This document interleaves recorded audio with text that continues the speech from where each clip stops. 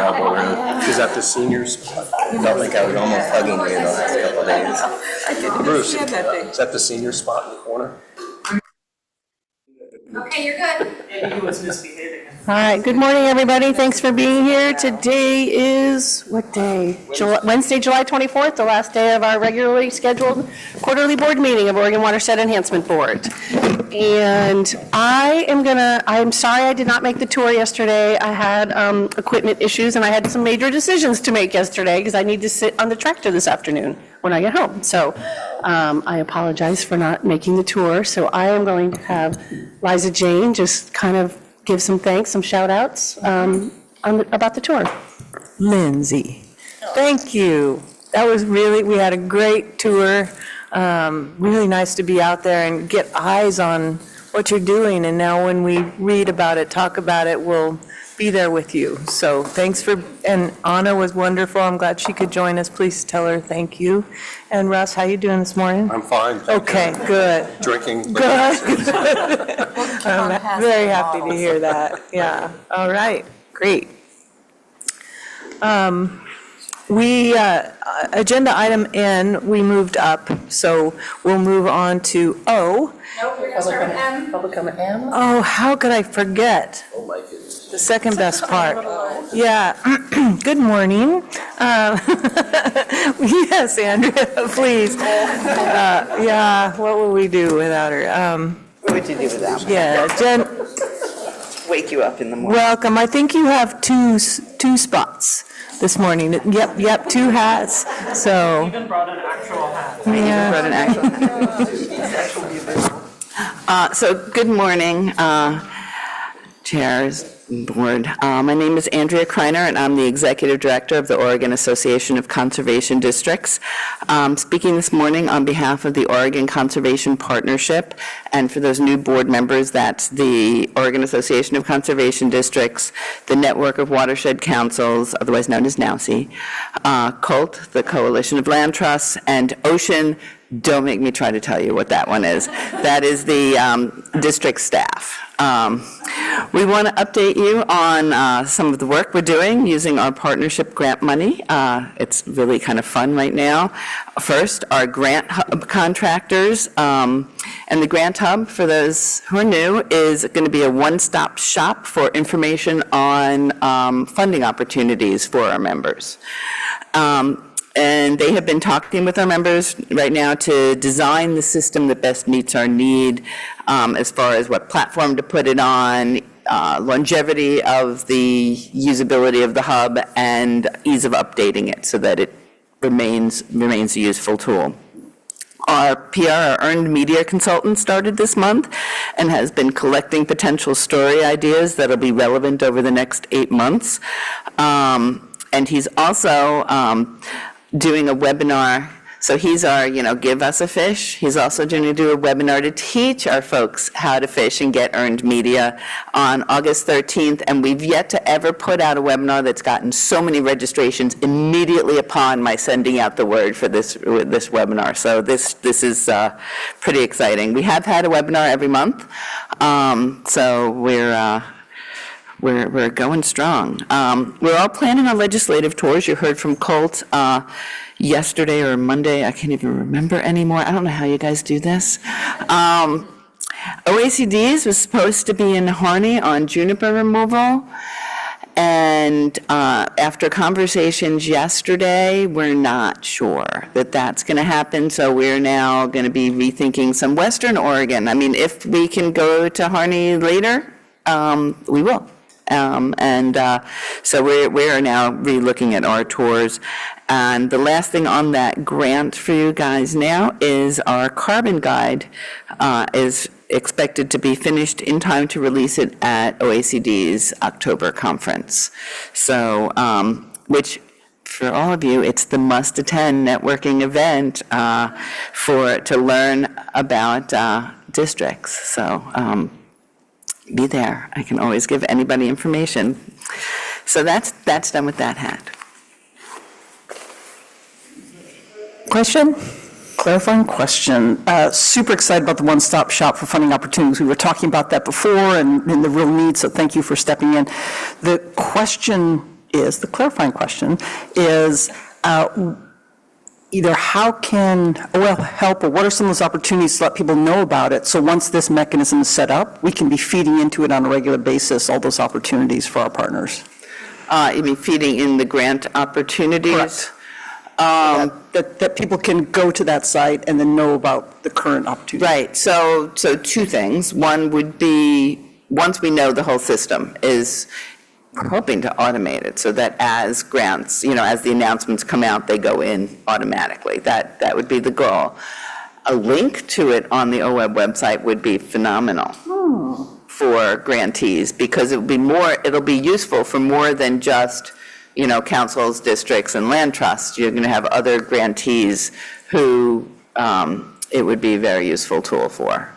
So once we're up and running, I think it's going to take, probably till the first of the year till it's up and running, but we'll see. They're moving along fast. Thanks. I have a clarifying question. So this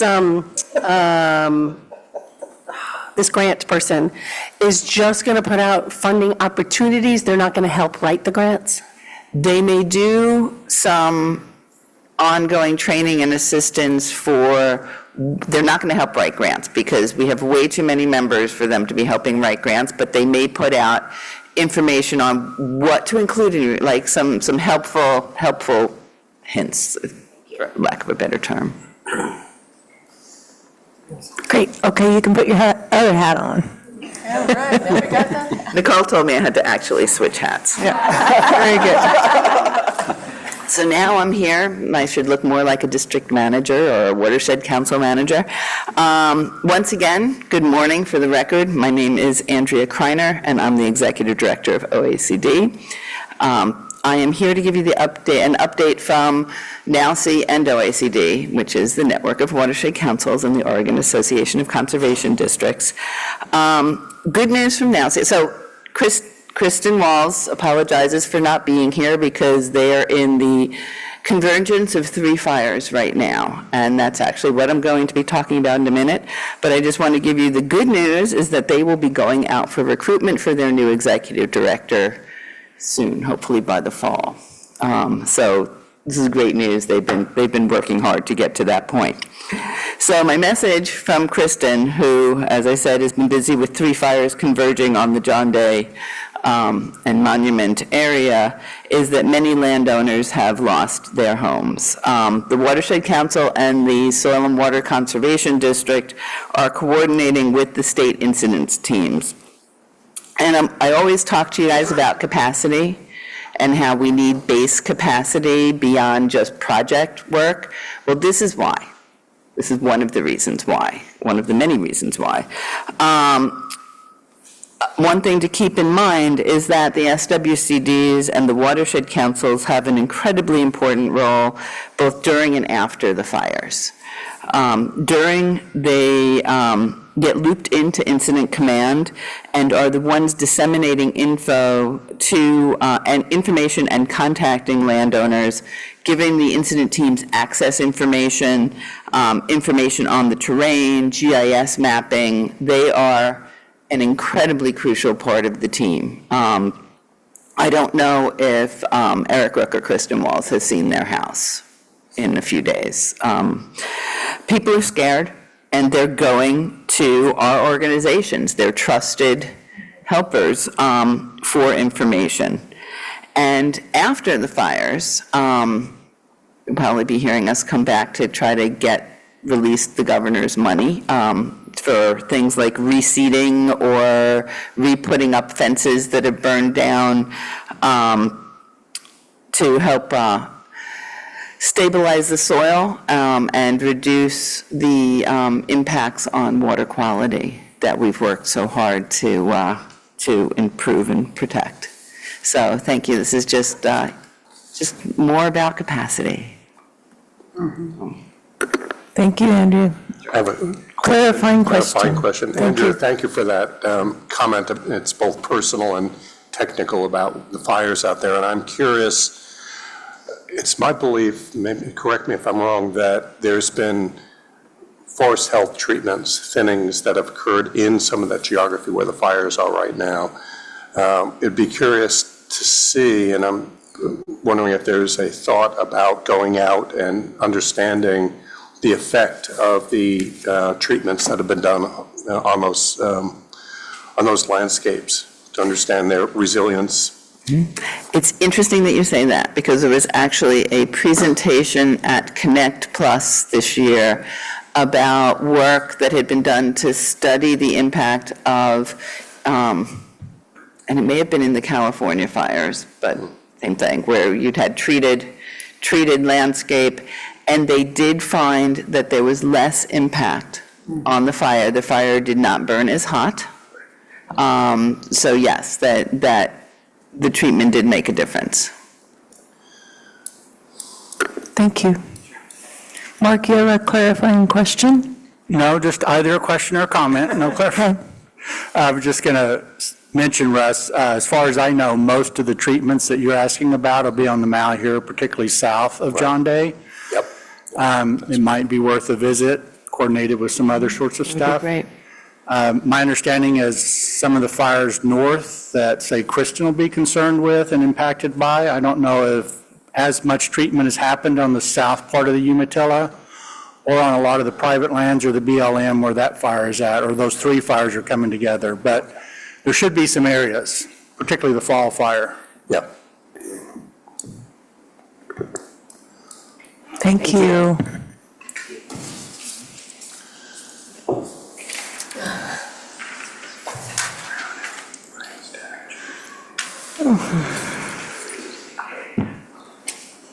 Okay, we're at agenda item O, and that's on page 162. Brian and Courtney will be talking to us about council capacity grants.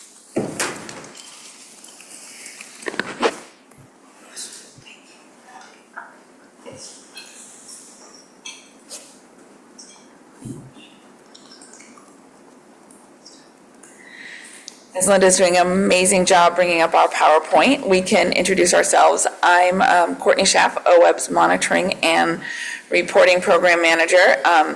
Used to wear the capacity hat, and I am passing that baton to Brian, and I am here in a supporting role today. Good morning, co-chairs McAllister and Boyer, board members. Nice to see you all again. For the record, Brian Walcott. I'm the capacity coordinator for OWEB and also the manager for the water acquisitions program. But for this topic, we'll be focusing on primarily on two watershed councils, but I'll provide a little background on how we got to this place and a little bit of a review over the last year. OWEB has been providing organizational capacity grants for watershed councils for many years now to develop watershed restoration projects with willing landowners to improve conditions in their watersheds for fish and wildlife habitat and water quality. And that's last year, there were 54 councils that received capacity funding, and I believe that was a very wise investment on the part of OWEB, as 50% of the open solicitation grants that came through the door through our application process last year were generated by watershed councils working with their local communities to improve their watersheds. But just a review of the review and award process for watershed councils as they're applying for capacity funding. Their applications come in and there's an initial eligibility review looking at the statutes of what a watershed council is required to do in its operations and how it functions. There's an initial merit review looking for merit criteria that are set up in rule for evaluating how a council's been progressing in governance and board management, in planning, and in putting restoration projects together and on the ground, and then also how their community engagement's been going to work with the local community and private property owners to implement projects on the ground. So that is an initial process. If there's any challenges with a council meeting that initial merit criteria, there's a secondary merit review. And there were two councils that went through that process last year, and that's what we'll be discussing today. So again, last year, 54 councils were recommended for funding in July at the July board meeting. 53 of those councils receiving the full amount for this biennium, $166,142. One council, which is actually several councils have merged into one council in the Rogue River Basin, and they received a larger amount as they're still covering a large geography and working in that area. And so they received an additional funding award. And some of these councils had additional funding recommendations that had special conditions to increase opportunities for them to demonstrate progress to OWEB staff through the year with check-ins and also tracking how they've been meeting the merit criteria over the year.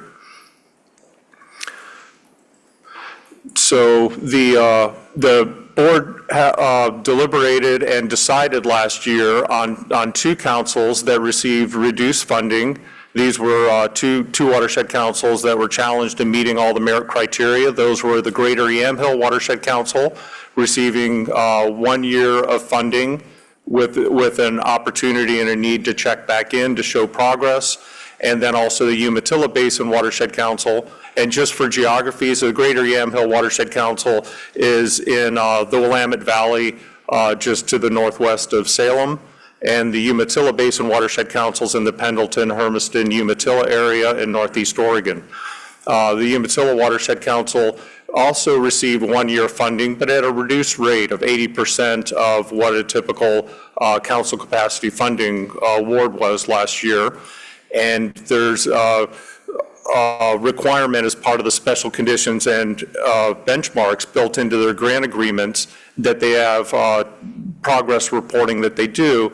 And based on that, we have information that is in the board packet in the evaluations, but also I can summarize that right now with this table that looks at the 4 merit criteria.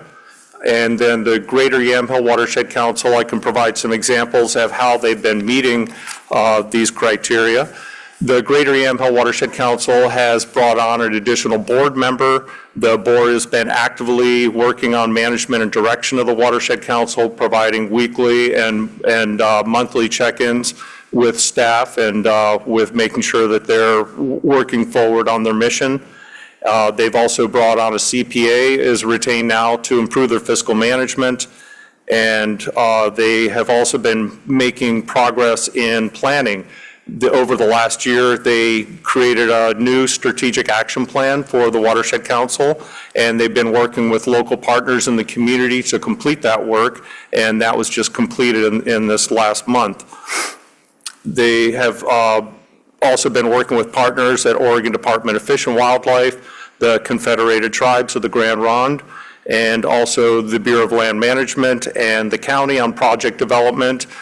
They've just been putting together an assessment of fish passage priorities associated with county bridges and other infrastructure. And so that's a great demonstration of how they're working towards putting together some fish passage projects that'll be implemented in the future. And for on-the-ground watershed restoration, they've recently submitted 3 OWEB open solicitation proposals and 3 small grants. And they've also applied to other funding beyond OWEB to get projects done. And for community engagement, they haven't been meeting that criteria as much as the others, but they have been tabling local events in their community, getting information out about the Watershed Council and how the council can assist landowners with doing projects on the ground. They've put together a nice brochure explaining that, and they've also reached out to the community as they develop their strategic action plan. So that's a summary of the Greater Yamhill and their progress over the year. For the Umatilla Basin Watershed Council, they've been making progress in governance and management. They've brought on additional board members. They've retained a CPA to improve their fiscal management, and they've made it through a challenging staff transition and are currently in the hiring process. They've moved the council office, and they've been meeting all their necessary reporting requirements regarding their meetings, progress reports to OWEB, and they've also been providing updates to their local county board of commissioners. They've, for progress in planning, they had recently completed a basin assessment, but over the last year, they've been primarily focusing on getting the Watershed Council back in order and making sure that their committed projects that they have grant agreements for were getting implemented on the ground. The Watershed Council Board has been working with their contractors and partners in the basin, including the Confederated Tribes of the Umatilla Indian Reservation, to complete 2 fish passage projects that are scheduled to complete construction at the end of August of this year. And they've also been working forward on design projects for an additional fish passage project in the Umatilla Basin.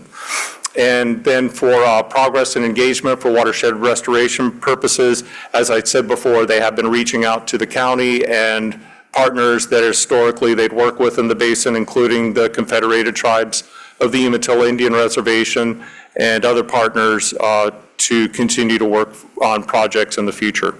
So that's a summary of how the 2 councils have been meeting the criteria and how they've been making progress over the last year. So based on that, there's a staff funding recommendation for our board meeting today that these 2 councils receive a second year of funding for the biennium. The Greater Yamhill at that full rate of $83,071 to continue operations and develop projects over the next year. And for the Umatilla Council, with their increasing, or with the additional challenges of meeting all the merit criteria, they're recommended at a reduced rate of 80% of full funding of $66,457. And these funding recommendations include special conditions and benchmarks, including additional reporting to OWEB staff as they make progress. So that's the recommendation before you, and I'll open it up for any questions.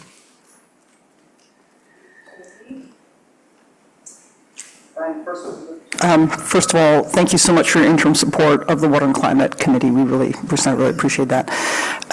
How are we incorporating specific challenges that different organizations may face into our consideration process? And so I'm thinking of geographical challenges.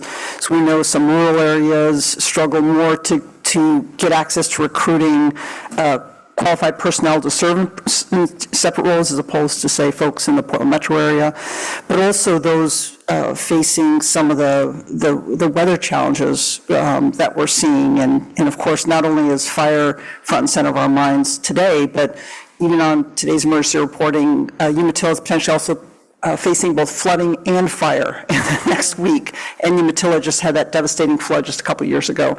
So it seems to me that if I'm running an organization and I'm trying to do steady state and meet these reasonable basic standards that OWEB has established, if I'm getting hammered with all these other things, an organization can only do so much. And so I'm concerned that we, with our standard process of reduce funding for those who are not meeting a certain, which is good policy, we may be, given the circumstances, undermining a partner who's not able to, who's just facing too many challenges. So how in your decision-making and staff decision-making, how do we grapple with those realities?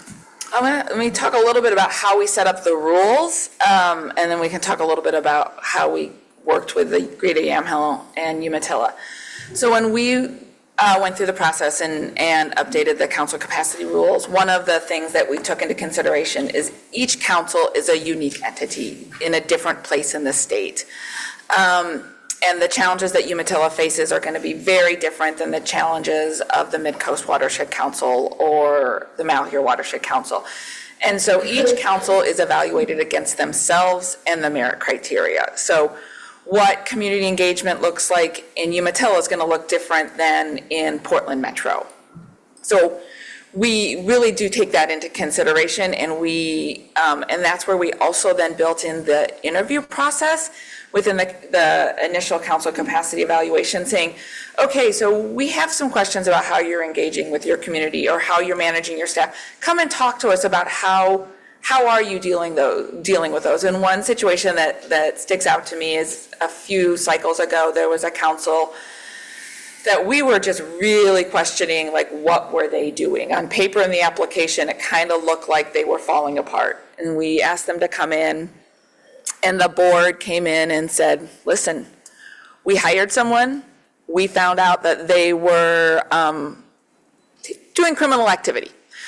We got rid of them, which meant that we had to stop a lot of the other activities we were doing to take care of ourselves and to make sure that we were really thoughtful in this process of dealing with this staff person. We didn't want to put all that in paper. We're like, great, thanks for telling us this. Thank you for taking care of your organization and making sure that things were going great. Full funding. So we allow for this dialogue to say, okay, maybe you're really not doing a lot of community engagement right now because you have to do some other things. And it doesn't mean that you're constantly not doing that. We really take these blips of environmental, social things into consideration. And so when someone comes in with reduced funding, it's really because despite lots of support and as much leeway as we can, they really haven't demonstrated that they're kind of taking care of the house. But we want to provide as much opportunity as we can to get them there. So I do want to, so we do take a lot of consideration into what's happening in your community and how are you responding to that, which means maybe you're putting more into planning than engagement because of what's happening in your community right now. Maybe there's less on the ground restoration because that's where you need to be spending your time. I hope that helps. Thank you very much for that clarification, and also no surprises that OWEB staff's putting that money. Care into our community, so really appreciate that. The one specific question I have about Umatilla, did they at all flag some of the challenges with flooding recovery or fire? Because that's something that I think unless you're there and go through it, you can't fully viscerally understand. So did they raise that as one of their issues? I don't remember that specifically coming up in any of their progress reports, but you're correct that that was a devastating flood. I was the Watershed Council coordinator for the Walla Walla Council at the time, and whether it was evacuating people, getting them out of their homes, and getting them safe as bridges were failing, yeah, it was challenging. But knowing that, that the communities do recover, whether it's a fire or flood, it's significant, and it is an impact. But I know the council, the Umatilla Council, they do have existing projects. They've got project funding built in as line items to manage those projects in addition to, this potential funding that could help them hire a new coordinator, and with additional funding, if there was full funding, that might make it easier for them to recruit a qualified person that could help them. So I think it certainly could be beneficial, but every council's different. Every council's been able to find a niche for what it can do and what it can do to improve restoration in their basins. So that's definitely a good question and a good consideration. Mark? Thanks, Elijah Jane. Two questions. First of all, are both councils aware of the staff recommendation? Yes, they are.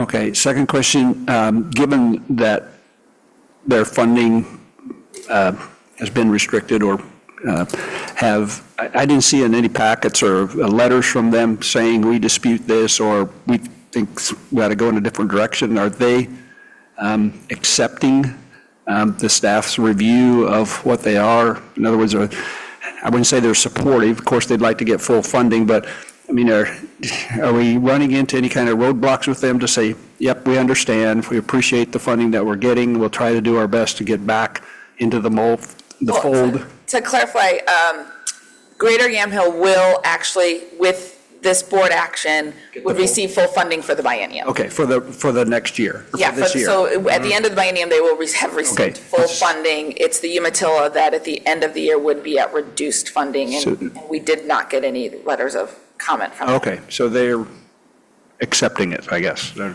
not. Not challenging it. No, because board members I haven't been contacted or anybody else that I'm aware of saying, we'd like to dispute this or anything, so.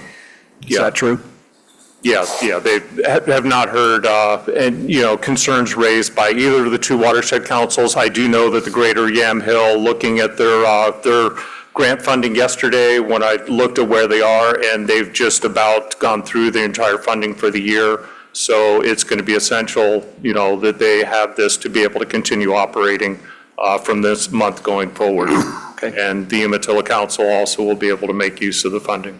And lastly, just a comment, we want all councils to be successful. We want them to have adequate funding, and so I appreciate that, out of those 50, whatever it is, 55 councils, that we're doing really well, and so that they're meeting their criteria. So I think that's great.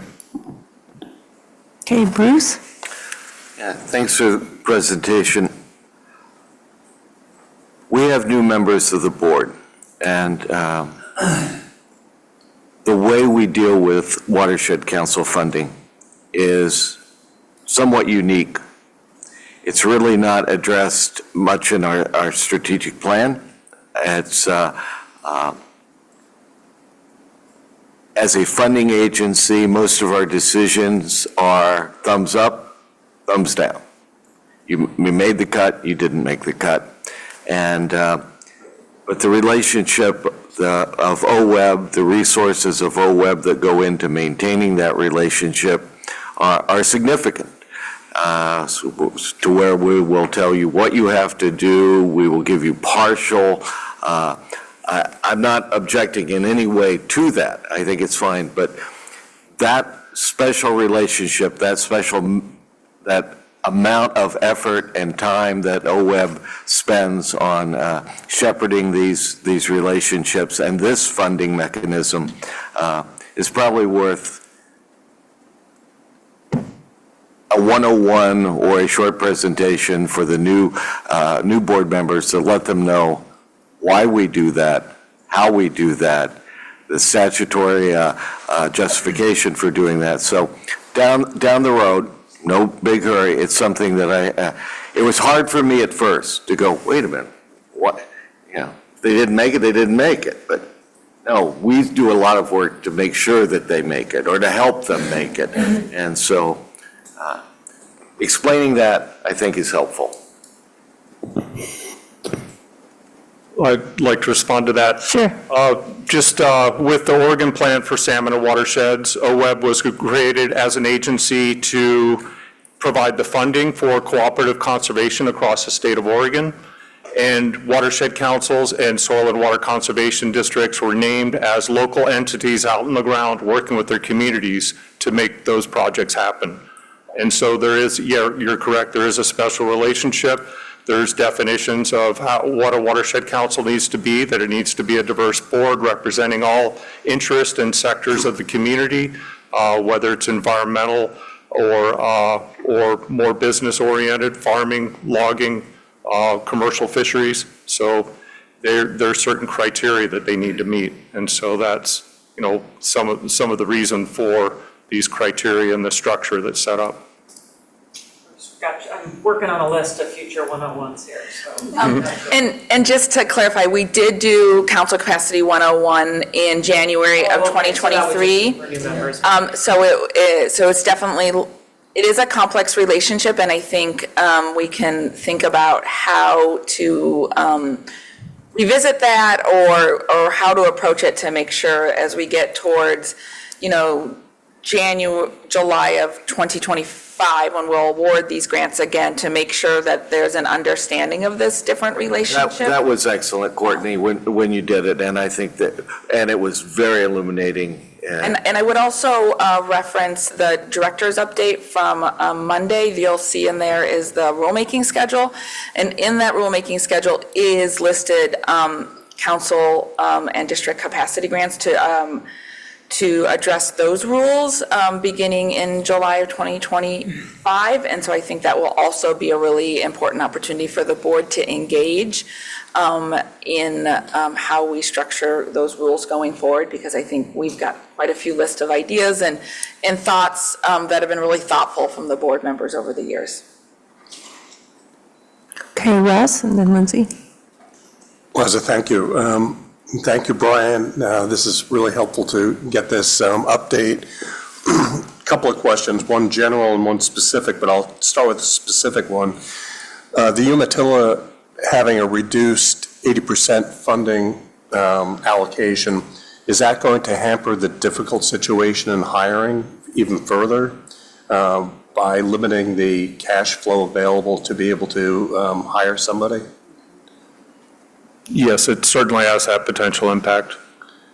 So is that perhaps not in the interest of OWEB to limit the hiring of a director? I mean, to me, central to our success, this is the broader element of this, is both retention and turnover for each one of the councils and districts. And if we are not stimulating the ability to be able to hire, and we're not utilizing the full tools to be able to hire effectively and retain, perhaps in rule, we have to revisit and ask some very hard questions. But fundamentally, we must be able to have qualified people delivering on relationships and being fully aware of all the opportunities that are available to them, but they have to have trusting community relationships. If we're hiring and losing people because of something that we have put into rule, then we have to correct it. So why are you coming to us with an 80% request when in fact you said one of the most difficult challenges is the hiring of professionals to be able to deliver? I can't square that myself. I'll talk a little bit about, and now I will put my history of council capacity on. So I was the first staff person at OWEB to run the council capacity grant program for more than one biennium, and I did it for 10 years. So we've been around the block a lot of times and seen a lot of councils ebb and flow in different communities, and the challenges of hiring, the challenges of retaining staff, and the extreme importance of OWEB funding and what it brings to the stability of organizations. But I've also seen over time that the extreme importance of board engagement in retaining and training and keeping qualified staff in communities also. And that the funding and that the board engagement really come hand in hand. And as we've worked over the years with the network of Oregon Watershed Councils about how to provide support and training for staff and for boards and what that looks like, I've also become a pretty big believer in money doesn't solve all problems. That there needs to be a certain level of buy-in from the board and community to support a successful watershed council. And then money is important, but money doesn't solve all problems. And we have been working with the Umatilla Watershed Council for multiple biennia to help them be a successful organization. Multiple of those biennia were at full funding. And so this was the first biennia that we actually reduced their funding because we didn't feel like they were meeting our criteria or showing a good faith effort to meet those criteria. So definitely recognize reduced funding has an impact, but sometimes it's the tool we have as a funder. Thank you, Lindsay, and then Mark. Thank you. I didn't have a question, but now I do. And I would be happy to make one of the two motions when we're ready. Courtney, can you remind us that, okay, so we're talking about Umatilla getting 80% of full funding. Can you just remind us, at the beginning of the biennium, didn't council capacity grants just get a general increase as well, couple percent? Yes, thank you. So this biennium gave watershed councils actually the largest increase we have given them. And actually, thank you for that reminder, Lindsay. The reduced funding, if Umatilla gets 2 full years at reduced funding, it's actually almost the same amount as they would have gotten last biennium at full funding. We gave a $30,000 increase to watershed councils, and districts also got a significant increase this biennium. So at reduced funding, they're still almost getting the same amount as they got last biennium at full funding. Yeah, thank you, Lindsay. Mr. Labhart? Hey, sorry, one more question. So I think I probably know the answer to this question for Brian or Courtney. Are there any councils that are looking at potentially combining and looking for efficiencies like we've done with the Rogue? Are there any talk out there of any of councils doing that? There were a few over the last biennium that have merged without any OWEB support. And we actually had two councils that were working really closely together to try to merge. It didn't work out at the end. The boards had differences that they couldn't reconcile through negotiations, and so that merger didn't go forward. As of right, and the other thing that's kind of interesting, that conversations that are happening right now is shared recruitment processes or potential shared staffing, not necessarily mergers, but are there opportunities to share staffing or staffing resources in some of these communities where they have full funding and they just can't find someone that will take the job. So they're trying to think about some different ways at recruitment, and I've been talking with Kristen Waltz at the Network of Oregon Watershed Councils about how we could potentially support some of those creative ideas. Liz? So Courtney, I don't know if you can answer this question, but you shared with the Umatilla, that they didn't meet the criteria, and but do you know, in not meeting the criteria, is there the reasons behind it? Are they systemic, or is that something that you don't delve into or they don't necessarily share? I'm just wondering, because I think of is it a catastrophic piece? Are they still recovering? Is it something they should have fixed in-house previously, or is it an external reason? Is that something that you have insight on?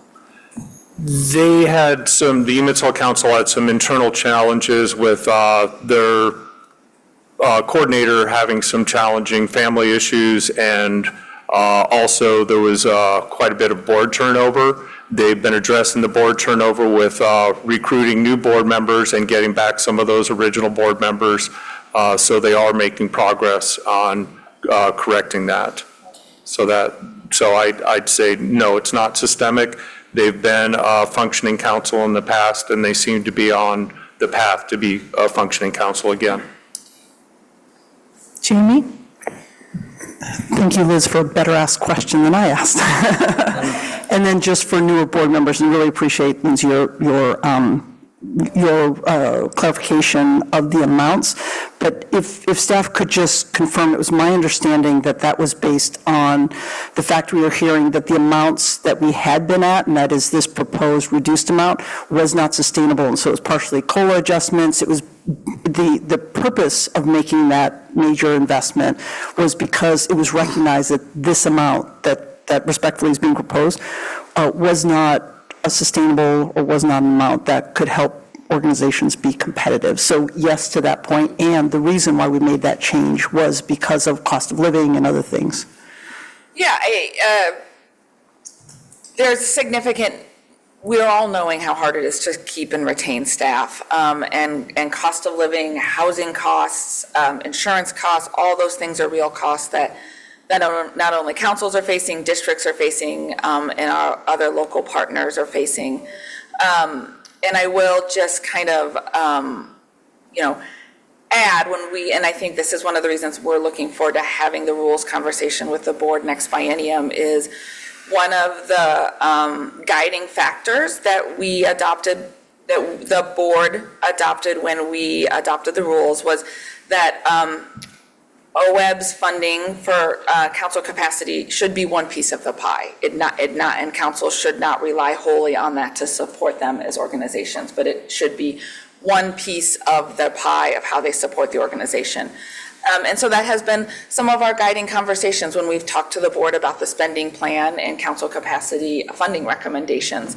And again, I think it's, after our years of experience, it's really, it's an opportune time to have this rules conversation with the board next biennium. And just to add to that, these council capacity funds are covering not only salary and benefits of a coordinator, they're also covering office rent, hardware, software, travel, training, any auditing costs. There's a lot that councils are trying to stretch to be able to get as much accomplished with these capacity funds.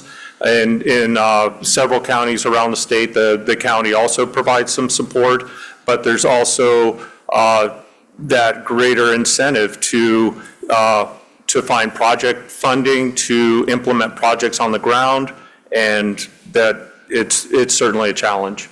But this is essential, the funding that comes from OWEB. Mr. Webb? Are we allowed to dialogue with other board members? Yes. Okay.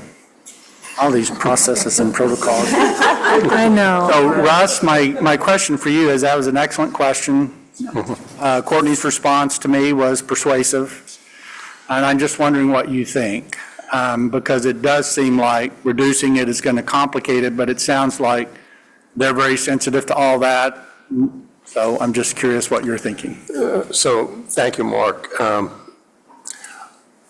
remember back to the beginning of OWEB, the struggles, the hopes that you would have watershed councils and districts and coalitions of Oregon land trusts and tribes being able to be effective delivery mechanisms. And there was talk over the years of salary equity and salaries that were competitive and performance measures of retention and training associated with it. There was discussion about hardware, software audits, consolidation of those between councils and districts. I'm sure in rulemaking and other deeper conversations, those things are occurring.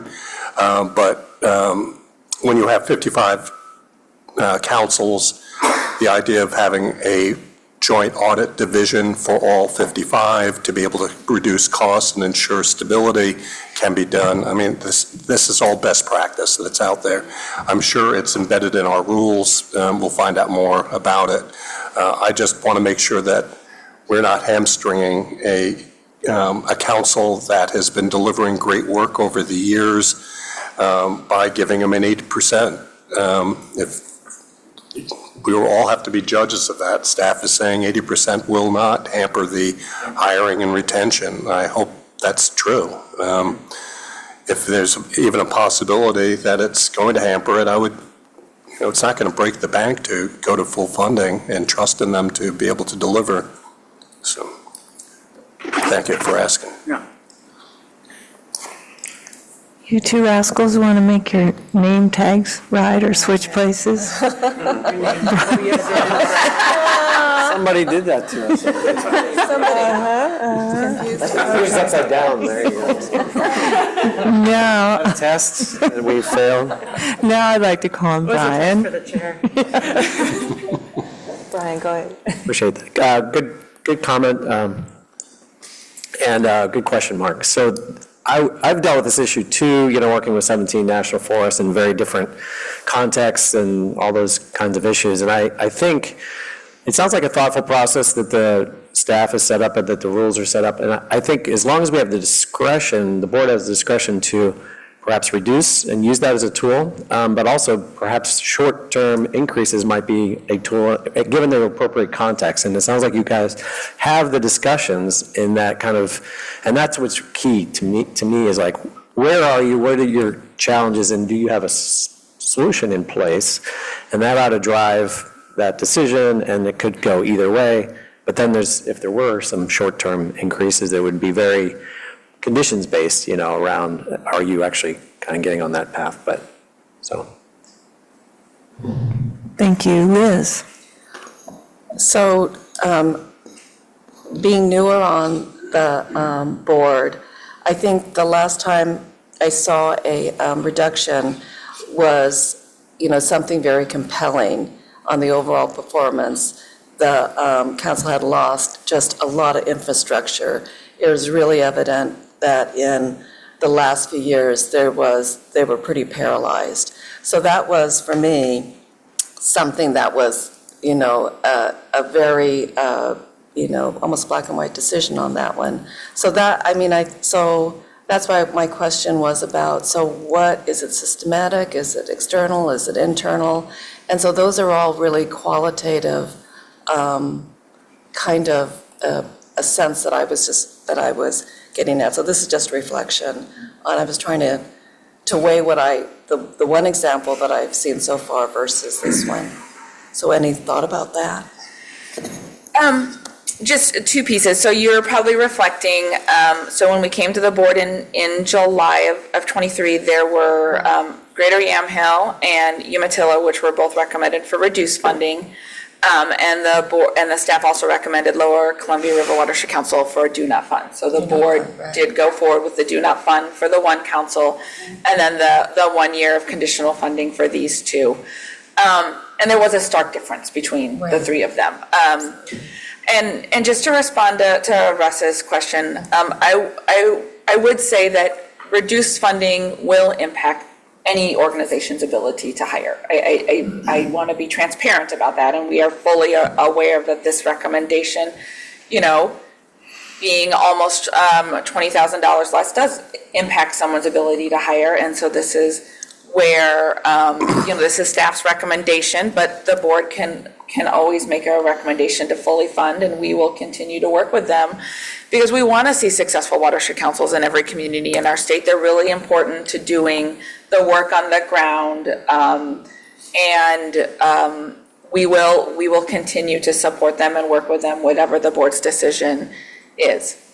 And I think the only other thing I would say is Brian wears two hats now. When I sat in this position before I became a manager, that was essentially my only hat I wore, was to support our capacity programs across the state.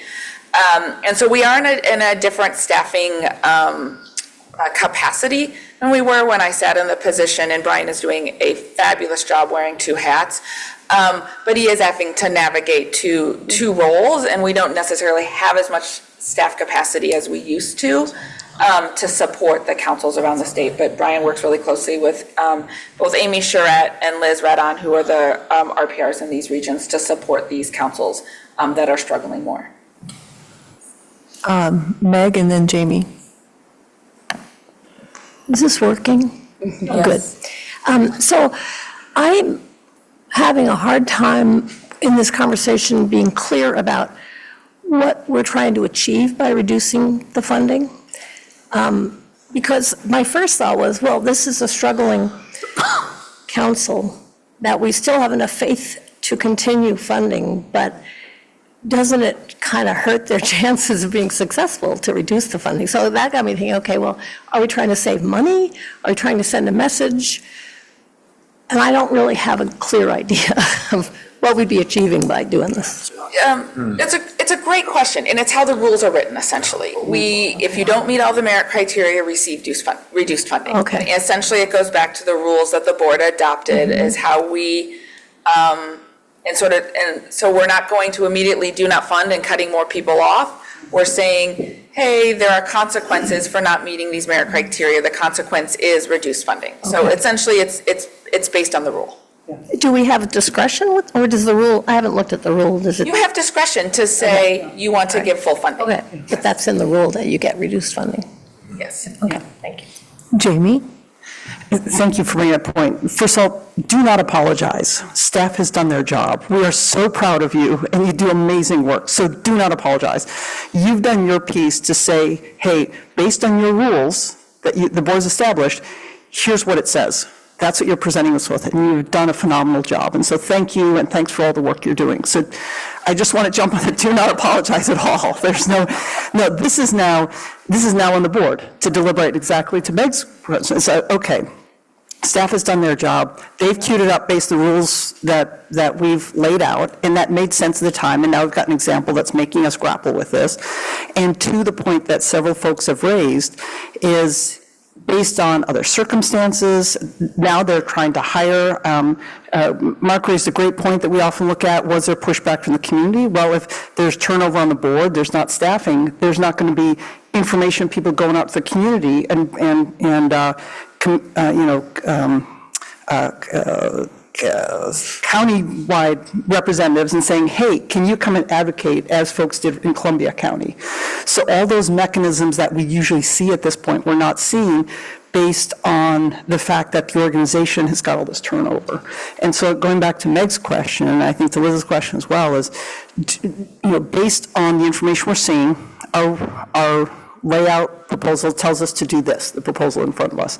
But based on the circumstances and the other things that we're considering, and also, frankly, the realities that they're facing right now that are really extreme and really exceptional, do we want to say, we respect the process, we respect the rules we put in place, but here we have the discretion to say, we're going to give them this chance to make sure they can step up to the plate? I think this is really important for us to consider in the next cycle if we've offered them, and I think we should offer them a full rate, not because they've achieved the full checklist of things that we've laid out before, but because they need a little bit of a hand right now. And if we include this in our criteria next time, we've given them a hand, and they come back and they haven't stepped up, then I think the rationale that went into reducing funds 80%, I think it makes sense next cycle. But I think for this cycle, I would urge my colleagues to consider our discretion and say, staff's done their job, now it's our job, and do we consider this an opportunity to try to help them out through this time? Sarah? I'm going to cut in line real quick because I think I hear, well, I didn't, I told Liza Jane I was in line, but I hear you guys getting close to a vote here, and before you get there, and that's great. I just want to acknowledge there's a broader context and set of questions here, and that I'm hearing that, and we'll bring it back. And I think the rulemaking process will be a good time for us to start to address that. I mean, I think the staff's in a challenging situation because we serve two roles here. We're supporting councils, and we're making sure that there's good governance, good use of funds, good outcomes, and we have an oversight responsibility. And so we're trying to hold those in a productive tension, and we welcome the boards, within the space that you guys described, and I thought Meg described it really well. You guys' guidance and feedback on how best to do that. But we don't have a lot of tools in the toolbox. Funding is an awkward tool to use in this kind of situation. And so I think that would be a helpful conversation to have in the lead up to rulemaking is what are the different things that we can do to support councils and other partners in capacity building. Lindsay brought it up in the tour yesterday. You need humans to build projects. You can't just fund projects. And I wanted to share with folks that as I've been getting out and talking to partners, this is the topic, this and our acquisitions process are the two topics that have come up about equally in the vast majority of conversations, that we should consider capacity funding to other organizations, that we should consider more capacity funding, that we should consider different funding, different tools for being able to support development of these organizations and their good governance. So that message is heard, and I just want to share with the board, this is a bigger thing than you guys are going to wrestle with today, and then move forward with your vote, and we welcome your direction on it. Bruce, then Mark. I am very happy to hear that we will have the opportunity to look at the rules. I would just say that funding is one aspect of it that OWEB has to consider. The other one is, if we move a certain direction, we're moving more into managerial roles at the district level. That will require more investment of OWEB resources. So we're not just talking about money going out, we're talking about money that's going to have to stay in to fully staff and support and become senior oversight managers of these funds in a way that we don't do with other types of grants. So as we look at, I welcome the opportunity to look at rulemaking, but we have to consider outside and then inside resources when we're looking at them. Mr. Labbart? So, Courtney, we did fund Umatilla at full a while back, right? And they still struggled, correct? Yeah. So, and I remember when, because I've been around a while, so I remember the Tillamook one where that was a struggle also, and we didn't fund. And so I'm not going to support giving somebody full funding. There has to be consequences for not meeting the criteria that they know that is established. And we want to make sure that they are successful, but rewarding somebody who has not been successful by saying, we're going to give you full funding, we hope you'll do that. We already did that with Umatilla once, it still hasn't worked. I remember Tillamook was the same way, you know, they struggled for several times, several years, and they finally got their act together, they've got full funding now, and there's others that I think in the past. So we have criteria that's set in rules, and I think we ought to follow that, because what you permit, you promote. And so if we permit this, because for very good reasons that I've heard around the table, if we permit that to say, well, we're going to give you full funding anyway, we're sending a message that I don't think is consistent with our system that we've set up. And if we want to change the system, let's talk about that as Bruce suggests. But, you know, if you permit this, you're going to promote that for others. Well, Umatilla did that, so that's, I would love to give Umatilla full funding, and hopefully this is the message, but I'm not going to support full funding. So. Thank you, Mark. Mr. Webb. Question and a comment. Did field staff support? Or can you say whether field Yeah, staff? Amy Shred is fully aware of this. Brian's been working with her. She supports this. She is at her review team meeting is meeting today, so she's unable to be here. I trust Amy in that. And then secondly, I'm embarrassed to say, but I've missed deadlines for OWEB grants, and they were really important, and I did not get the money, and you didn't change your mind when I screwed on your staff. Might have been me, Mark. It may sound different, but it's not in principle different, so anyway. Thank you, Mark. No, we're not done. Russ. So at the highest level, success in our conservation mission means great staff at the federal level, the state level, at the local level. And Sarah, you talk about tools in the toolbox.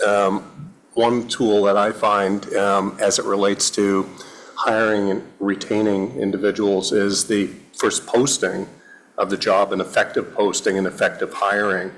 When you have openings at OWEB, where do you post the jobs that are open? Is that in your internal website? How do you do hiring at OWEB? Water Resources Department is our HR, so they're posted through, you know, the Workday system, and then we actually have an amazing staff person, Leilani Sullivan, who has a job announcement listserv. So she sends our job announcements through it, as well as the job announcements of any local partners that send her job announcements. Okay, so as it relates to watershed councils and districts, do they have the same access? Leilani sends any job announcements that they send her through our listserv, but the Workday system is just for state job announcements. Okay, so is there a way for us to, through rule, modify the Workday program to enable our? I can answer that question. Yeah, please. I am happy to talk to Des about that with you by my side, Russ, but I think it's very unlikely. And frankly, as someone who has recently applied for a job through Workday, I am not at all sure that that would improve my position. There's a lot of recruits. Yeah. If the state hiring process is anything at all like the federal hiring process, you do not want to go down that road. I have a comment before Lindsay, we're ready to make a motion. I think that success comes from hard work, and I see some success, and that's awesome, and I think they're headed in the right direction. I think it's really important to be firm but fair, and I believe that we are. So I just want you to know that I think we're doing the right thing. I think Umatilla's doing the right thing. They're building. And last of all, as a recipient of an OWEB grant, and the Grand Ronde Model Watershed Council is who made that happen for us, it wouldn't have happened without them. You know, we sit here around this table and we work with staff and we forget who's really doing the work because they're often not here. They're so important but they're in their community and they know what they need and they know who to make it work, and people still volunteer and they get a whole lot done. So Courtney, I believe with you, money doesn't solve everything, it helps. But I think we're doing the right thing here, and it's important. I said it the last time that we looked at this, those other 53 councils that are doing it right, we need to honor that. They're doing it right, and everybody can. So thank you for a great discussion, and I'm ready to hear a motion. Thank you. Co-chairs, I'd like to use this opportunity for everyone to kind of reflect on what has been discussed here and move that the board award $83,071 for the Greater Yamhill Watershed Council grant number 224-039 for their second year of capacity funding, with funding conditions remaining the same and an award date of July 1, 2024. Okay, Lindsay, we have a motion from Lindsay and a second from Bruce. Is there any further discussion? Sure. Doing the one, is that one at a time? One at a time? One at a time. Okay. All those in favor signify by saying yes. Yes. Yes. Any opposed? Okay, motion passes. We have another motion? I'll make that. I move the board award $66,457 for the Umatilla Basin Watershed Council, grant number 224-053, second year capacity funding, with funding conditions remaining the same and an award date of July 1st, 2024. Thank you. We have a motion by Barbara, a second by Mark. Is there any further discussion? Seeing none, all those in favor signify by saying yes. Yes. Yes. Any opposed? Motion passes. Thank you. We have earned a break. Thank you all very much. Wait. I wanted to ask a quick question because do you have 45 minutes in you, or do you want a 5-minute break and come back and do the next, because we're playing around with the agenda a little bit because we moved agenda item M to our first day. So 5 minutes? Okay, and then we'll take a 15-minute after the next presentation. So see you back here at 9:40 something. 9:43.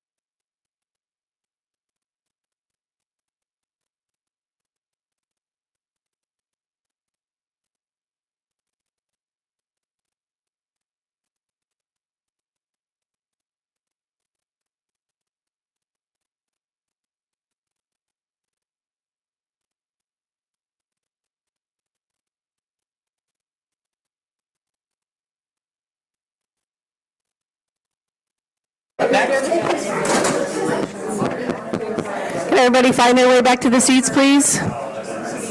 We don't have budget yet, so.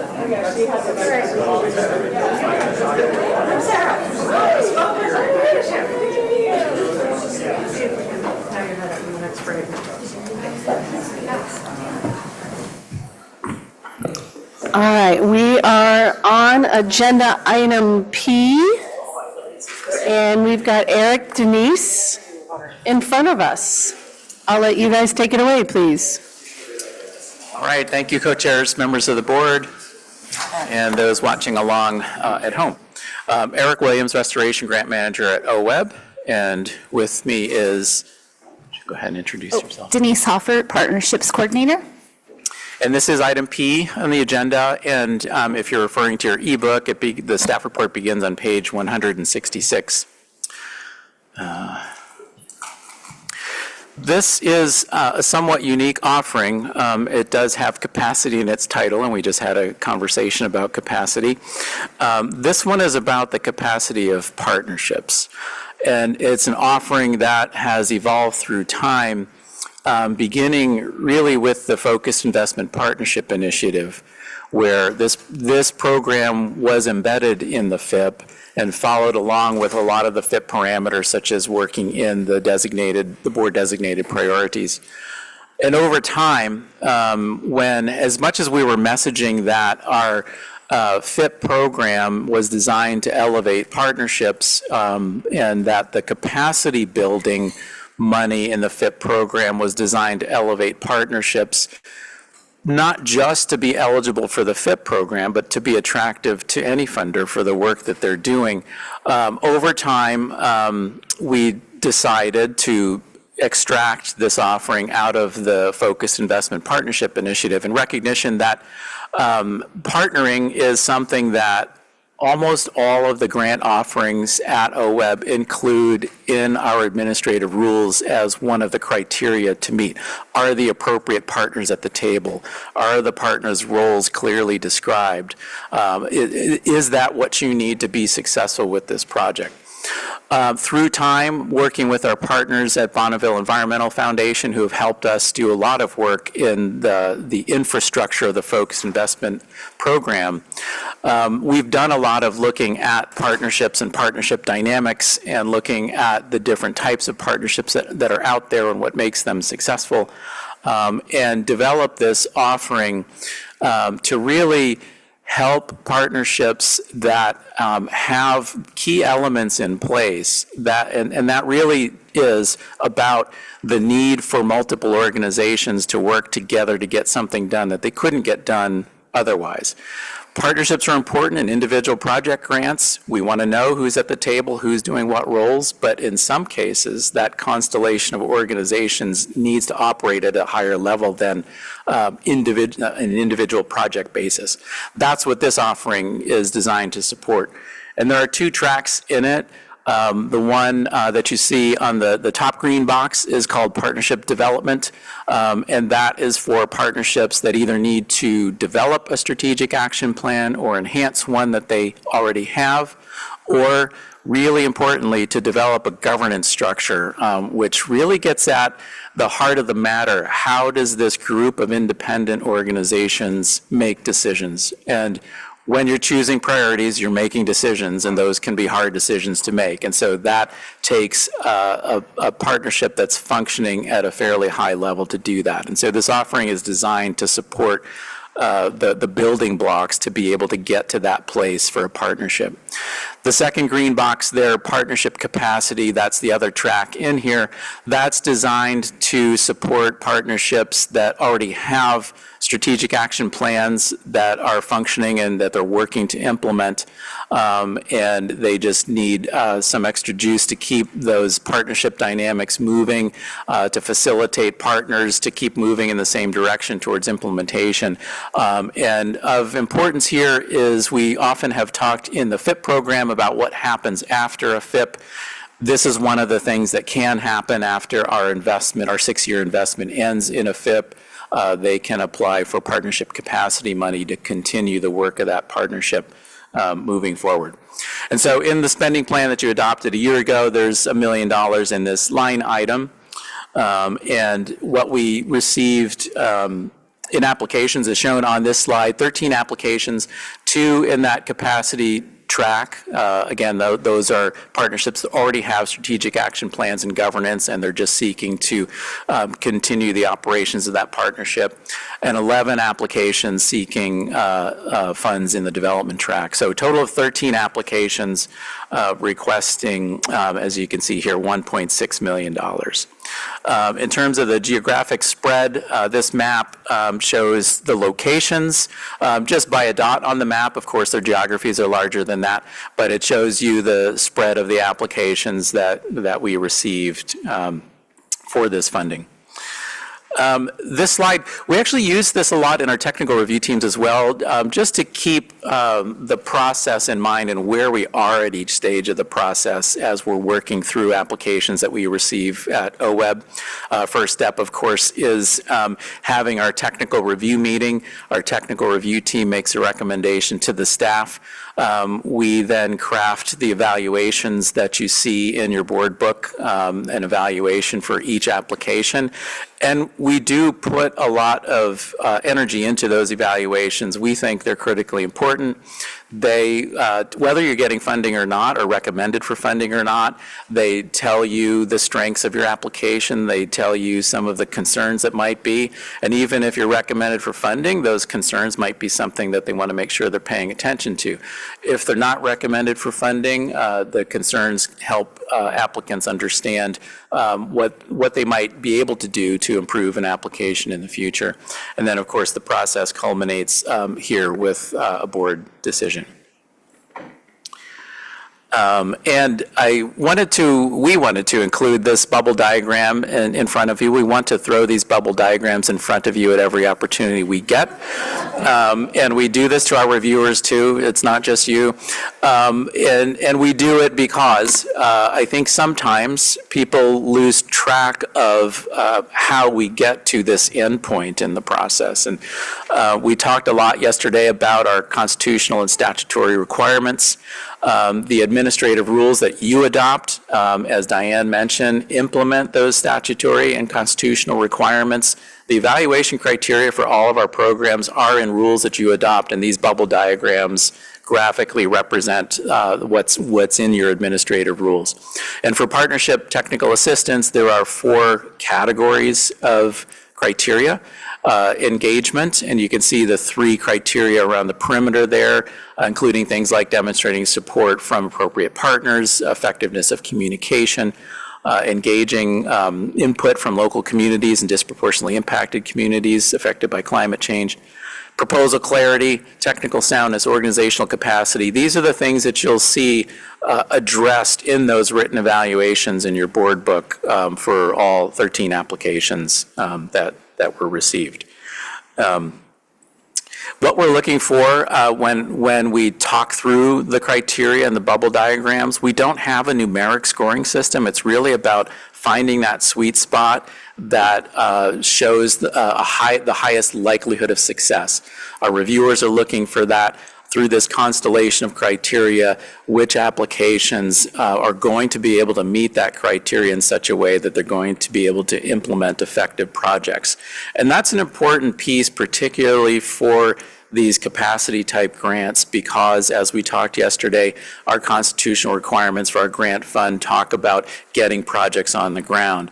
And it leaves space for us to fund some of the things that are necessary to get projects on the ground that are precursors really to implementation. And so you'll see throughout these evaluations references to whether or not the reviewers could see a pathway to getting projects implemented by these partnerships. And some of the ones that maybe had more concerns, you'll see that cropping up quite a bit. So just wanted to highlight that for you before we get into the specific applications.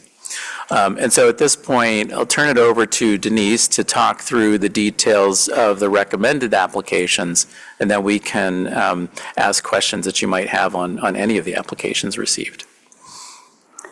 Thank you, Eric. Good morning, co-chairs and members of the board. Again, Denise Hoffert, Partnerships Coordinator.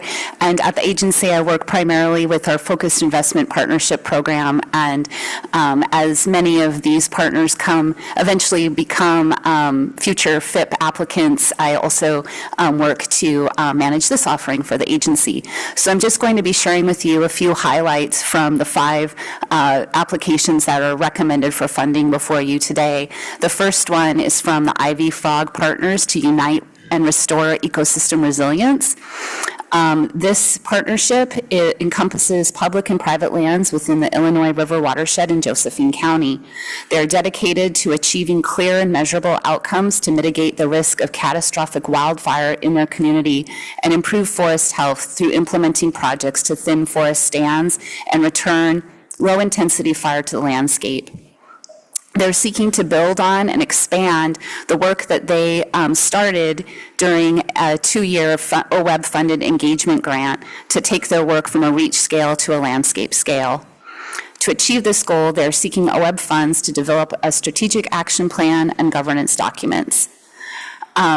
This was the top-rated application by the OWEB technical review team, and I just want to call out that this is actually their 3rd attempt to receive funding through this offering. On their first submittal, they were not recommended for funding. On their second submittal, they were recommended for funding, but below the funding line. And this time around, they were the #1 ranked application.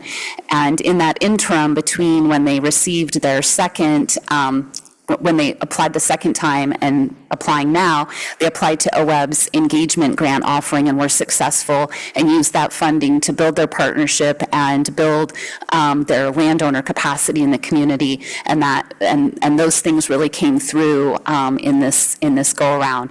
And so the feedback that they've received through this process has really strengthened them to bring them to this point, and that's demonstrated by them being that top ranked application for this funding round. The second application that I'm bringing forward to you is the Deschutes Basin Water Collaborative, Continued Capacity for Basin-Wide Management Plan Development, and the applicant for this is the Deschutes River Conservancy.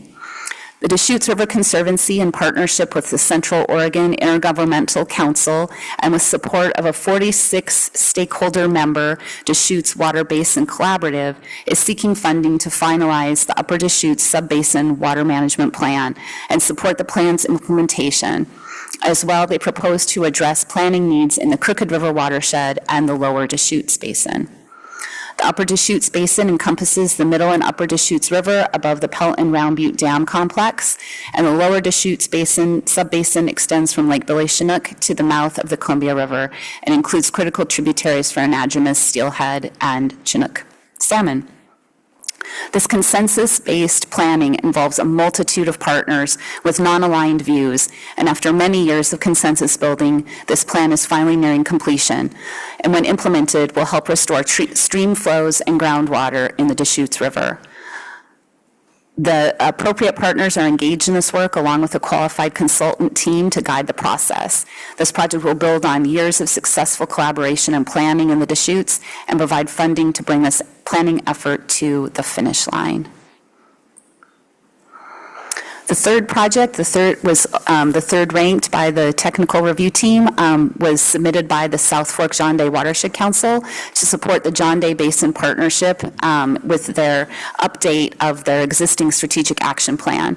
The John Day Partnership is a current FIP grantee in Cohort 2. And they work to, their FIP is within OWEB's Aquatic Habitat for Native Fish Species Ecological Priority, awarded in 2019, and it extends out to 2025. The partnership has indicated they plan to apply for a FIP in the next FIP grant cycle. The partnership is requesting this technical assistance funding to achieve 3 goals: update their existing partnerships, update their existing strategic action plan, update their aquatics atlas prioritization framework with their completed restoration project data, and include and incorporate a new uplands prioritization to achieve a ridgetop to ridgetop strategic action plan.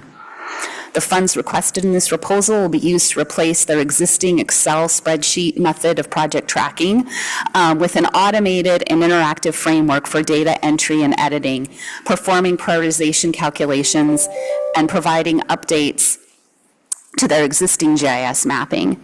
These developments will aid not only in this SAP update, but will allow for the ease of updating these plans and prioritization frameworks in future years as additional projects are implemented.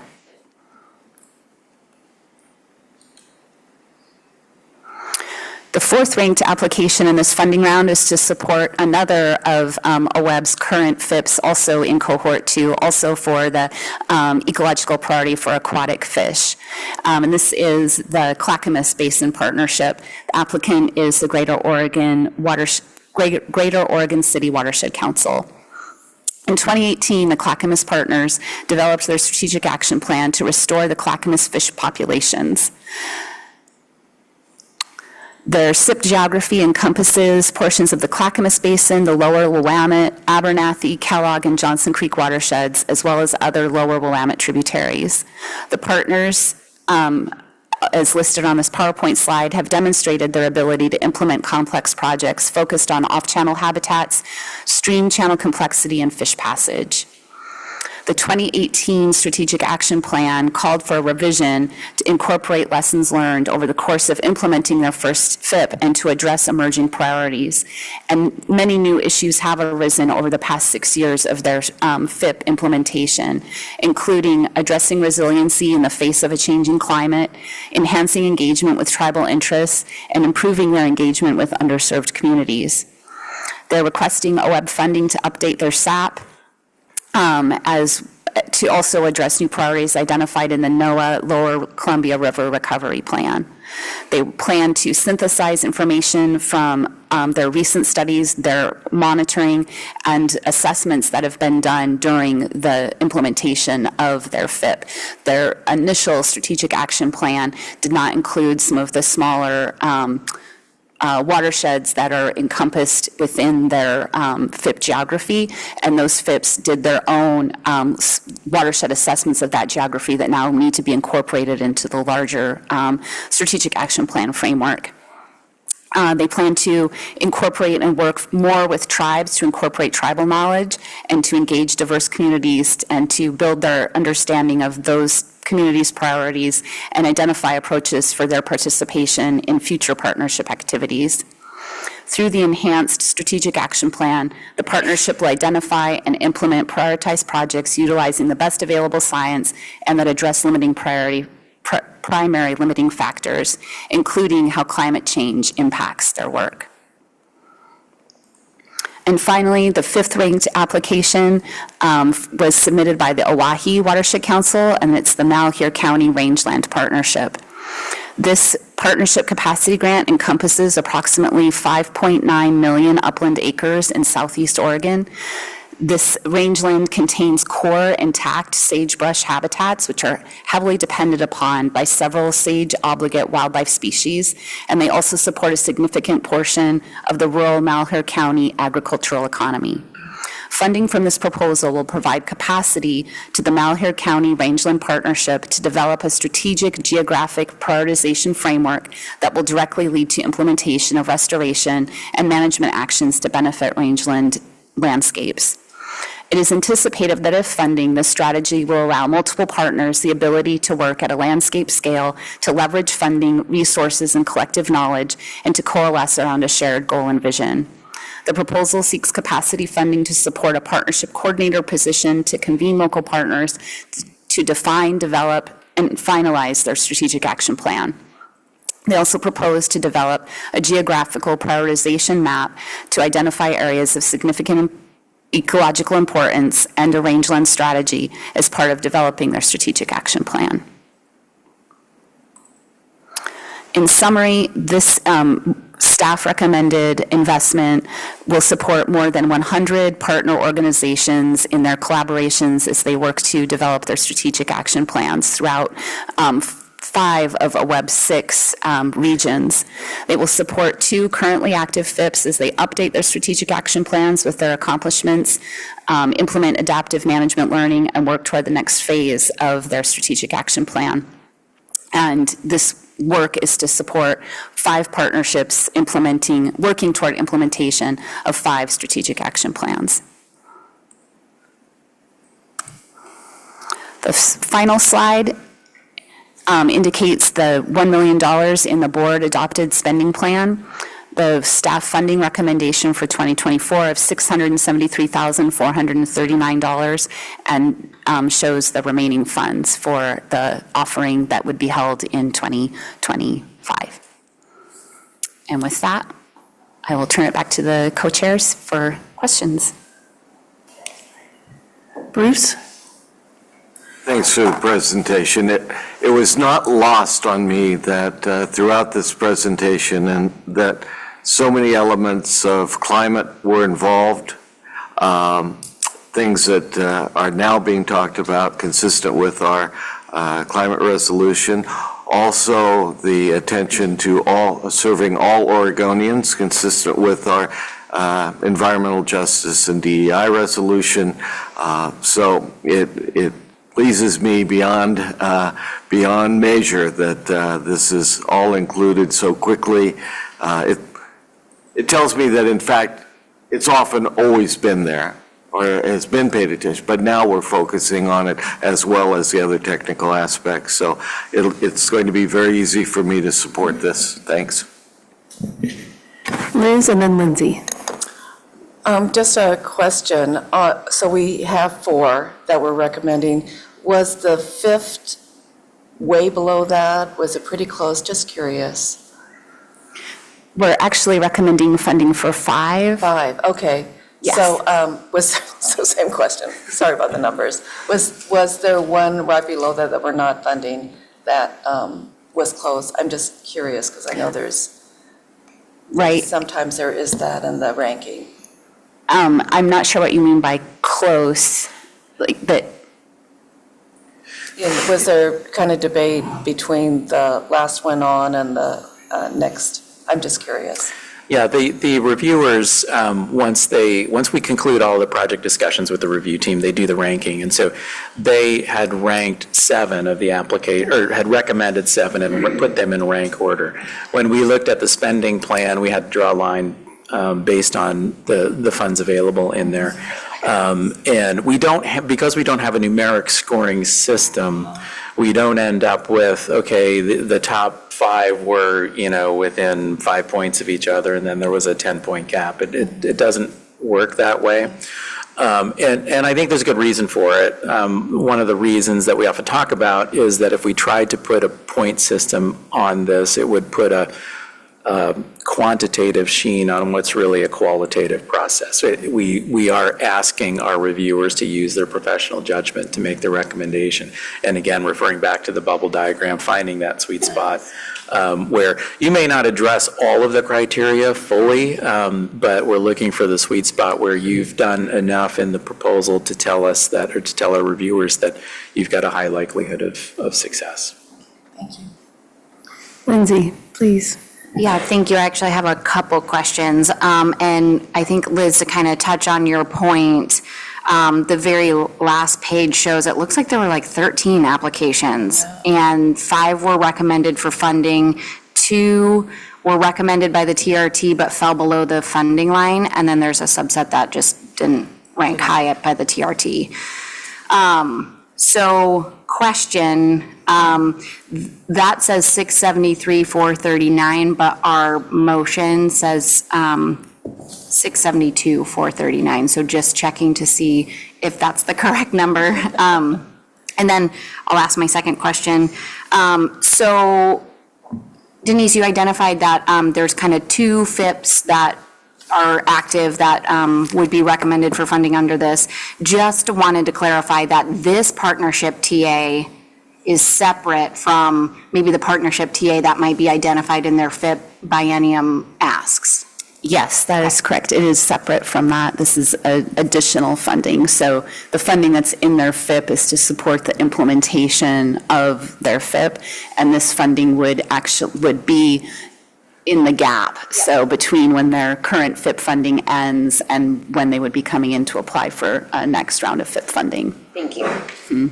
On your other question, Lindsay, the staff report has 672. The slide is incorrect. Sorry about that. That's okay, thank you. Eric, and then MW. Yes, Eric Murray, NOAA Fisheries. Thank you for the presentation. That was great. My question is, several of the areas that are proposed for funding are at quite high risk of future effects of climate change. Does the staff feel comfortable that whatever is being proposed, that those effects are adequately considered in what's being proposed? I will say that every these applications included a question about how are you taking climate considerations into consideration in the development of your strategic action plan. So there was a direct question about that in the application, and that those that were recommended for funding have responded to that. The technical review team did not assess the adequacy of whether what they're proposing in this is going to, be enough to address the impacts of climate change. This offering is about their planning and getting their partnership together. So people are indicating that they intend to take climate into account when they're doing their planning. The tools that they're using to do that sometimes are identified in their application, but we're not always identified. And we don't have a criteria about whether those tools are the appropriate tools. So I don't know if that. Yeah, just as an example, John Day, South Fork John Day, there's questions probably about whether this is going to be a viable area for salmon in the future. And so just trying to make sure that whatever planning processes we're going to be moving forward with are trying to answer that question the best they can. Is this an area where you want to invest money given that it's probably at a very high risk in the future? But I realize that we're limited in the information that we have to answer that question. I know the partners are working within the framework that NOAA has about what does the future, what are the future stronghold areas and where there'll be the best potential for restoring these populations. So I know they're taking that information into account. Thank you. Mark Webb, then Dan.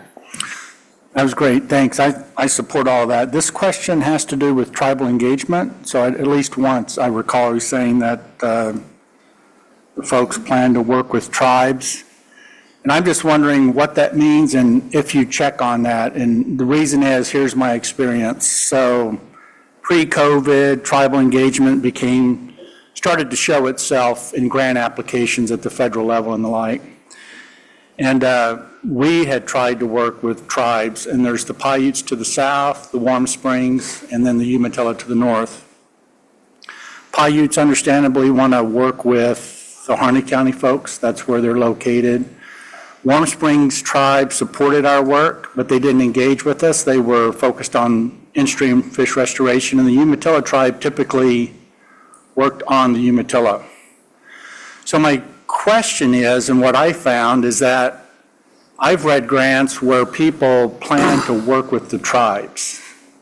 And just talking about federal ground, you don't treat them like you would another partner. There are sort of special government-to-government relationships or sovereign nations. I'm just wondering how we evaluate that, not to be critical, but to be fair to the sensitivity and the nuance of the situation. So. Can we take that? Yeah. One of the things that we look at in these applications is where they describe not just who their partners are, but what their roles are.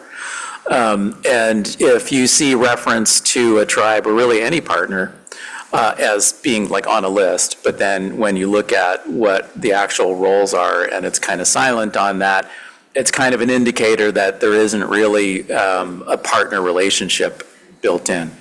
But in other cases, in the John Day, that partnership has been working for a long time.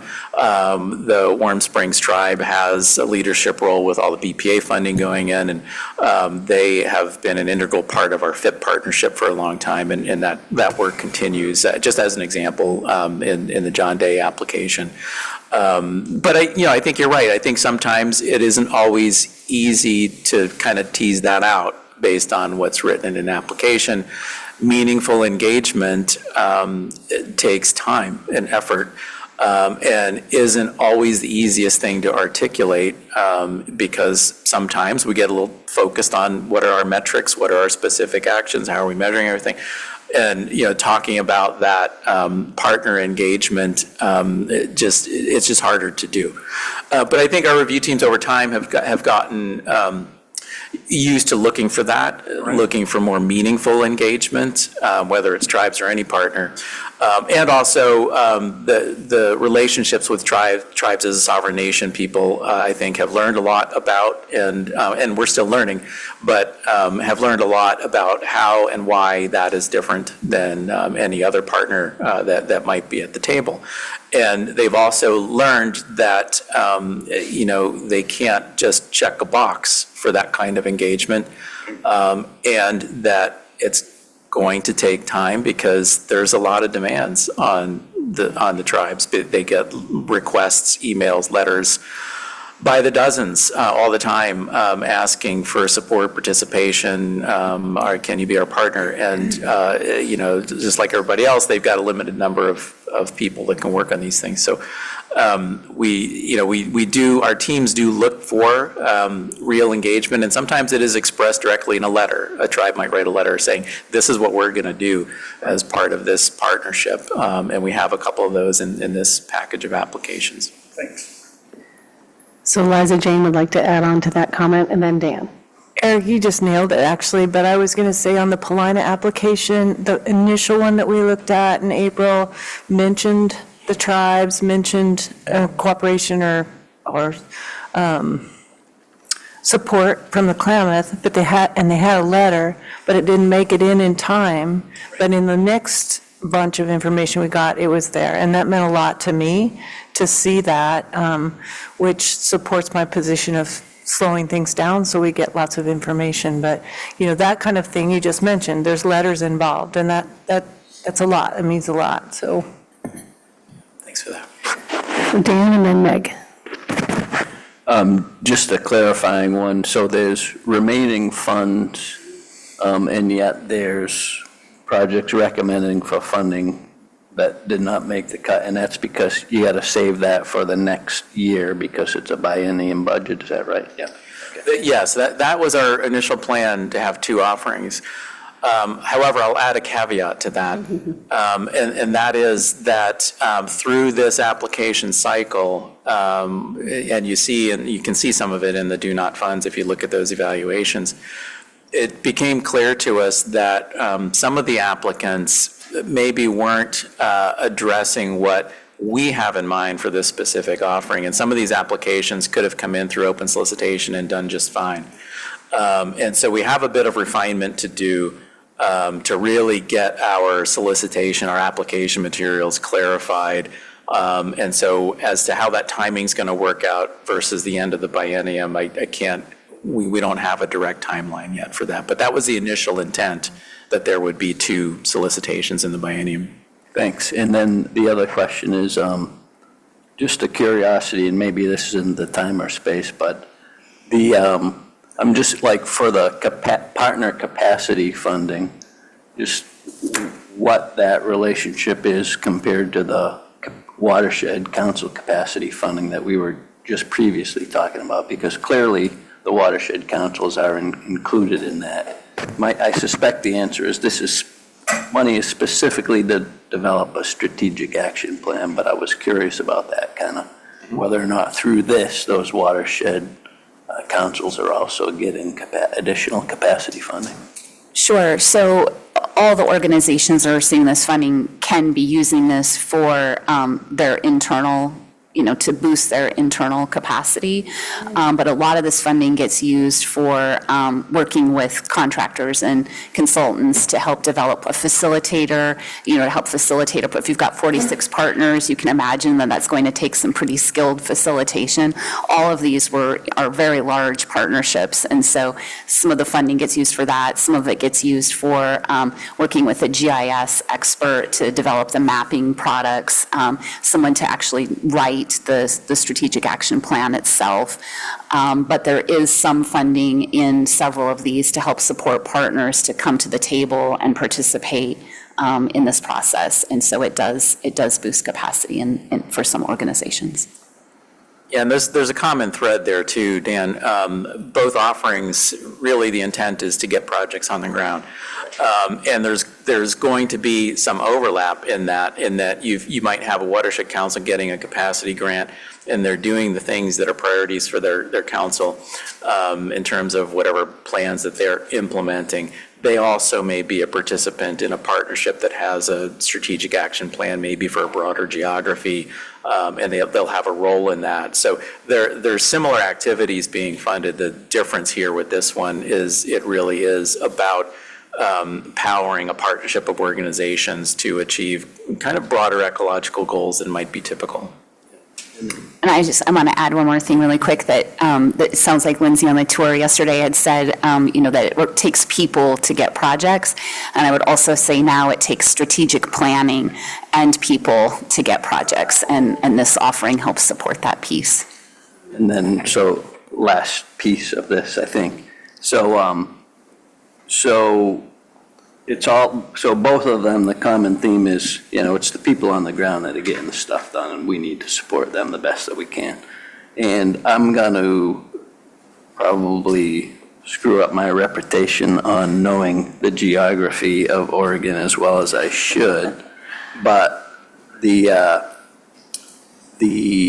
I'm just wondering, like, the overlap between the Umatilla Watershed Council in the Wallowa Resources Strategic Action Plan Enhancement Project, because it seems like if those both cover that same kind of partnership geographic area and both of them are not being funded, I just don't know if that's some kind of a double whammy to the boots on the ground folks, and Amy would probably be the right person to inform that, but.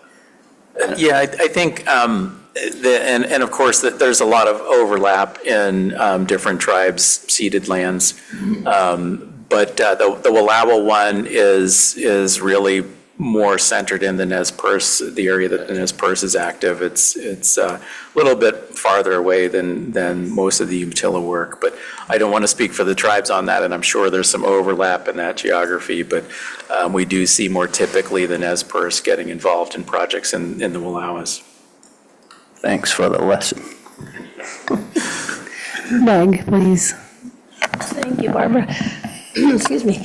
So this is probably an ancillary question, but I'm hoping there's a short explanation, and if not, we can take it offline. But you remember many meetings back, we had a big, long conversation about a FIP applicant, an existing FIP applicant coming in for a second FIP. And that generated a lot of conversation, and here I think we're talking about funding an effort to get organized for a second FIP in 2 cases. And I just wonder if you could talk more about that and how that squares with the conversation we had back then, kind of, so. Yeah, I'm not sure if I can help square it with the conversation we had back then, but this funding does help bridge that time between when a FIP is wrapping up and when they'd be able to come in and apply for a second FIP, so they can keep working toward implementation of their existing strategic action plan, although that's not what either of the existing FIPs proposed. So all 5 of the projects recommended for funding in this round are development. So they're all seeking to update or to write a strategic action plan. So those 2 existing FIPs could have come in and just said, we just want bridge funding, basically. We want to fund our partnership to continue the work of our project our partnership cooperating and meeting and continuing to work collaboratively in this in-between time. But that's not what they decided to do. They decided to come in and say, we want to update our strategic action plan and incorporate the projects that we've implemented, and then identify what the next suite of work that we'd be coming into the FIP to do, look at what do we need to be adaptively managing based on the lessons learned from our first FIP, and in the case of the John Day, expand beyond their aquatic focus to incorporate the uplands and get that ridgetop to ridgetop. So they're taking this as an opportunity to kind of evaluate where they've been and then where they want to go next, and build some of those tools that they're going to need to get there. And so that could have been a pathway that the FIP that was discussed in length at the previous board meeting, that they could have taken in that in-between space. Yeah, I mean, my memory of that conversation was really about the whole idea of second FIPs, essentially. That conversation involved the High Desert Partnership out in the Harney Basin. And I think we talked at the time about further conversation about continuing to fund FIPs who are having some success, and there's more work to do.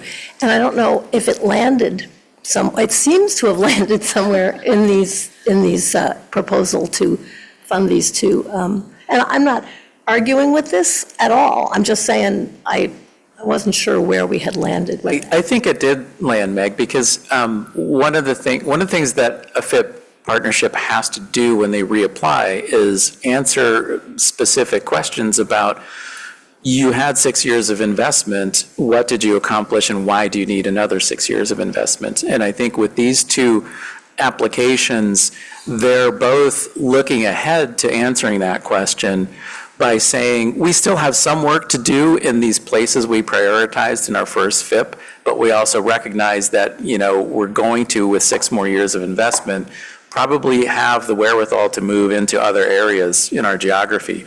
And by updating their SAPs, it clarifies that kind of transition between their first set of priorities and what comes next. And that's what I saw in these applications, that they're trying to position themselves to best answer that question. So it sounds like you're distinguishing a FIP that kind of didn't get the work done in the first round and wants to continue, from a FIP that's evolving into a different set of work, kind of? Yeah, although I don't think I would put it as harshly as the No, I know, former, that's probably too sorry. but yes, I would say the latter applies. That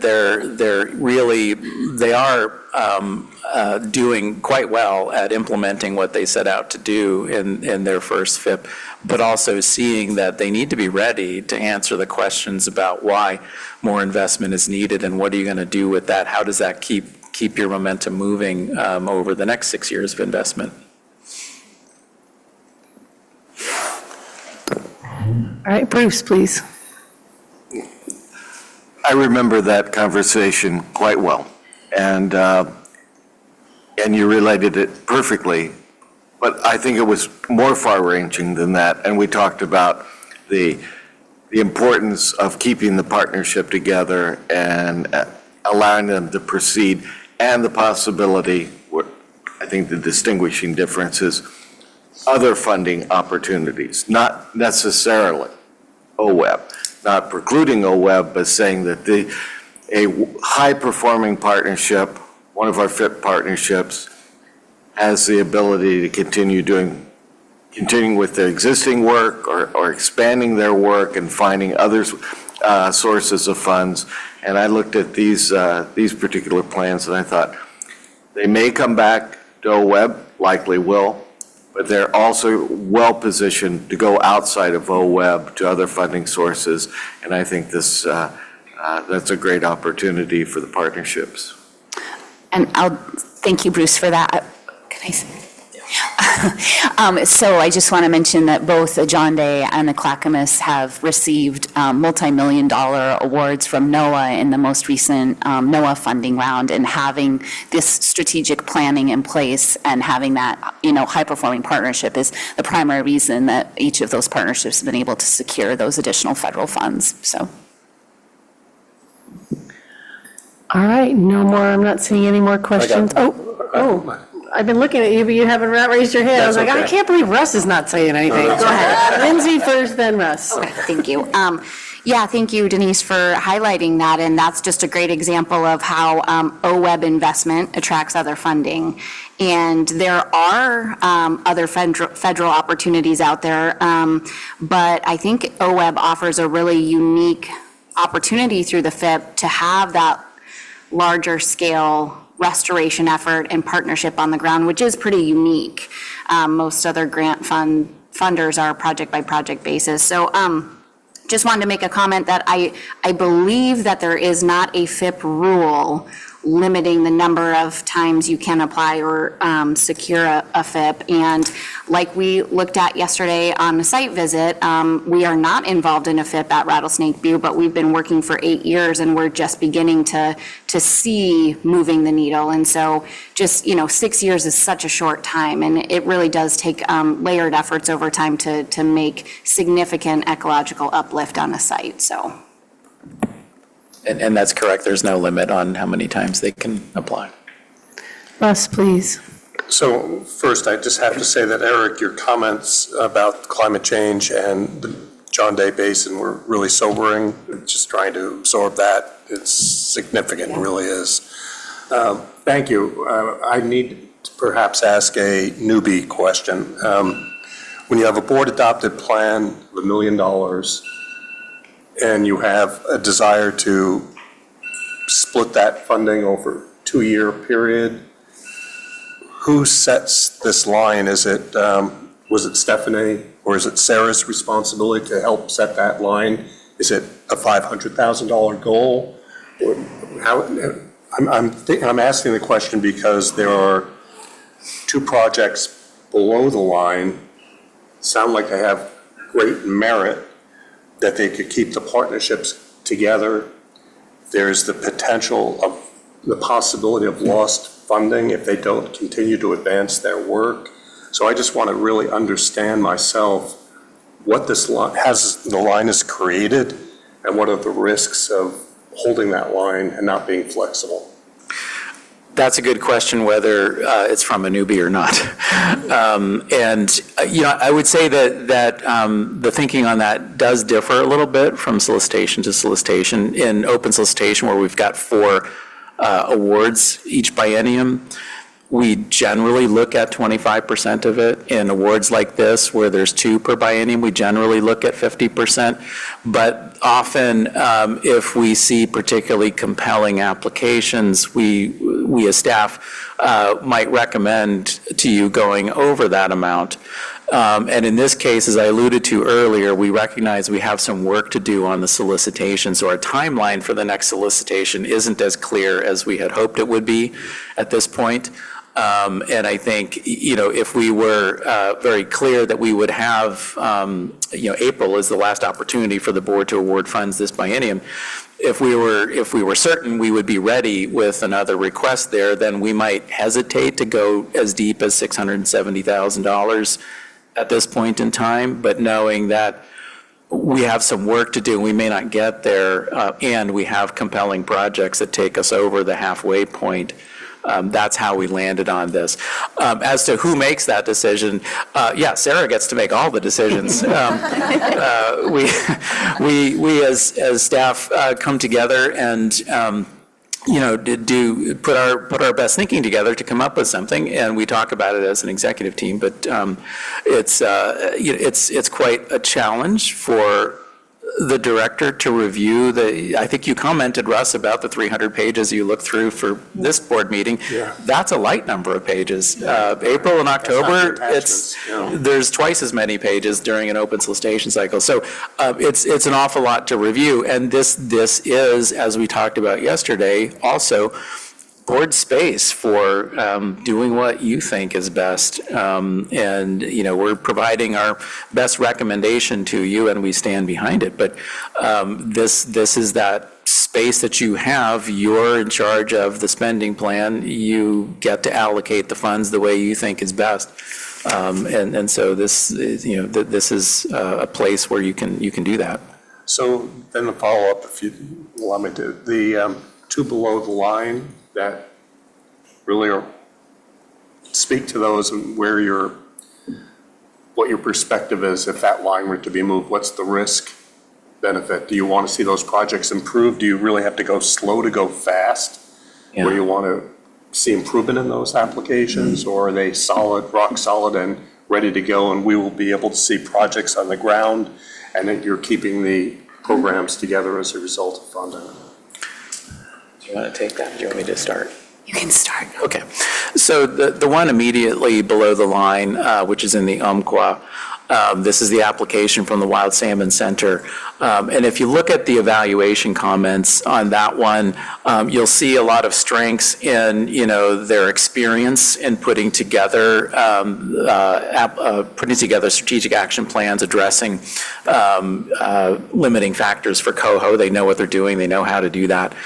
The concerns raised in the application had more to do with governance of the partnership and lack of clarity around, okay, even though you can put together this fantastic plan, it's a little unclear in the application how those things are going to get done on the ground and how that partnership is going to effectively function to do it. It was still recommended by the team, but that's why it was ranked where it was.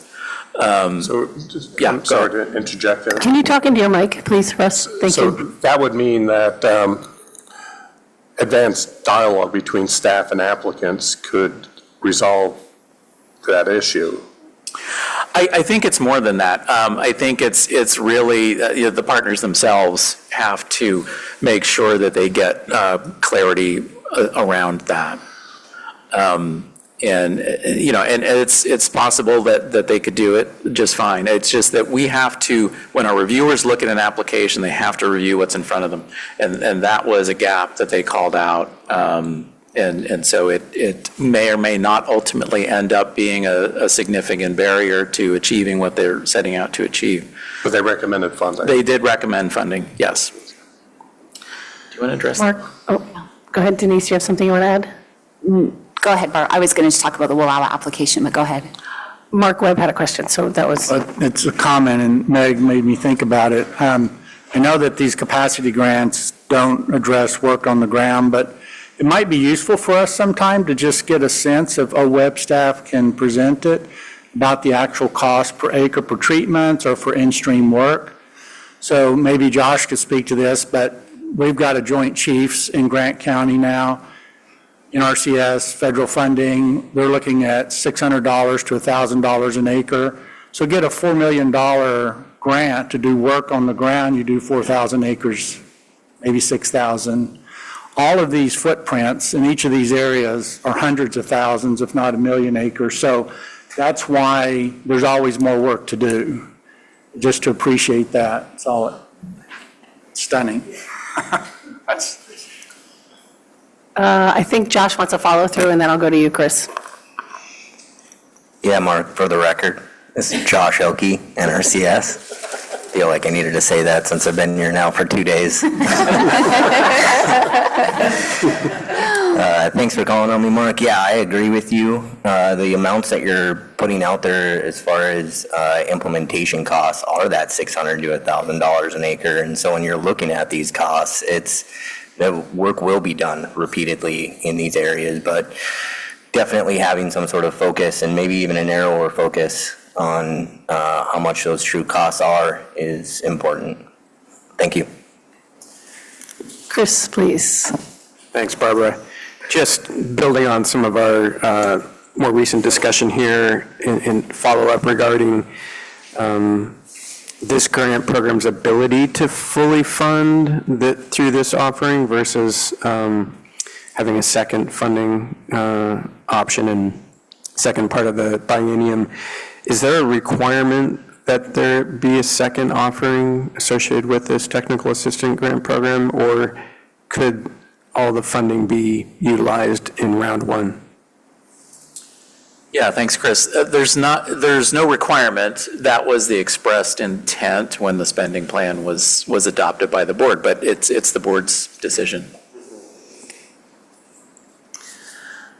All right, thanks for the great discussion, everybody. I would entertain a motion, please.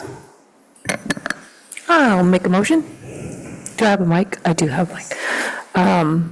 I move the board awards $672,439 in partnership TA grants as shown in attachment C, with an award date of July 24th, 2024. It's been moved by Eliza Jane, seconded by Mark Webb. Is there further discussion? This is just to disclose, I live within the area included in the Sheets River, Basin River Collaboratives Project for continued capacity for baseline management plan development, but would receive no financial benefit from the project, so I'll be voting on it. All those in favor say aye. Aye. All those opposed, nay. All right, motion passes unanimously. Thank you, everybody. Good work, guys, thanks. Boy, for even skipping an agenda item, we're going to be like smack on schedule the way the agenda is right here. So we are going to take a 15-minute break right now, and we will come back at 10:55, please.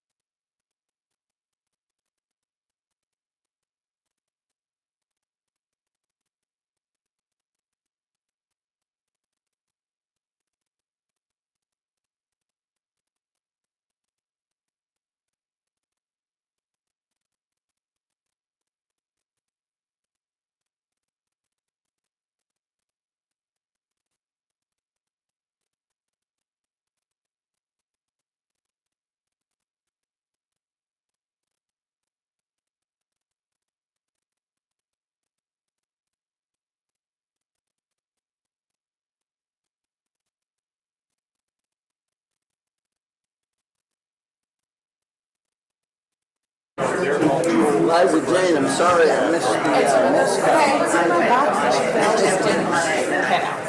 Okay, everyone, come on back, please.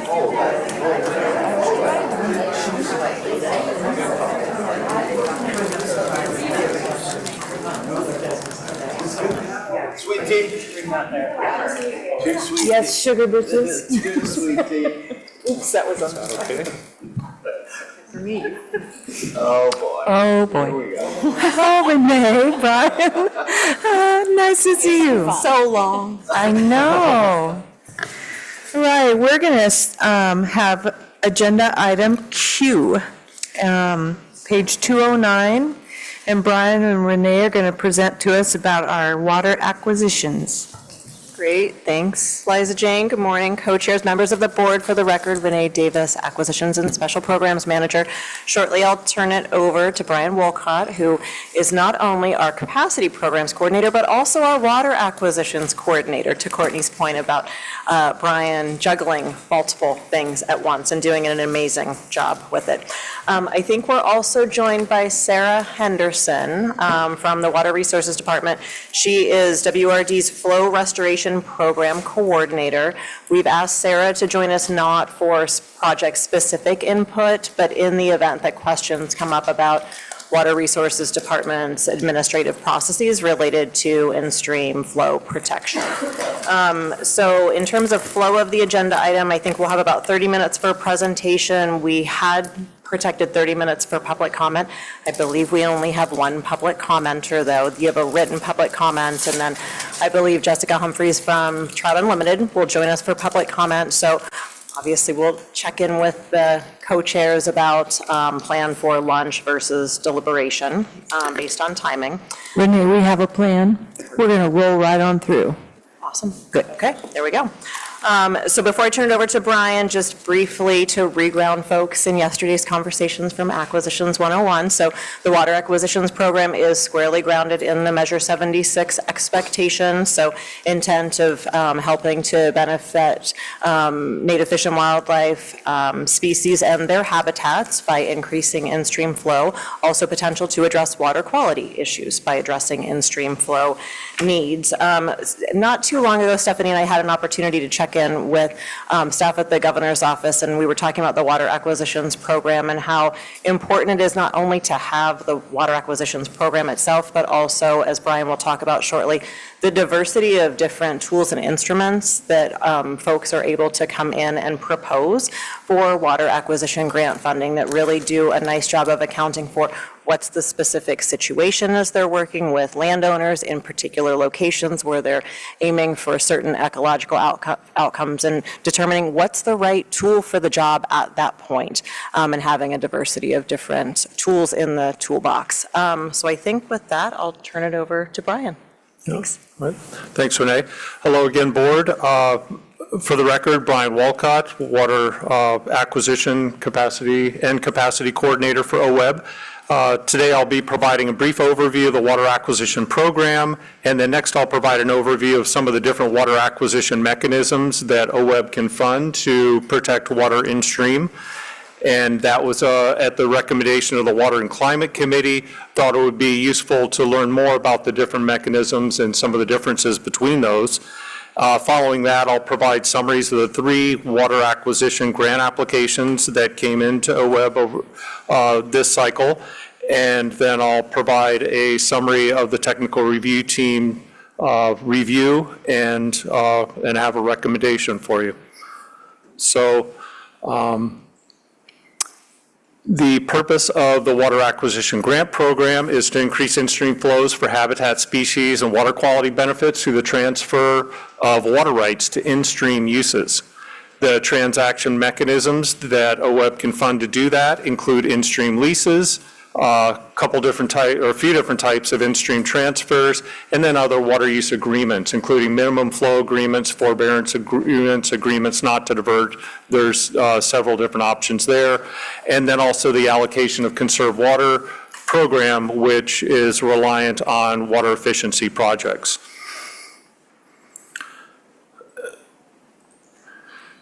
These are voluntary water projects that protect in-stream flows in rivers and creeks for native fish and wildlife.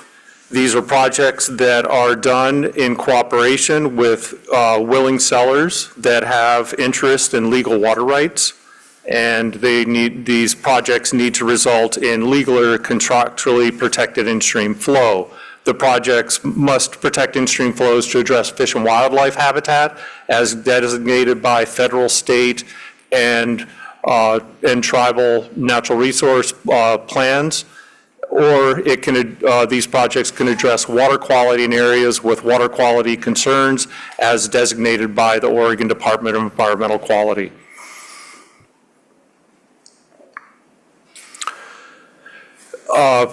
Important tool that enables all this to happen is the passage of the Oregon In-Streams Water Right Act. That was passed in 1987, and it allows the purchase, lease, or donation of existing rights to go in-stream.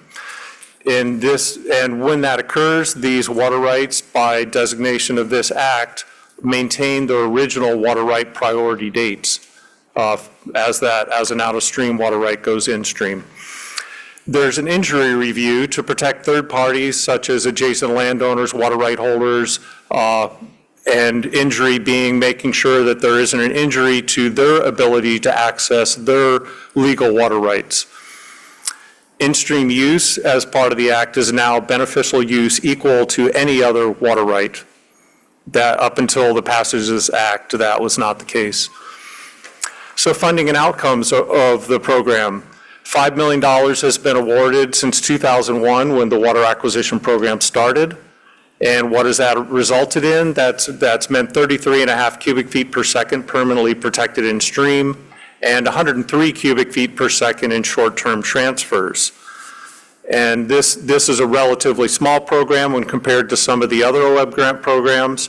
For example, yesterday you all heard that the land acquisition program has funded over $50 million in projects, but it is in providing those protected in-stream flows as we work to restore habitats around the state of Oregon.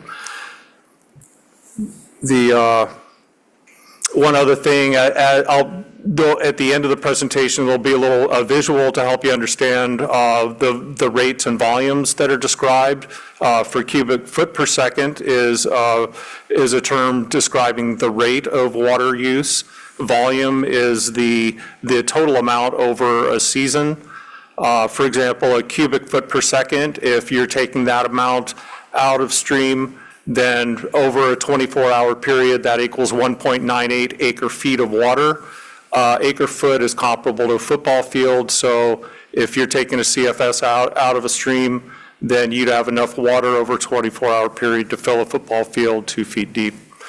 So that just a little mental reference, and there'll be a visual later. Where have these projects been happening? Here's a map of the state of Oregon. The blue dots are where projects have been funded and implemented across the state of Oregon since 2001. The 4 red dots were applications that came in through the program in 2022-23 season, and 2 of those were funded. Then the yellow dots are the applications that came in this year, one in Northeast Oregon in Union County, one in North Central Oregon in Wasco County, and one in Southwest Oregon in the Rogue Basin in Jackson County. So the first in-stream water mechanism we'll talk about today is short-term temporary transfers, also known as in-stream leases. This is the most common flow restoration transaction tool. These are leases for 5 years or less. However, they can be renewed with a new lease application after that 5-year period, and that can continue in 5-year cycles for multiple years, decades even. There's a 30 to 45-day review process on the part of Water Resources Department staff. This program relies heavily on the expertise of Water Resources, both their regional staff, but also the local staff and the local staff and then also statewide staff.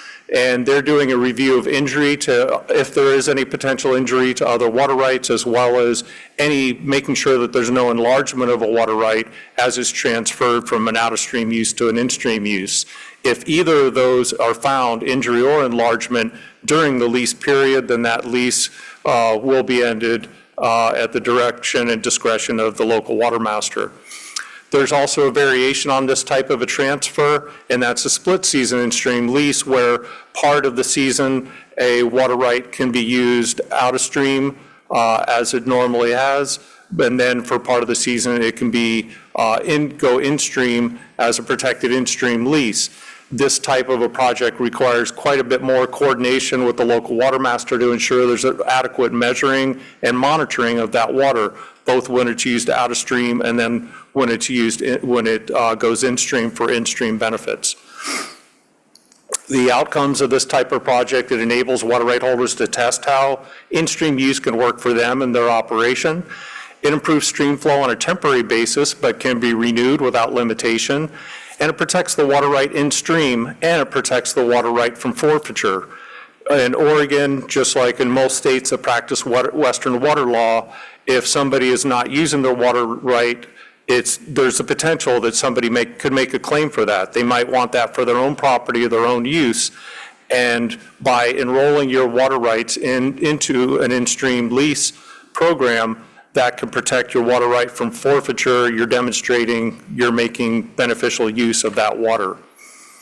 And it can be a useful tool if somebody's between crops or just bought a property and they're not sure what they're going to do with the water right away. This is an option. They could lease that water in stream for 1, 2, 3, 4, 5 years until they get that sorted out. And another outcome is this does dry up land during the lease period. Another tool that is used, and one thing I wanted to share, one of the applications that we're going to be looking at today is one of those short-term leases. Another transfer option is a time-limited transfer option. This can be any length of time, for example, 10, 20, 50 or more years. It can be customizable. For example, an in-stream transfer can be in effect up until a change in ownership of the property.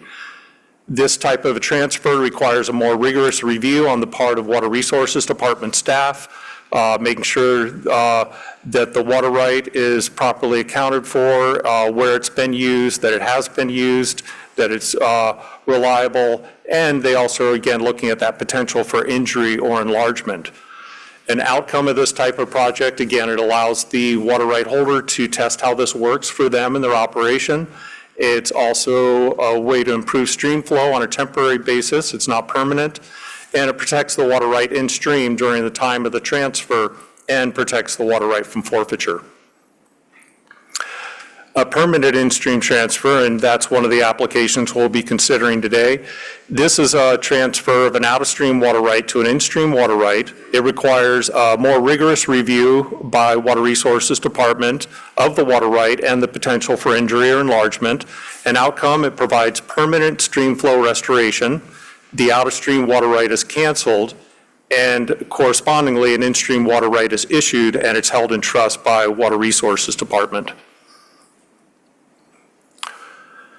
Water use agreement. This is another tool that OWEB can fund, and we'll be looking at an application that uses this mechanism today. This is an arrangement between water users or between water users and water buyers. For example, in the Deschutes Basin right now, there's agreements that have been developed between irrigation districts that allow them to maintain stream flows to comply with a habitat conservation plan for the spotted frog in the upper Deschutes Basin, and it's an arrangement between junior water users and senior water users within the districts in the Deschutes Basin.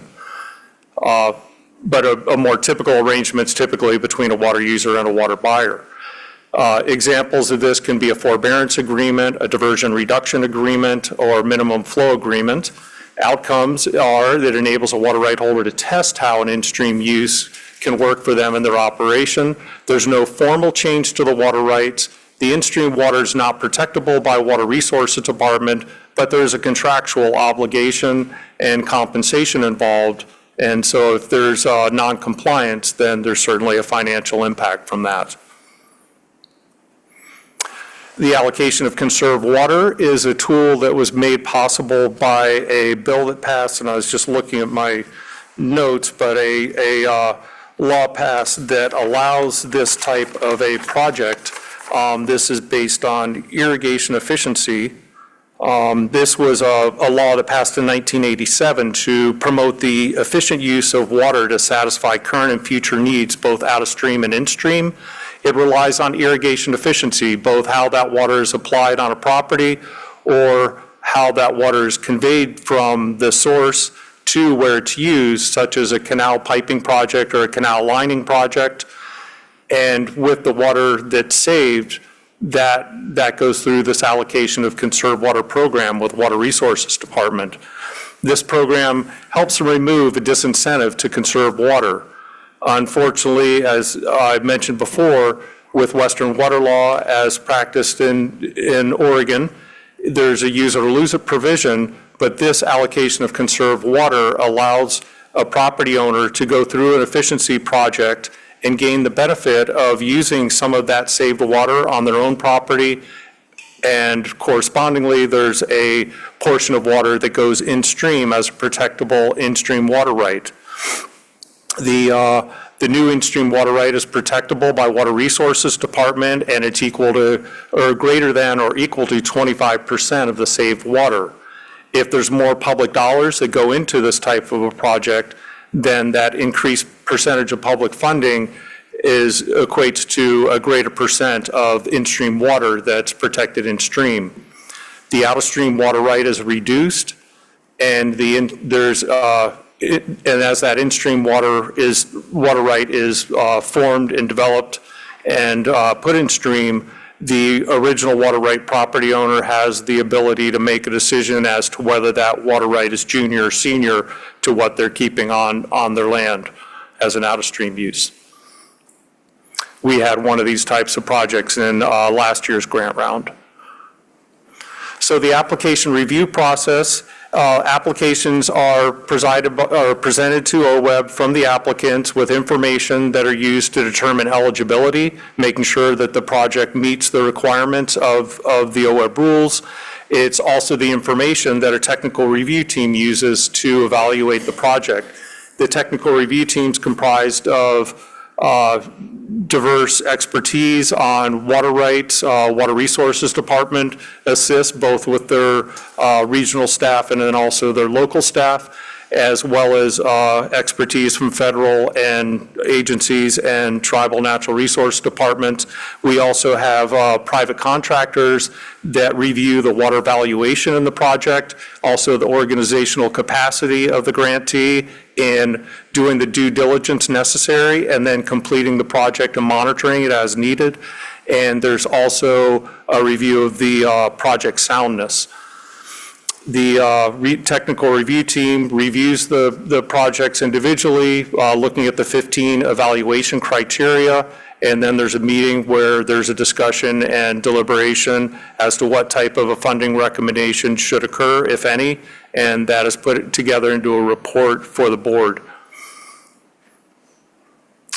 And here's a look at the 15 evaluation criteria. I won't read through all these, but they are looking at characteristics of the water rights involved, looking at the ecological outcomes if the project's implemented, what's it going to mean for the stream that's impacted, what is the watershed context, what other projects are happening in that basin that this project could complement, and how does it tie into any assessments or plans that have been created at the state, federal, or tribal level for that basin.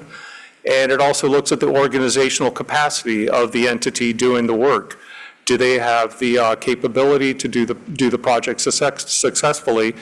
And there's also a look at the cost effectiveness. Does the value of the water, what's being requested, is that appropriate for the regional water market? So those are some of the things considered. And now we'll start talking about the 3 applications before the board today. The first project is the Clark Creek Stream Flow Restoration Project. It was brought forward by Trout Unlimited. This project is on a tributary of the Grand Ronde. Clark Creek runs into the Grand Ronde River adjacent to Elgin, Oregon, and just to the northeast of LeGrand. This project is asking for $264,149 to fund 2/3 of the cost of purchasing this water right and permanently transferring it in stream to benefit flows in the lower 2 miles of Clark Creek.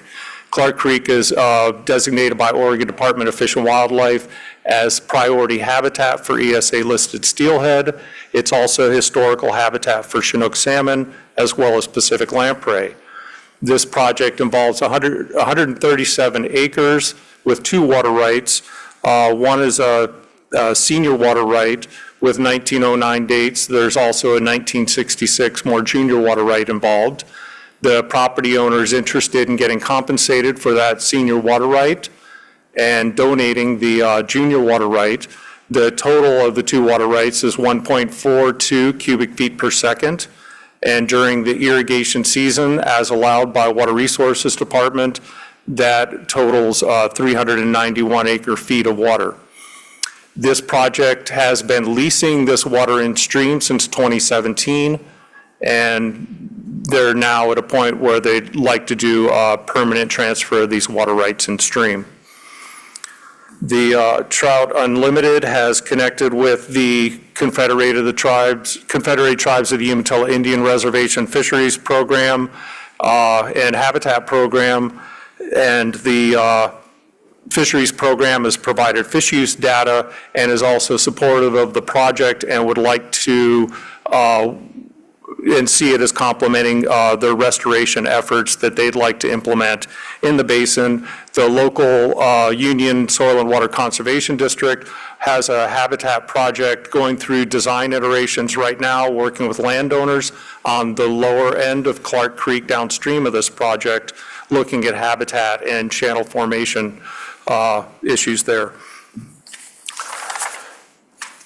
The Water Resources Department has a rigorous public notice process that goes with an application for permanent transfer, and that would be initiated if this is funded and moves forward. And the valuation for the water is based on water rights appraisal done for Catherine Creek. Catherine Creek is another tributary of the Grand Ronde further upstream in the Grand Ronde Basin.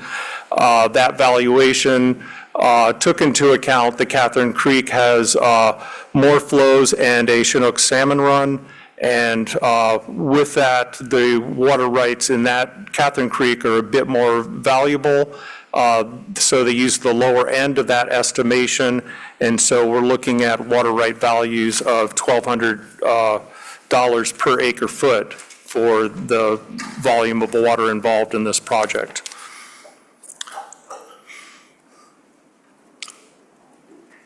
The next project that we'll be discussing today is Evans Creek stream flow restoration. This project was also brought to OWEB by Trout Unlimited. They're requesting funding for a 5-year in-stream lease and are requesting $36,677. Their water rights involved in this project, 2 water rights, a senior water right of $18.99 and then a second water right of $19.57. The total for the water rate is 0.21 cubic feet per second, and the total volume is 75.15 acre feet of water. This project is on Evans Creek. This is a tributary of the Rogue River. This is northeast of Grants Pass. The project's right in the vicinity of the town of Weimar, if you're familiar with this part of the state. The benefit would be to 12.5 miles of Evans Creek before it joins the Rogue River. The project will benefit the coastal coho population. There's a coastal coho recovery plan for that ESA-listed species. This is also habitat for Chinook salmon, for Pacific lamprey, cutthroat trout. So there's multiple species that would benefit from this project. There have been some significant dam removal projects happening in Evans Creek, helping with fish passage, and there's also been other in-stream water transactions completed in this basin through the years. So there's it's part of a comprehensive work on uplifting the restoration and fish recovery in Evans Creek and the Rogue Basin as a whole. And the property is 16 acres that's involved in here. The value they're looking at is an initial value set at $70 an acre foot. However, there is a line item in the budget where Trout Unlimited is planning to hire Westwater, a water value appraisal firm that specializes in valuing water throughout the West. And they have, once they're contracted, complete that evaluation, they'll determine what an appropriate value will be, and then that will be negotiated with the property owner with the anticipation that a portion of the cost share is that the landowner is going to donate part of the value of that water right. Third project before the board today is the 15-mile Action to Stabilize Temperatures, also known as the FAST program. This is brought forward by the Wasco Soil and Water Conservation District, working in cooperation with local water right holders and the Watershed Council and Oregon Department of Fish and Wildlife. This project is requesting $149,000 to do short-term agreements not to divert with local water users. This has been an ongoing project since 2013. There's up to 18 water right holders that have been participating in this project through the years since it initiated. And a typical in-stream flow improvement that's been realized through this project has been 1 to 3 cubic feet per second each year for the program. There certainly have been some years where there's been adequate flows off of Mount Hood with snowmelt and with temperatures where the temperature trigger did not get put into place, and I should talk more about that. This has a unique model that was created by Oregon Department of Fish and Wildlife. There had been a fish kill in this basin after steelhead were listed under the Endangered Species Act, and a local solution to avoid that, Oregon Department of Fish and Wildlife put together a temperature forecasting model, which was a way to alert local water users that if they leave a portion of their water in stream over a certain period of time, they can keep temperatures at a point where there isn't a lethal temperature for the ESA-listed steelhead living in 15 Mile Creek and its tributaries. This program has successfully prevented that type of an event occurring again. So it's been successful. It has been a costly program, as you can imagine, with the modeling, the monitoring, the reporting, contacting all the water right users, and when those users do agree not to divert, there's the need to go out and monitor that they're not using that water, that that water is in stream, and these alert periods are forecasting out a couple days in advance, but the actual agreement not to divert can be over an 8-day period or a 15-day period, and the valuation for the amount of funding compensated to these water right users that are going to either lose some yield or quality of their wheat or their barley or their alfalfa production that year. They're taking a hit on that, but they're getting compensated for that. So the valuation is based on how old are their water rights to make sure that it's a reliable water right that they would have been using throughout the irrigation season. What month of the year are they leaving that in? Is it in June, July, August, or September? Where they are in the watershed. So there's different factors that go into what the value of that is, and then how long are they leaving their water rights in stream for an 8-day period or 15-day period. So the average in the grant application and the budget, they're looking at 60 acres, $60 an acre on average for 1,900 acres based on past years and how many water right holders have been enrolling in this program each year. But that can be a range of anything from $25 compensation per acre up to $80 per acre. So a lot of variation depending on that water right involved. So that's, let's see what other, there was an irrigation district that is in this area. They were notified and support the program, and I believe they've been participating in it as well. The cost share for this program has been partially secured. In the past, they've used a combination of OWEB funding and DEQ funding, also National Fish and Wildlife Foundation funding. And they also have some district and county support that they can put towards the project. The area of habitat, we're looking at 18.5 miles of habitat that's improved or made more accessible by this project. And again, it benefits ESA-listed steelhead. So that's a summary of that. So an action item before the board today is a staff recommendation based on the technical review team's analysis of these 3 projects to fund these projects. However, there is a special condition for the 15-mile action to stabilize temperatures, and that being that the applicant should develop a more long-term plan that focuses on development and implementation of more permanent or long-term solutions for protecting that water and stream. And I do know that the Conservation District has been working on efficiency projects, both on farm and also with some ditch piping projects. So there are some projects in the work that can make some more protectable long-term projects. There's also ongoing leasing that happens with some of the water users in the basin. So that is, and that condition is on the final page of the staff report. But I also wanted to, again, show a visualization. I used this last year. Linda, our graphics guru, put this together to help demonstrate an acre-foot visualization. 1 foot deep across 1 acre is comparable, somewhat comparable to a football field if you don't count the end zones.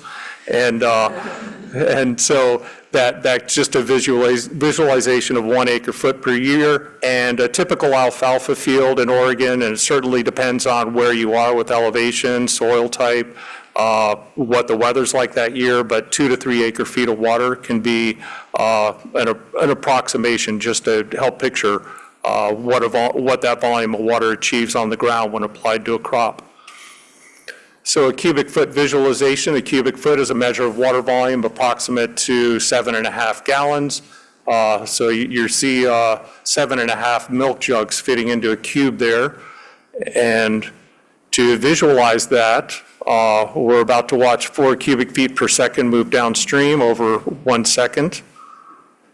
And so that just gives you a quick idea of, what we're talking about with these rates and volumes.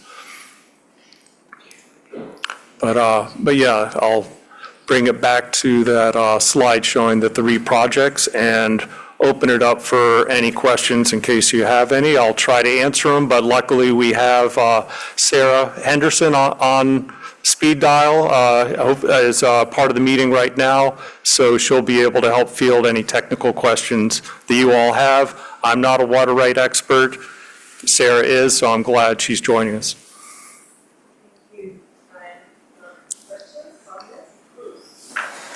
Thanks, Brian.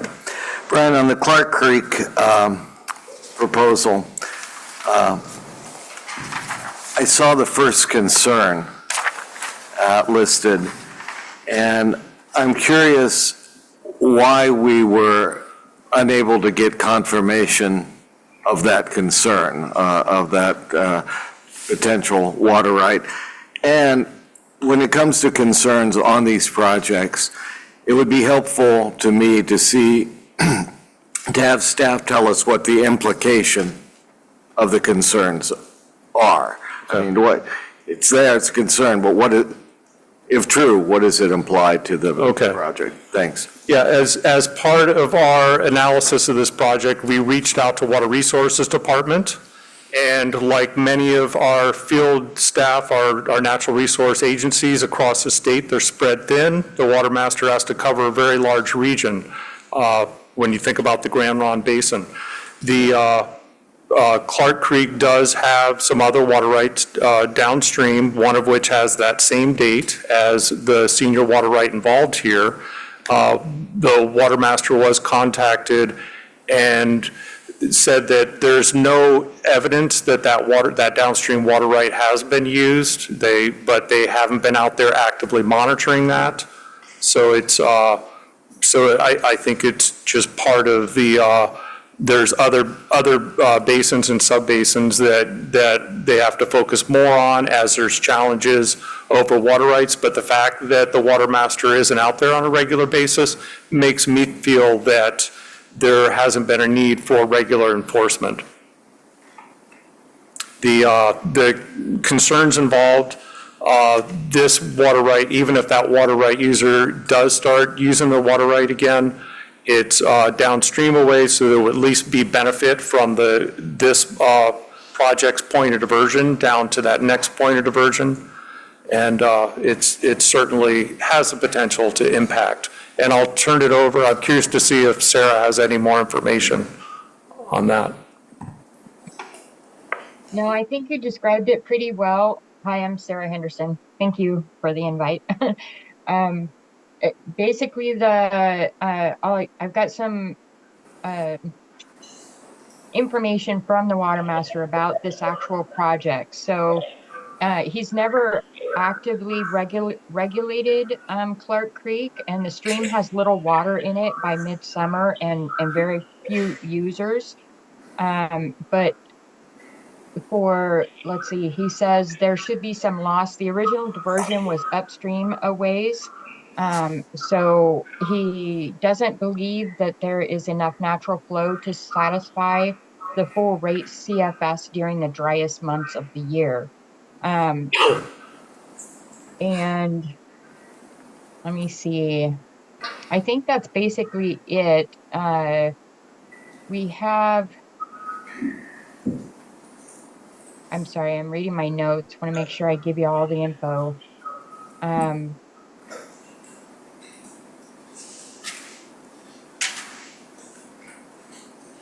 Yeah, I think that's all the information that I have on that. Do you have any other questions? Lindsay, then Meg. Thank you. I don't have any questions. I would just like to say great presentation. It's a lot of technical information, and you guys presented it very thoroughly. So thank you so much for the time put into the presentation. Thank you, Meg. Thank you. Yeah, I'd second that. That was really well done. I was going to ask Sarah if she knows, or Brian, if you know, how far downstream is the water right, the uncertain water right? But also, Sarah, what did you say was upstream of this? There was something upstream that you mentioned, but I didn't hear what word that was.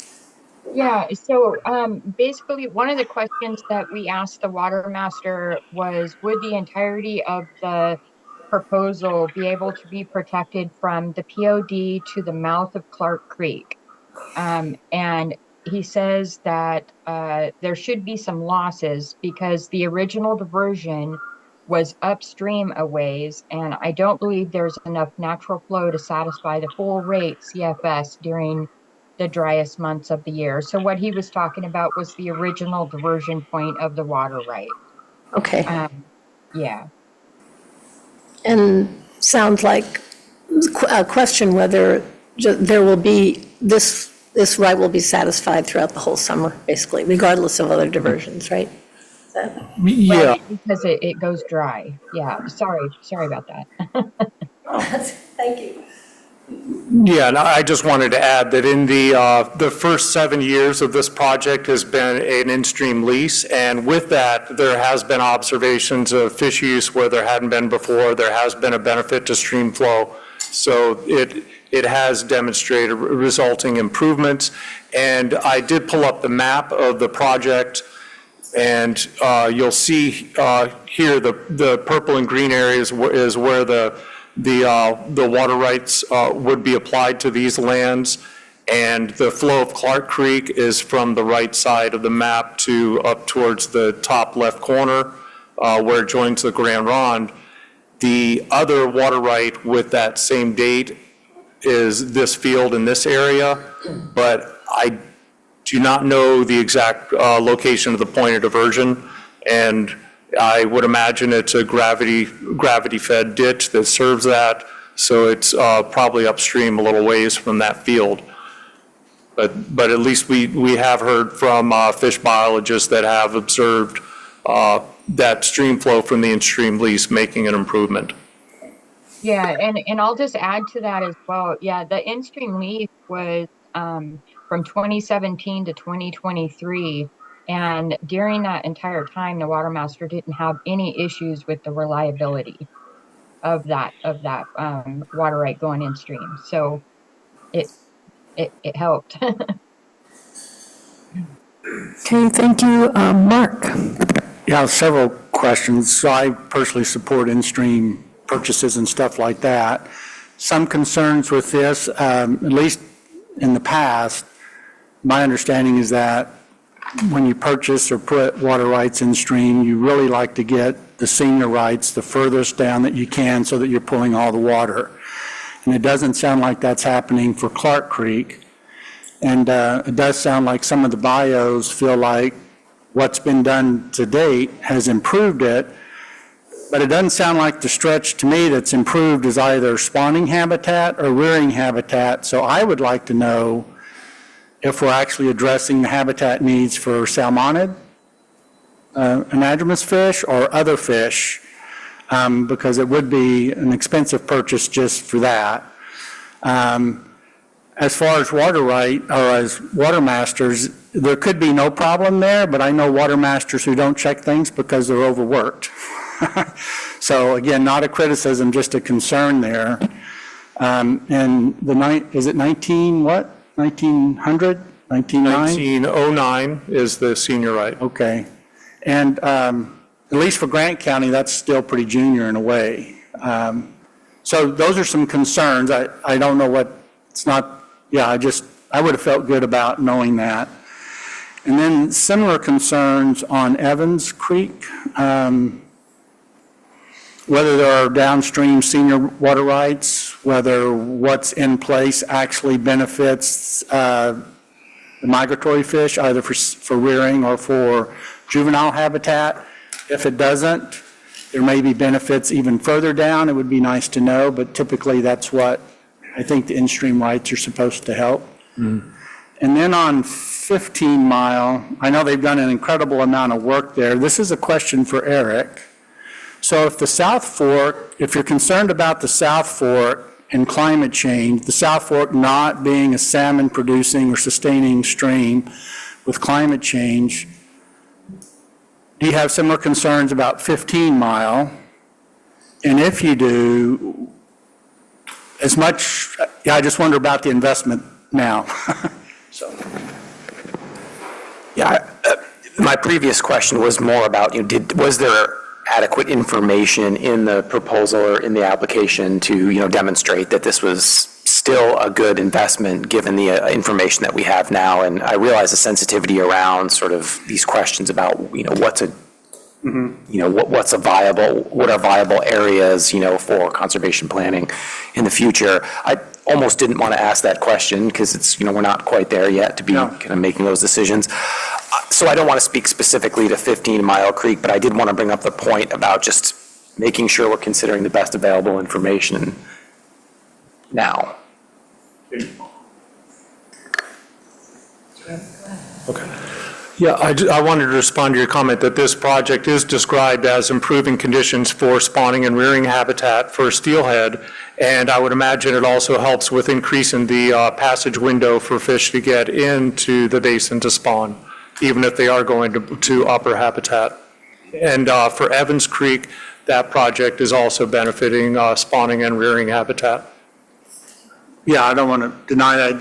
Typically, though, the in-streams for later, okay. Yeah, but I do want to add that Clark Creek does typically go dry in the latter part of the summer, and so that is a condition that to take into consideration. Just one, I guess two additional thoughts. One is we are expecting public comment from Jessica Humphreys from Trout Unlimited, so it could be that some of the Clark Creek and Evans Creek questions could see some response. I think the other piece that's important is absolutely related to the more senior the water rights, the better. And as with all of our programs, this is voluntary restoration and conservation, and so you're able to work with the folks you're able to work with, and that may not always deliver the most senior water right, but that absolutely is something that the technical review process accounts for, and in terms of thinking about that seniority date and what is that kind of cost-benefit analysis of what does it stand to provide, depending on seniority or a junior nature, which really might not have any durable benefit. Yeah, and the reason I asked that question is that if a senior right is not getting the full allotment now, but they have more room, and junior water rights are put in, they can pull on that, and it would impact the beneficial use. That's the only reason I asked on that. And also, in helping to answer your question, I wonder if Sarah might have some additional information on the other senior water rights in both the Clark Creek Basin and Evans Creek. Sorry, Sarah, I put you on the spot. Oh, no, it's okay. So with now I'm not exactly certain about the actual other water right holders. So we'll look at Clark Creek right now. Let's see, I know that there is another in-stream water right. It's a state agency in-stream water right within that proposed reach of Clark Creek. And I don't know, let me see.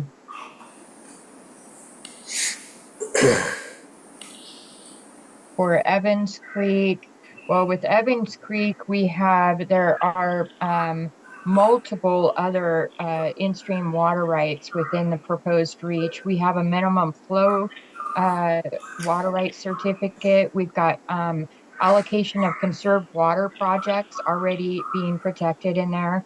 And we also have a time-limited in-stream transfer that's active until 2039. And those are all located within the same reach as Evans Creek proposal. Thank you, Sarah. You're welcome. I'm sorry I didn't have it. Well, also with Evans Creek regulations. So I guess that there is, additional senior water rights. And so the regulation occurs on Evans Creek annually during the irrigation season. And it occurs every year upstream of the PODs and often below. So and that's what I got from the water master. But we have not found any record of the two water rights that Evans Creek is proposing being regulated off. So hope that's helpful. Yes, Sarah, you're helpful. And thank you for joining us. We have at least 4 more comments that I have on my list, but we're going to move for a minute to hear our public comment, and then we'll come back and continue deliberating.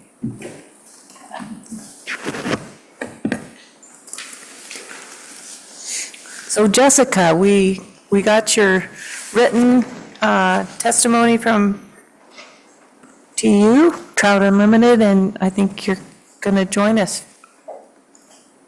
Yes, hi. Can everyone hear me all right?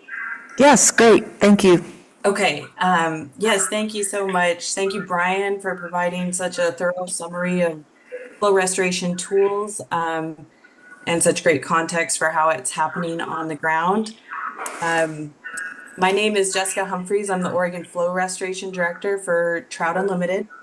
And like Brian was just going through, we are the project sponsors for 2 of the projects you're evaluating today, the Clark Creek and the Evans Creek water acquisition projects.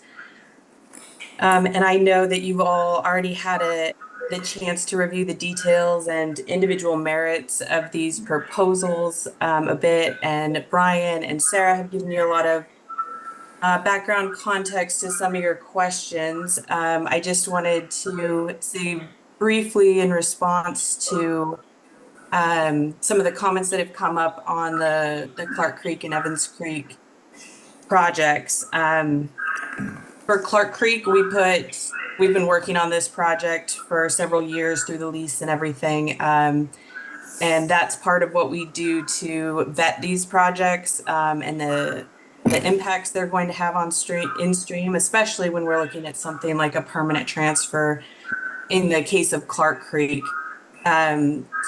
Clark Creek does drain very low elevation portions of the Wallowas and can have extremely low flows in the late season. In my experience, being out there monitoring on Clark Creek, since we've been leasing the senior water right, I have not seen it go completely dry. It does get extremely low.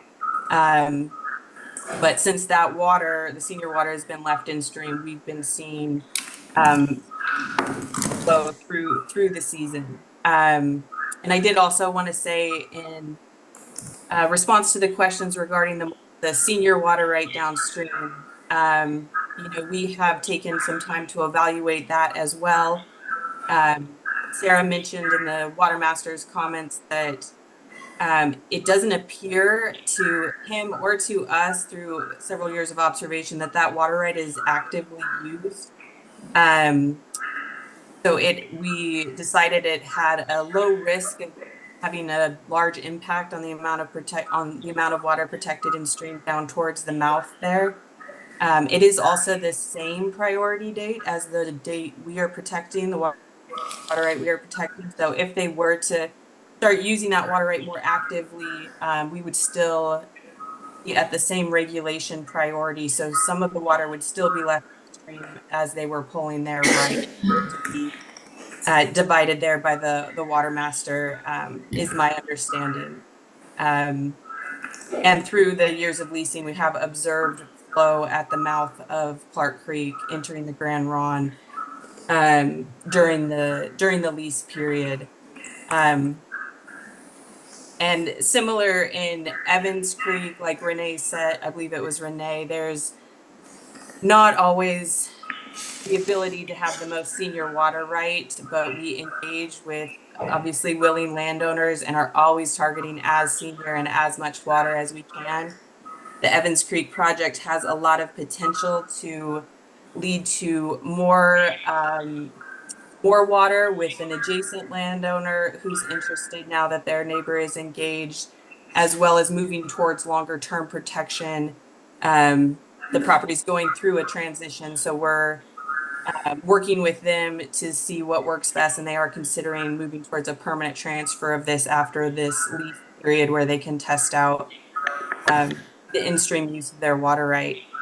I just wanted to try to touch on those comments I was just hearing, but I also wanted to express in general how important in-stream flow restoration tools and funding opportunities like this, the OWEB water acquisition program, are to the resilience of both the natural and human landscape in Oregon. Proud Unlimited, we've been developing in-stream flow transactions for more than 20 years, and we're really adept at developing transactions and vetting transactions that balance in-stream and out-of-stream needs in the communities where we live and work. Every day we're working with landowners who are excited to have a suite of in-stream tools available to them to assist in achieving their operation and land management goals within the context of changing climate, while also taking into account their desire to mitigate their impacts on the aquatic ecosystems that they rely on. I personally have been working in water transactions for 9 years in Oregon and have had the opportunity to observe the long-term impacts of projects similar to what the ones you were reviewing today.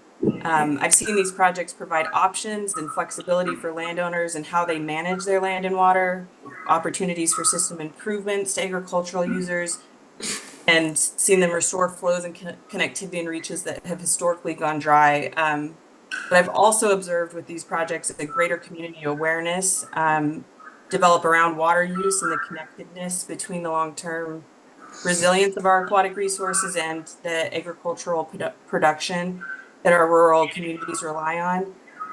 That's one of the greatest benefits that I see with this work. And I will leave it there. We welcome any questions and feedback. I don't know if the board would like me to address anything more specifically related to these projects. But yeah, thank you for the opportunity. Thank you, Jessica. Okay, I have a list. But I have a process question. I have overarching questions, not specific application questions. So can I ask those first and then deliberate with specific application questions? Yes. Okay. We're thank still you. just talking. Thank you. Okay. Because you guys are used, That was my everybody list. specific application questions? It's kind of the overarching, but as it applies to this project, so it's. Okay, Same thing. You're, Before we move on, do we have any clarifying questions for Jessica? No? Okay, great, thank you. so I have all the applications, one question for all the applications. Go ahead, Barbara. So the split season, who picks the season? It's the water right holder, negotiations with the water right applicant, or the water transaction applicant. Okay, and then with the temporary water right, there's no formal name change, the temporary lease, sorry. There's no name change on the water right, correct? Correct. Okay, and how is that flagged on the water right itself? Does anybody know, like if it's a temporary lease? Curious how it's flagged. I have the second oldest water rights on the river that I'm on, so I'm always curious how these things are flagged. Sarah would be able to speak to that, Yeah. Happy to. So if you mean like how is it tracked and how do people know about it? So one thing is every in-stream lease, the temporary in-stream lease that we process goes through the public notice process. So it goes onto the Water Resources public notice page. And then it is also tracked within our database that is located on our website by water rights certificate. So you can see, certificate 32436. I think that's the Evans Creek one. If an in-stream lease were to be attached to that, you would see that on our database. We don't, for a water rights certificate, it's normally listed in the original water right holder from back in the day, the 1900 maybe. Like, for instance, this one is Fulton R. Williams. I'm pretty sure that the ownership now is Lang-Gerald Eugene Trust, I believe, Jeremy Lang. And we wouldn't change that certificate. It would just be, we work with the certificate name does not change. So did I answer all the questions that you had? Yeah, I'll assimilate all of that. And then one last question. What is the sponsor's responsibility of these? The sponsor is responsible for the due diligence, working with Water Resources Department to enroll all the paperwork, the applications, covering the cost. There's cost involved with the public notice involved. There's also the obligation to monitor the improvements resulting from the project, and that would be spelled out in the terms and conditions as part of the grant agreement that OWEB would sign with the applicant. Thank you. And I'll also add that there's quite a bit of monitoring and process that Water Resources Department goes through on any of the tools that I mentioned that they touch, and that's all of them except for the agreements. They're typically not involved directly with those, but any of the leases, the transfers, the allocation of conserved water, all those water rights are being processed by Water Resources Department and doing their injury and enlargement review and also monitoring. And regulating after the fact. Thank you, Sarah. Eric, you have a question. Yes, thank you. two questions on the Clark Creek project. What's the level of certainty that the administrative process of converting the current water right into an in-stream right, what's the likelihood that that can occur? Just my understanding is that objections often preclude that from happening. I'll turn that over to Sarah. She's had more experience with watching those go through the system across the state. Well, so I can't say for absolute certainty that an application will be processed as approved. I'm not allowed to do that. We do look at, this water right has been leased before for Clark. We're talking about Clark Creek, correct? Correct. Yeah. It's been leased before, and just for example, some of the leases that we have had in the past that now want a permanent in-stream transfer, it makes it so much easier. The process goes really smooth. We've already know what's happening out there. And I'll tell you, I've never seen one not be approved. But again, we have to go through the process. We've got to look for, the water master will do its injury and enlargement review again, even though it's been leased in stream and it's exactly the same. We would also, it has to go through the public notice period, so there'll be a comment period. And then also with this process, the permanent in-stream transfer, there's also a protest period. So, depending on if everything went well, then yeah, it would be approved. Eric, I'd like to just follow up with some historic context. To my knowledge, for any transfer project that has come in requesting OWEB funds via a local partner organization, a water trust essentially, we have not been able to see a transfer cross the finish line. You may be referring to, I think, some of the challenges that have occurred with Oregon Department of Fish and Wildlife's process for in-stream water rights, protections, transfers, and I don't have all of the specifics about that. We can do some follow-up. I know at times the protest periods have been challenging on those, to the degree that potentially even maybe some litigation. Again, I don't want to speak out of turn. We can do some follow-up on that. But in terms of what we've seen come into the program, and we're not talking about hundreds and hundreds, but the transfers have gotten across the finish line through the administrative process that Sarah just described from the Water Resources Department. Okay, yeah, thank you. And the second question was just that it sounds like the valuing of the Clark Creek project was partially based on the volume of water and then partially based on the expected conservation benefit compared to other projects. Is that correct? Yeah, compared to Catherine Creek and water valuations that have been done in Catherine Creek. And when those water values are done, they're looking at what is the value of water that's being used for crop production, but also looking at the value for that water in stream. All right, thank you. Mark Labhart. Thank you. 15 Mile Creek. I know just enough about it to be somewhat dangerous, but the action is to stabilize temperatures. And as I recall, bass don't like cold water.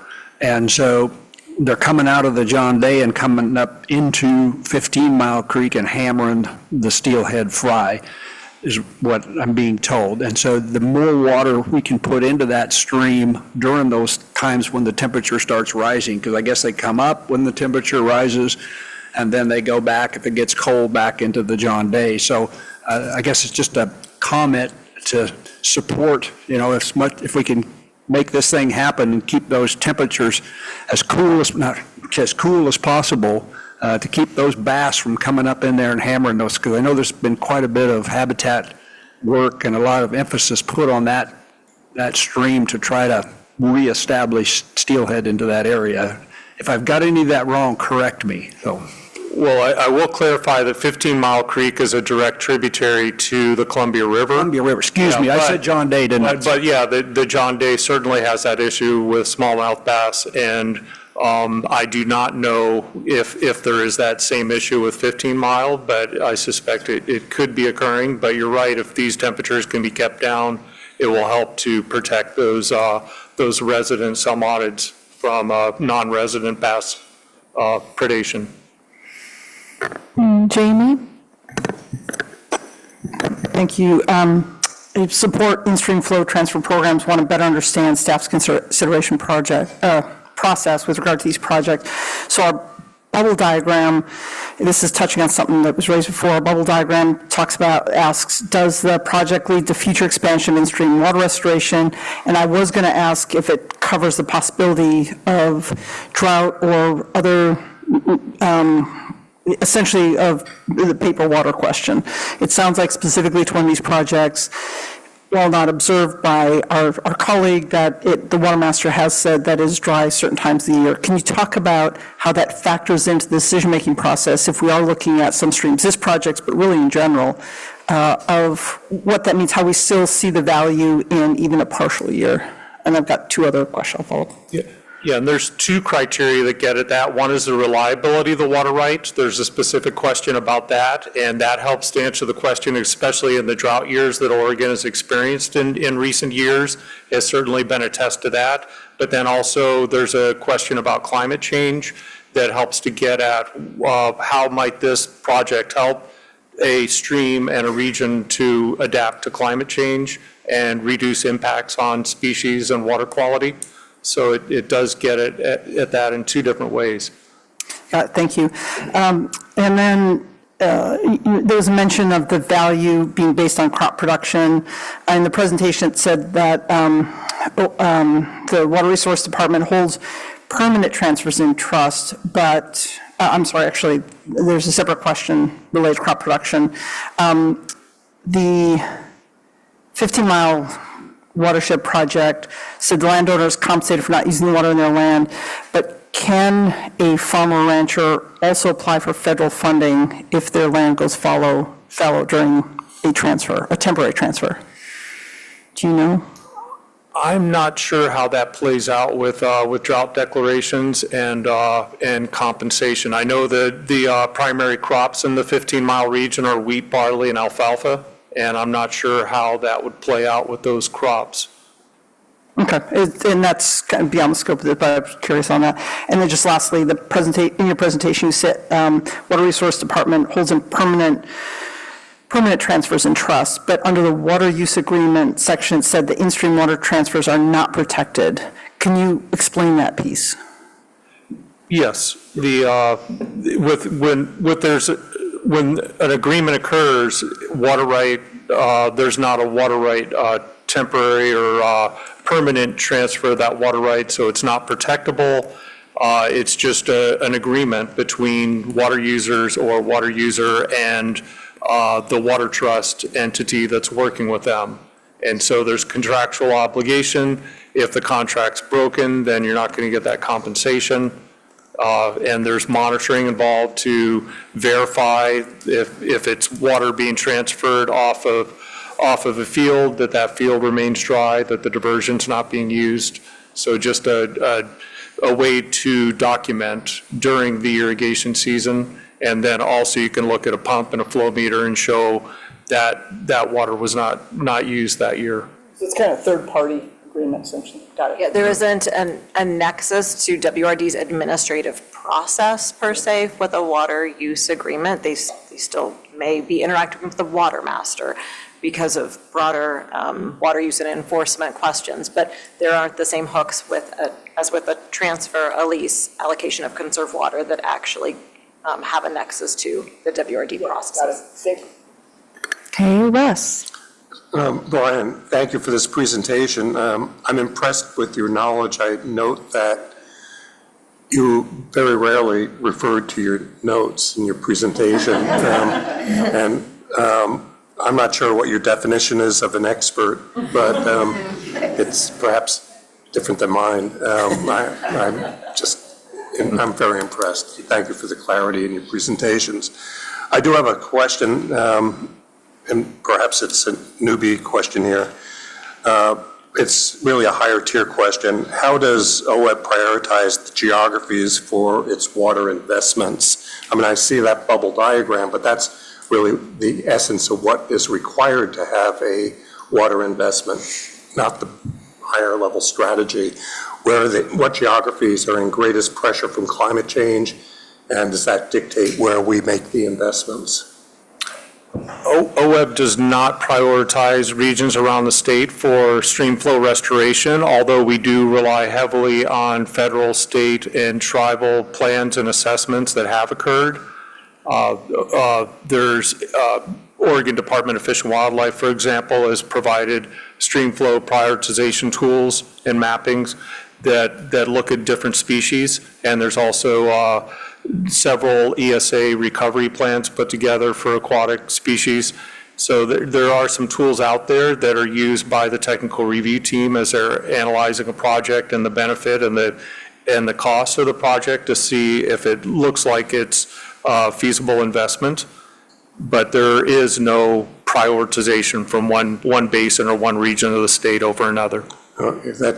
That's of concern to me, but then I would perhaps follow up with Jessica and say that how does Trout Unlimited prioritize its investments? And I'm sure you're just not chasing available money, but you really have a strategy in place, and want to know from the applicant standpoint for professionals in the field what they're doing to prioritize the geographies, so we know that in fact our money is going to the most critical projects in the face of climate change. So Russ, a brief follow-up to what Brian said. Agree completely, and this is an example where OWEB is the grantor. We are not the subject matter experts, so to the maximum degree possible, we rely on partners at Water Resources Department, ODFW, ODA, DEQ, to help with those priorities. I do think statewide programs are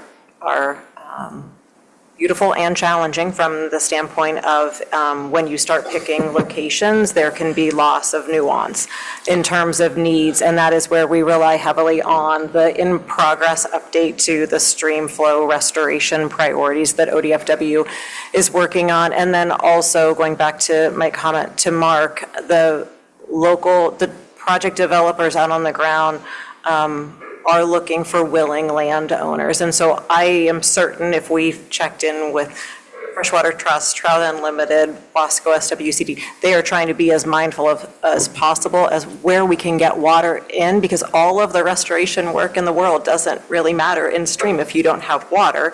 They're thinking hard about that, and they need to engage with folks who are ready to collaborate. So having that diversity of tools to demonstrate how something might work is helpful to hopefully open future doors with other water rights holders. But we can do some follow-up with the local partners to bring maybe to the Water and Climate Committee, Bruce and Jamie, some information about their organizational prioritization processes.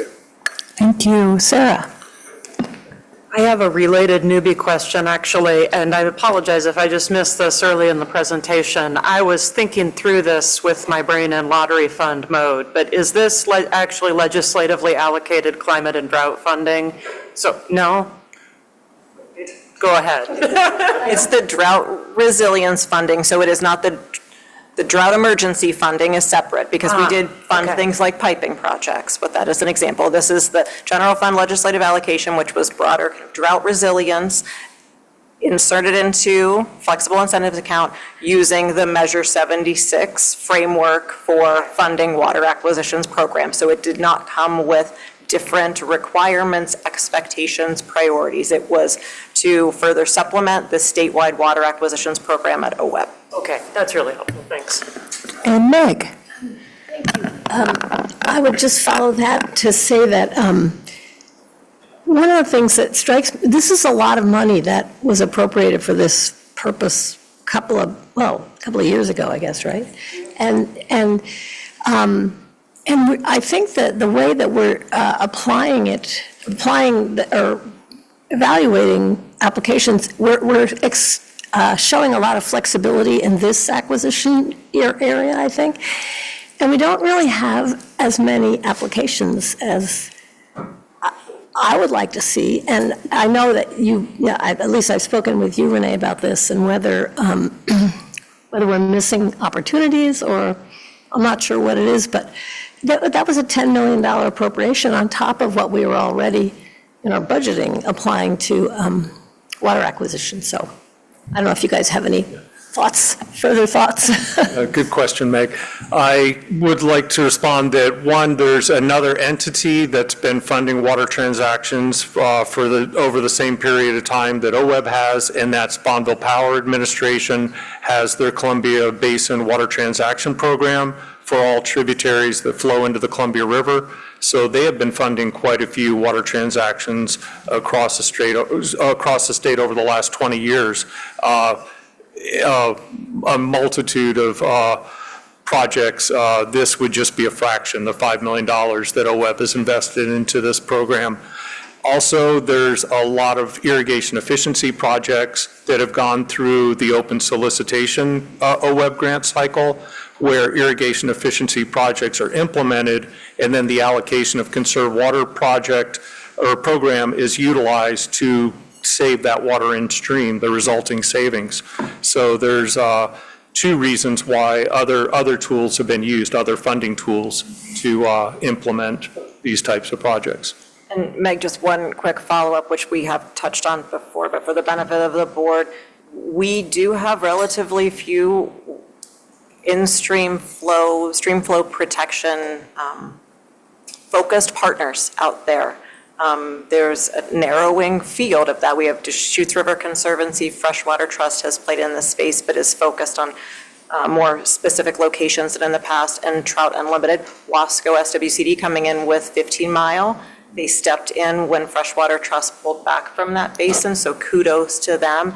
And Brian and a set of partners actually made a presentation at Connect this year talking about what does it take to actually develop a stream flow restoration, a water acquisition project, to help folks start to wrap their heads around it and enable other organizations to begin sorting through, might we want to start working in this space? Because folks understand that the real need and ecological and environmental need, but it's heady work, and it can be overwhelming to know how to begin to engage in it. So there are some folks out there who are trying to broaden the number of entities in the tent on this. Okay, Bruce, and then Brian. Vis-a-vis discussions we had yesterday regarding the complexity of our process compared to others, reference to grantor of last resort. We've talked about, you just brought up the Bonneville program. It seems like that might be an opportunity to look at their program as far as their complexity, the rigor of theirs compared to ours, and make a side-by-side comparison to see if we're doing it as efficiently, how we feel we stack up against something that is ostensibly doing the same thing. So when you brought it up, I thought, well, there's a wonderful opportunity.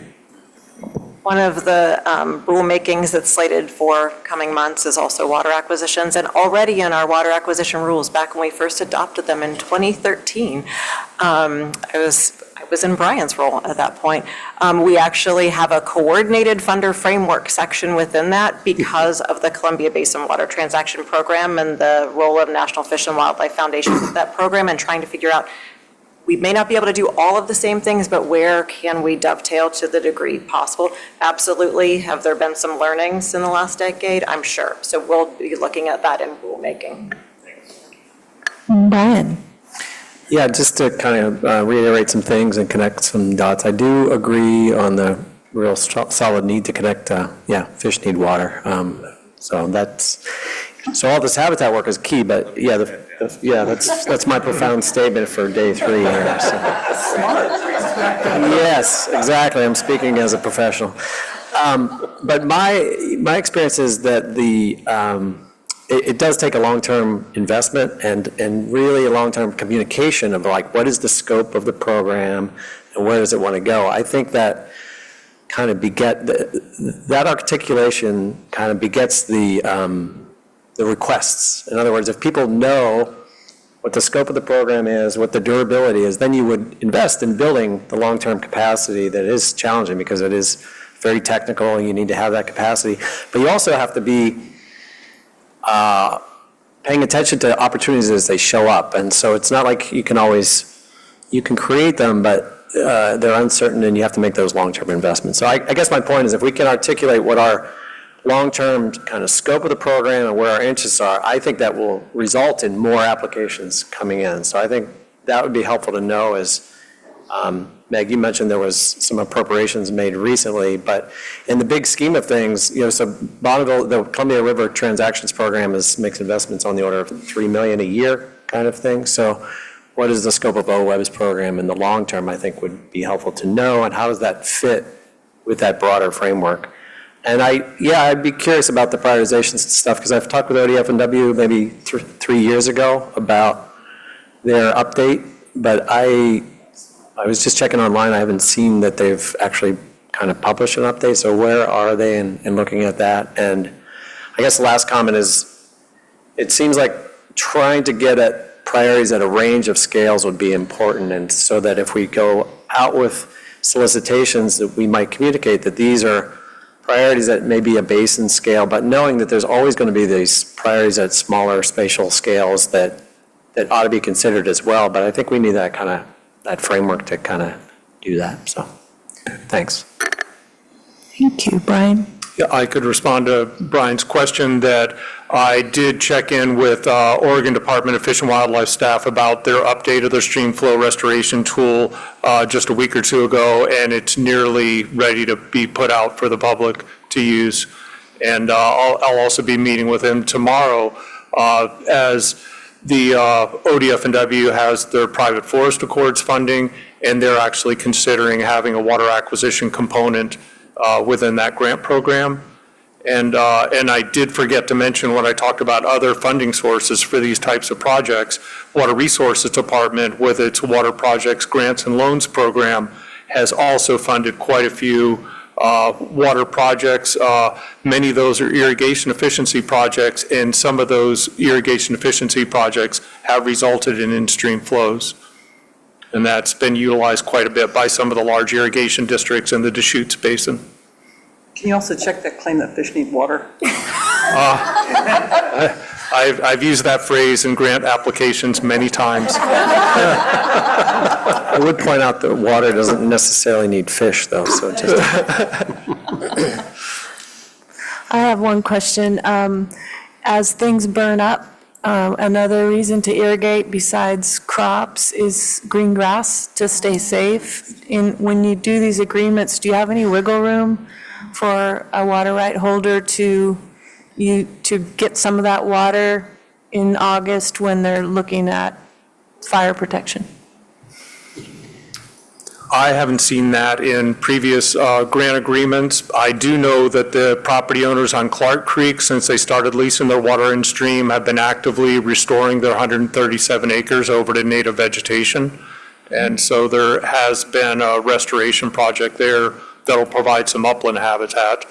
But there is certainly that concern in a firefight, is water going to be available? Is property going to be more flammable than it was if it was irrigated and the fire comes through during that irrigation time period? Yeah, as we move down the road, it would probably be something I would think we'd want to keep in front of us as a consideration, yeah.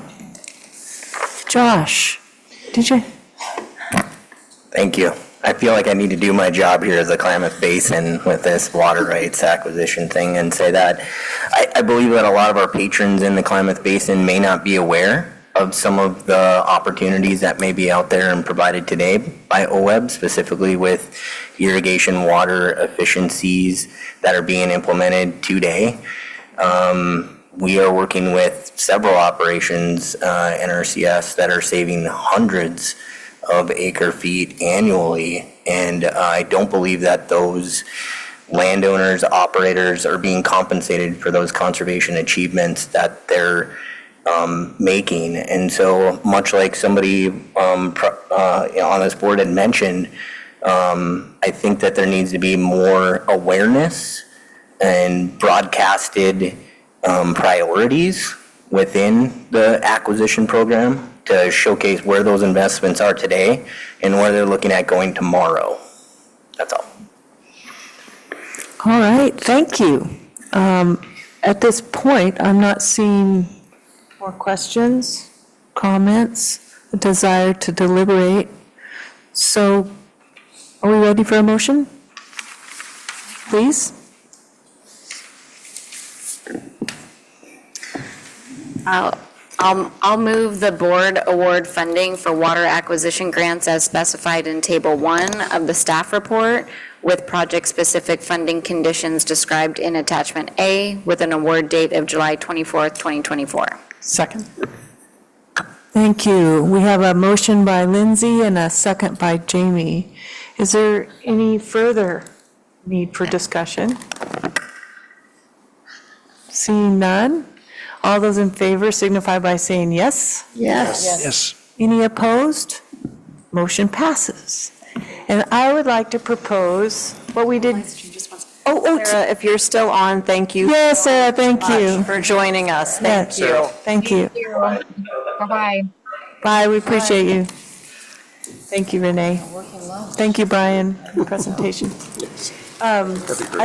In the, sense of moving forward, was yesterday's lunch, just take about 15 minutes, grab some lunch, come back, and then we'll get back to our agenda, if that's all right.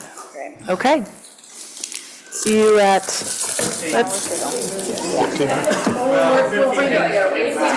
To get your lunch and bring it back. Working lunch. So, 3DHP, familiar with 3DHP?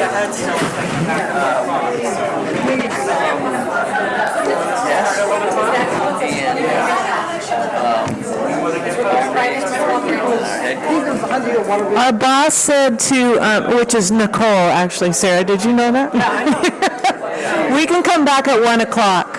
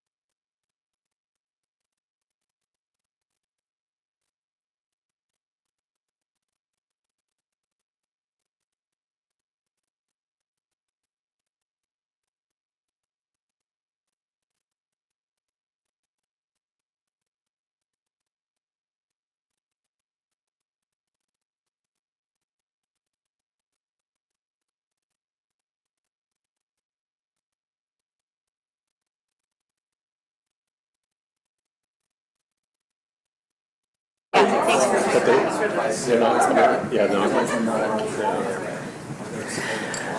right, if everybody could find your way back to your seats, please. But that's what I think.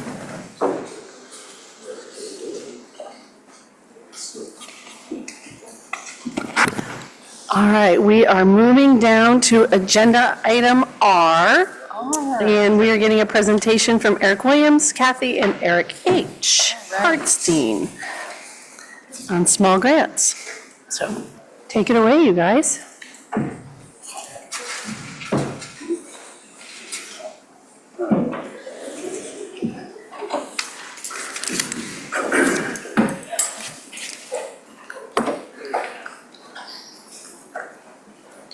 Small grants.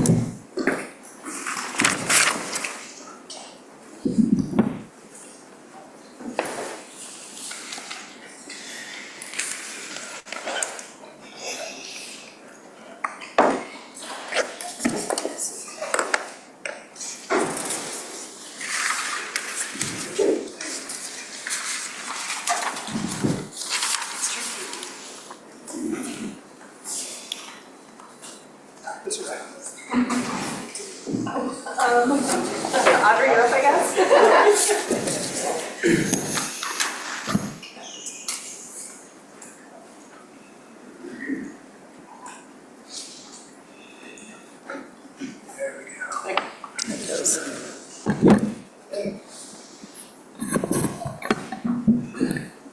Okay. For the record, Eric Hartstein, Senior Policy Coordinator. I'm here with Eric Williams, Restoration Grants Manager, and Kathy Leopold, our Small Grant Program Coordinator. And we're going to be talking with you about potential revisions to the Small Grant Program Administrative Rules, which are on page 220 of your board book.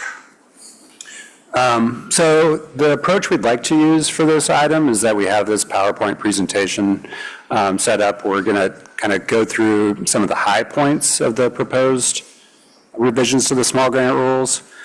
And during that presentation, we'd like just clarifying questions at that point, because at the end of the presentation, we'll pull up a Word version of the rules, and then we can entertain questions, comments through each section. And how we'll do that is what we'll say, well, anybody have questions on this section?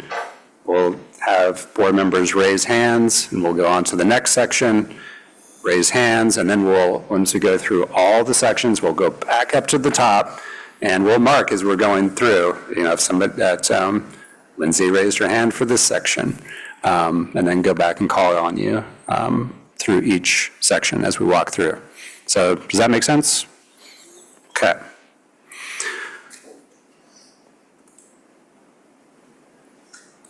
Oh. There we go.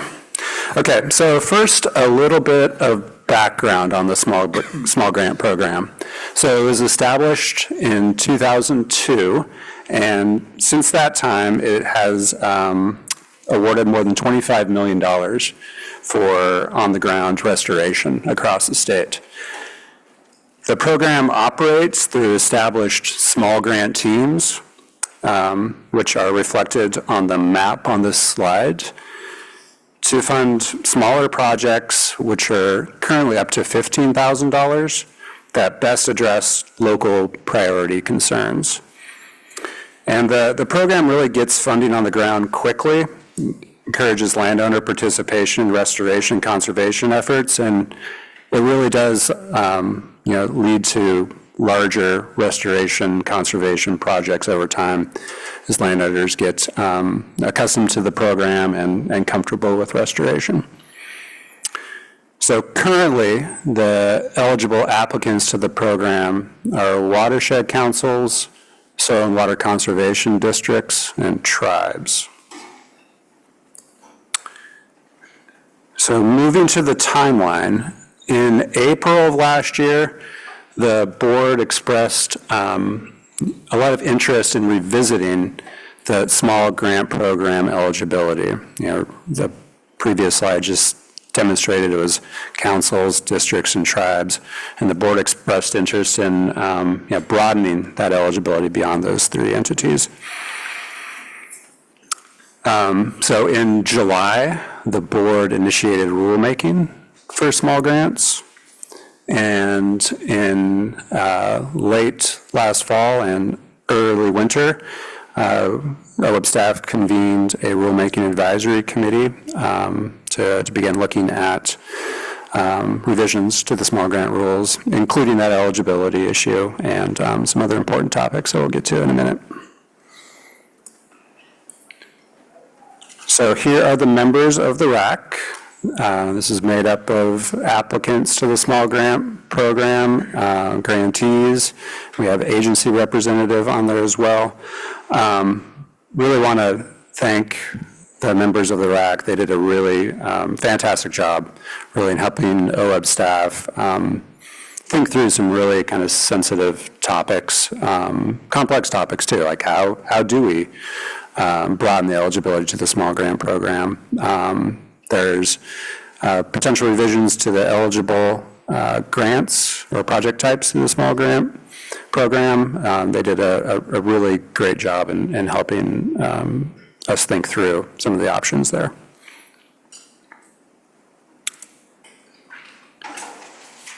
Okay, so now we'll walk through some of the highlights of the proposed rule revisions in each section of the rules. And as a reminder, we're just looking for clarifying questions at this point. So in the first kind of introductory section of the rules, our proposed revisions include adding language to make clear that the small grant program rules supplement the Division 5 rules. And Division 5, just as a reminder, is kind of the umbrella rule set that all other grant program rules kind of tier off of. And this will be really important when we get to the applicant eligibility piece. So in this introductory section, we also updated some terminology to reflect broadening eligibility to the program beyond tribes, councils, and districts.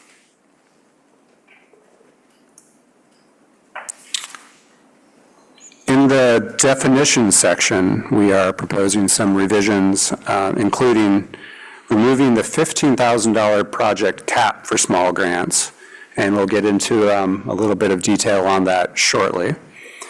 We're allowing for broader participation on the small grant teams themselves, so not just broadening the applicant pool, but providing additional opportunities for eligible applicants to participate on the small grants teams themselves. And then we're looking to clarify language that grants may be awarded to small grant teams to administer the program in their area, as this is important because if these rules are adopted, we'll be asking small grant teams to help recruit additional members to their team and engage in a broader applicant pool and other actions that will require some more administration. And then we're updating the language to remove outdated terms in the rules related to small grant fiscal agent and program administration.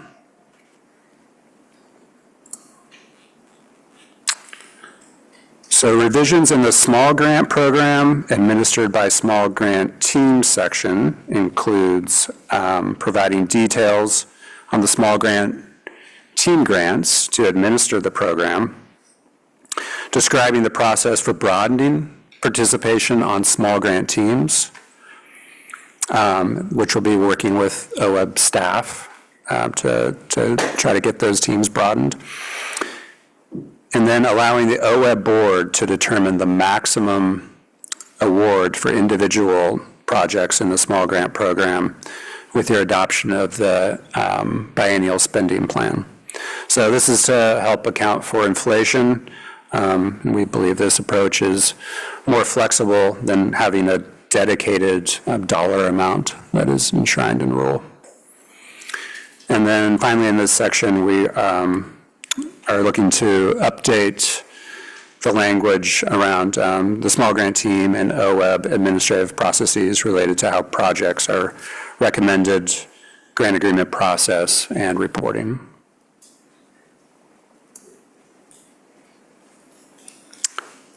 the small grant project application section, revisions are proposed to broaden the application eligibility to be consistent with other OWEB grant programs.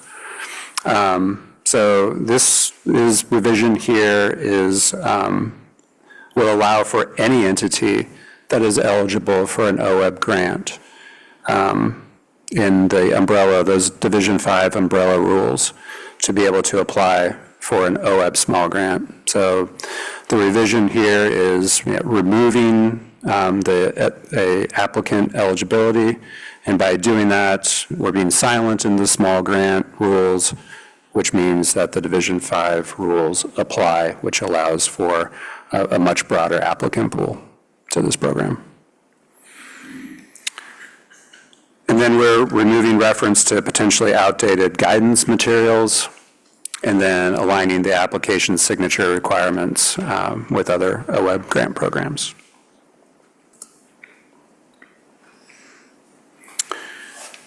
In the small grant project grant section, we are reiterating that the cap on individual small grant awards will be determined biannually by the OWEB board at the time of adopting the spending plan, and then doing some updates to the individual small grant administrative processes.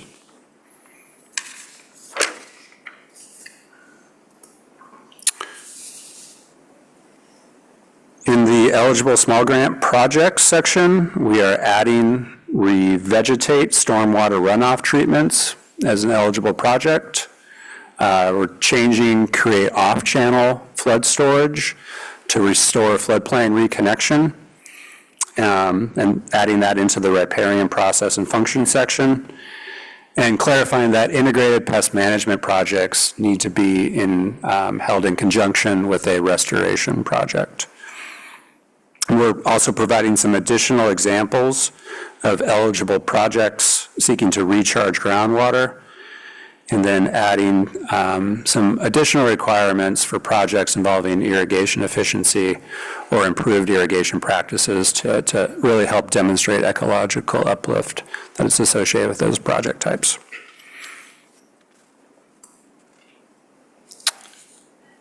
And in the remaining three sections, ineligible small grant projects, periodic review and evaluation of the small grant program, and waiver of rules sections, we are just proposing some fairly minor technical changes.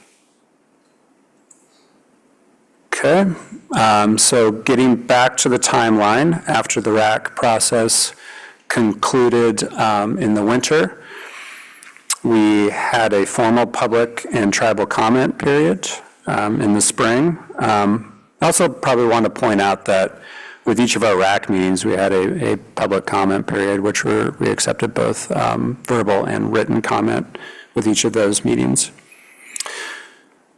3 written comments were submitted during the formal public comment period process, and those are summarized in attachment B to the staff report, along with an OWEB response to each of those comments.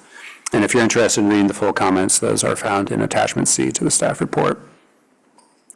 And that brings us to today, where you as the board will be considering the revisions to the small grant program rules.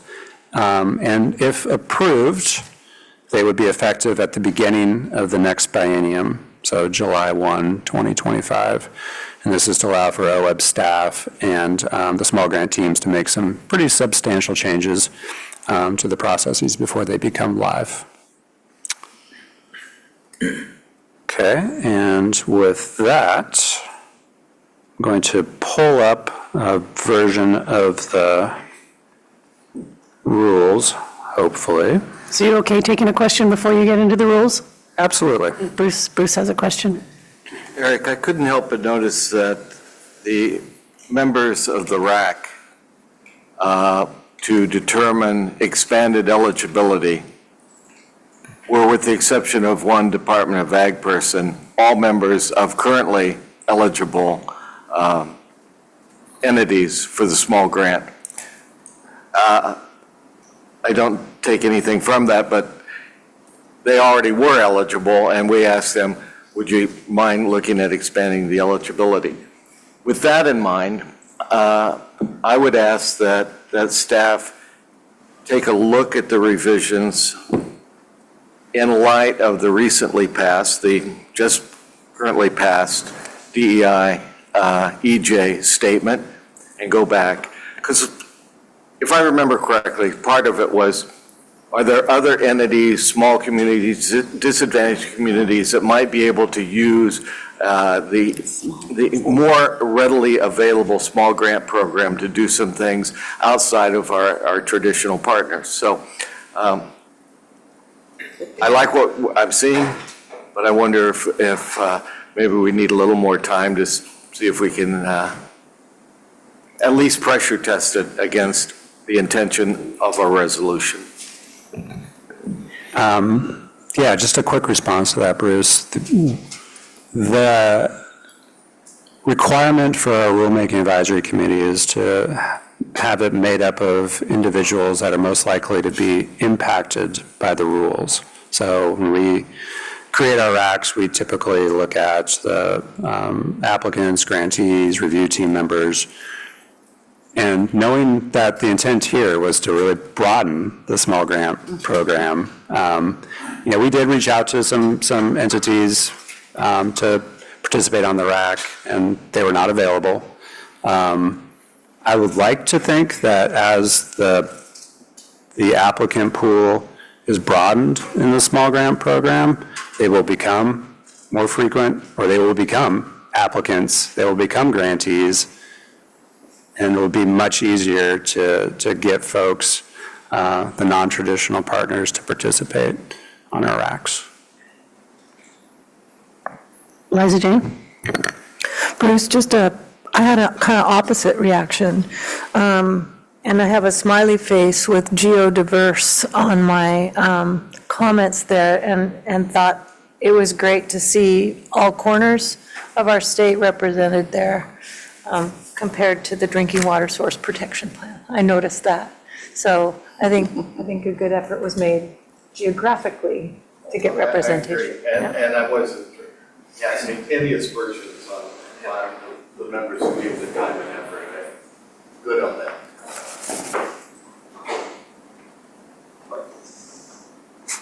But they were all negative impacted.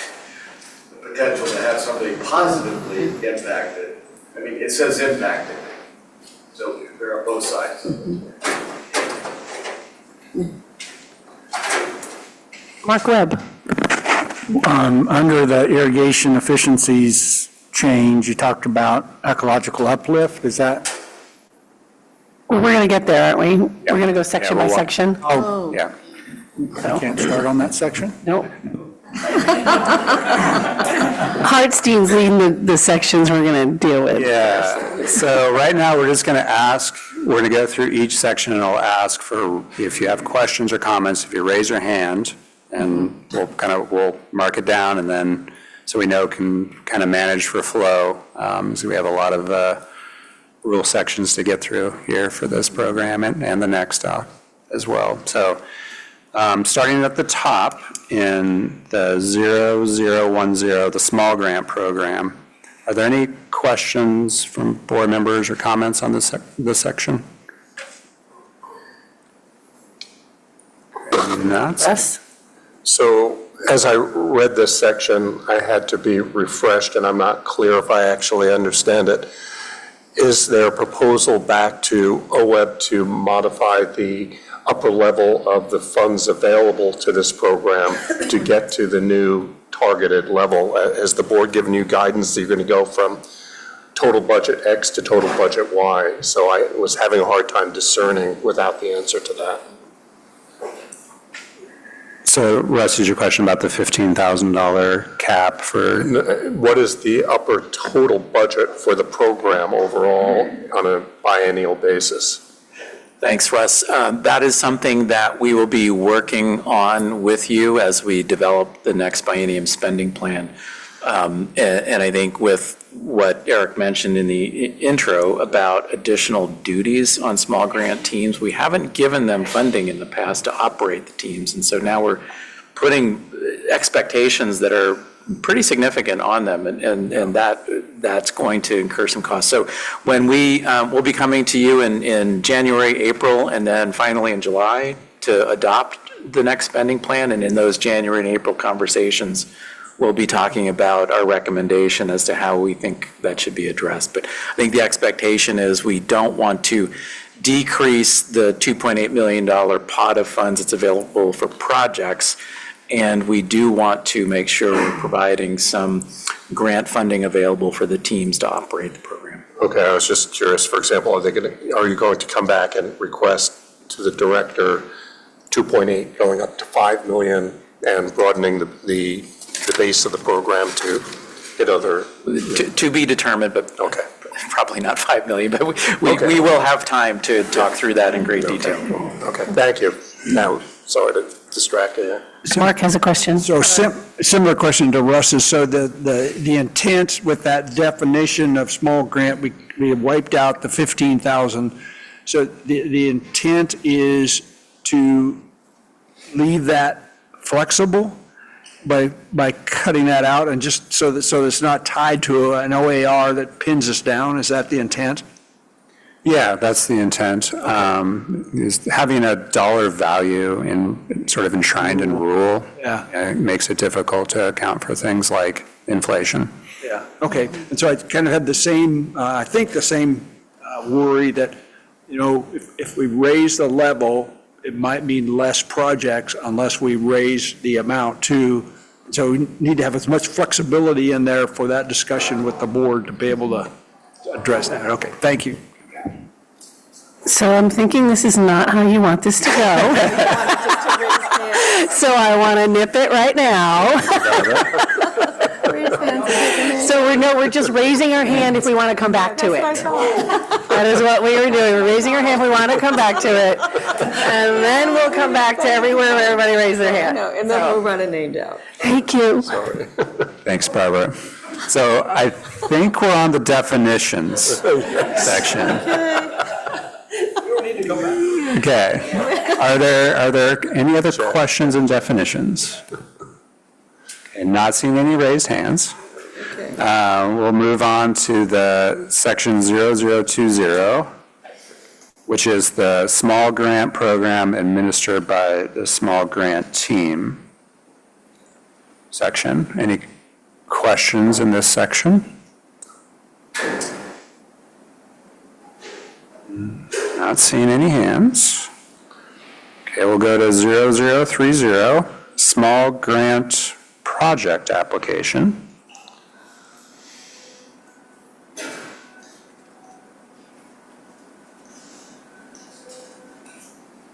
Okay. And then move to 0040, which is the small grant project grants section.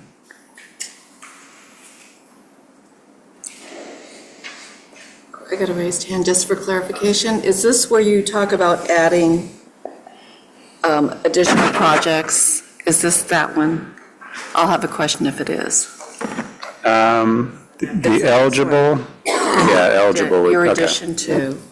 Okay, so Liz has a question. Eligible small grant projects, which is 0050. Are there other questions in 0050? The eligible projects. Okay, not seeing any. We'll go to 0060, ineligible small grant projects.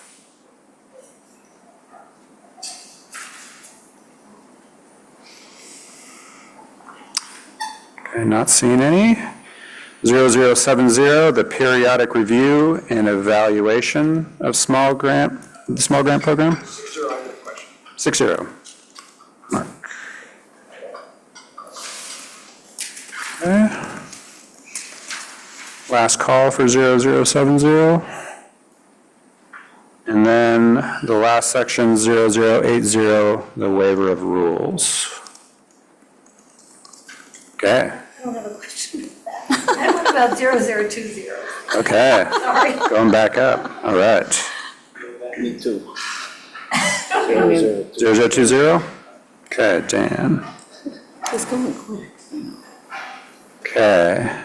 Any other questions on any of the sections before we go back up to the top? Okay. So scroll right back up to the top. Sorry if you're seeing this online, it's making you dizzy. Okay, so we had, get there. This is a long section. Okay, Meg. Oh, okay. So my question is, there's in sub 1, there's a statement that only one application shall be considered by OWEB. So how does that work? Do potential grantees have to get together and decide who's going to, or administrators of this program? How does that work? How do you get to where there's only one application coming? So, yeah, that's a great question, Meg. And the intent here, so this is for the small grant, administrative grant. So this will be issued to one grant for each team. So the idea is that, yes, they will be getting together and developing one application to submit to OWEB in order to administer the program in their small grant team area. And this is to avoid running into a situation if there were, potentially two entities submitting an application for the same small grant team. Area. Yeah, we just want to have one application for each team. And if you get two, what happens? We will get back to them and say, you need to get together in a room and submit one application. Okay. Yeah. Sure that will work. Okay, Dan. So somewhat related, but again, based on my own ignorance, currently, is there like a administrative home, for lack of a better word, for these small grant teams? Like how does it, and they do this voluntarily at this point?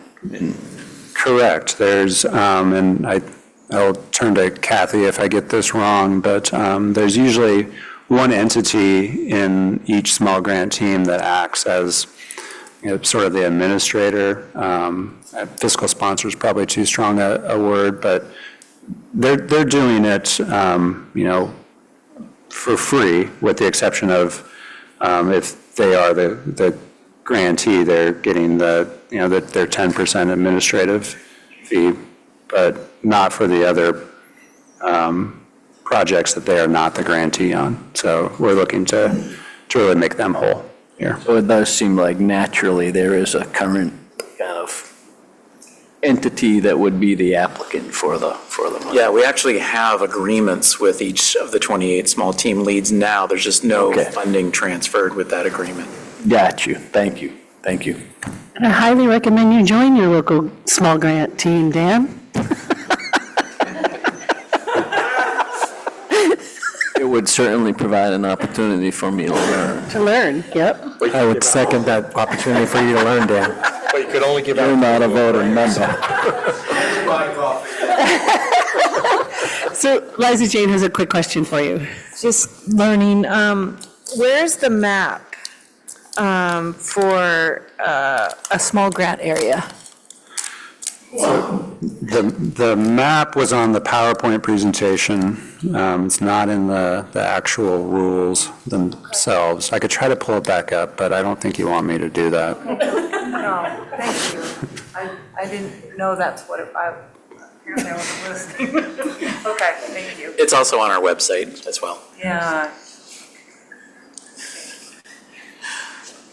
Okay. So I believe the only other, well, no, we had Liz had a question in eligible small grant projects. Right. Are you there? I think we're there. Okay.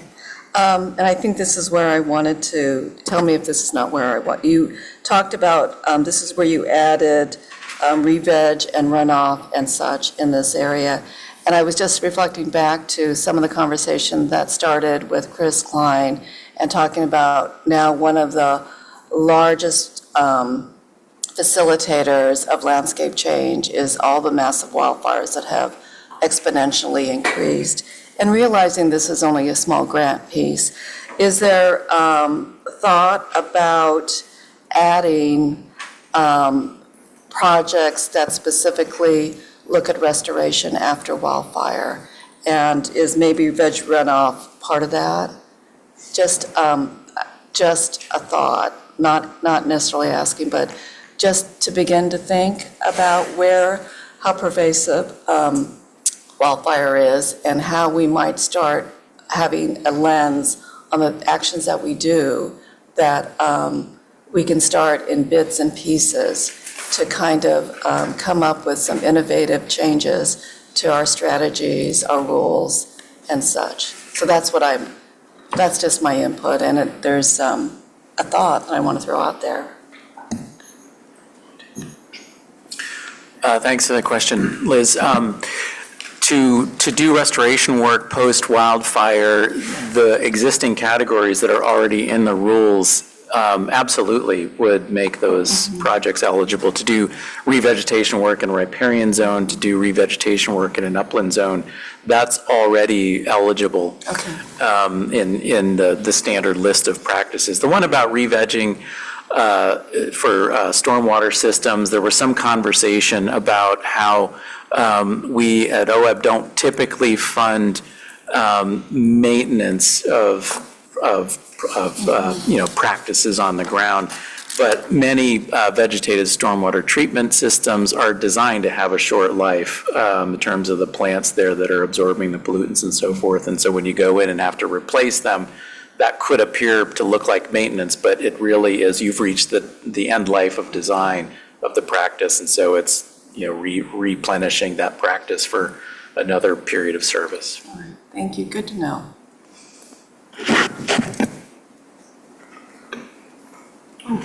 Bruce? Are we on 00204?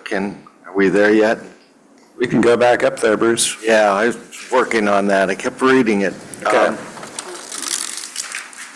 As I read that 4, I am having difficulty figuring out how we've expanded eligibility if our small grant teams must have at least one watershed council representative and one SWCD representative, unless they can operate as individuals rather than as official representatives of what have always been eligible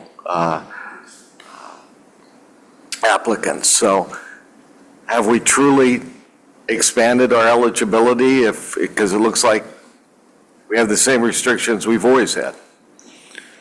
So the small grant, so we're talking about 0020 sub 4. Yes. The small grant teams. Right. Yeah, so the composition of those teams is currently with the eligible applicant pool, so councils, districts, and tribes.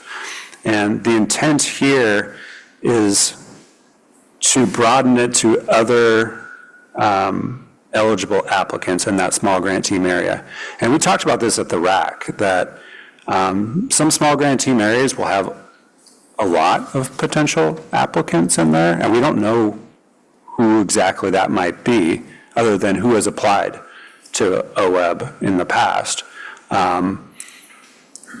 The watershed councils, tribes, and districts probably have a pretty good idea as well.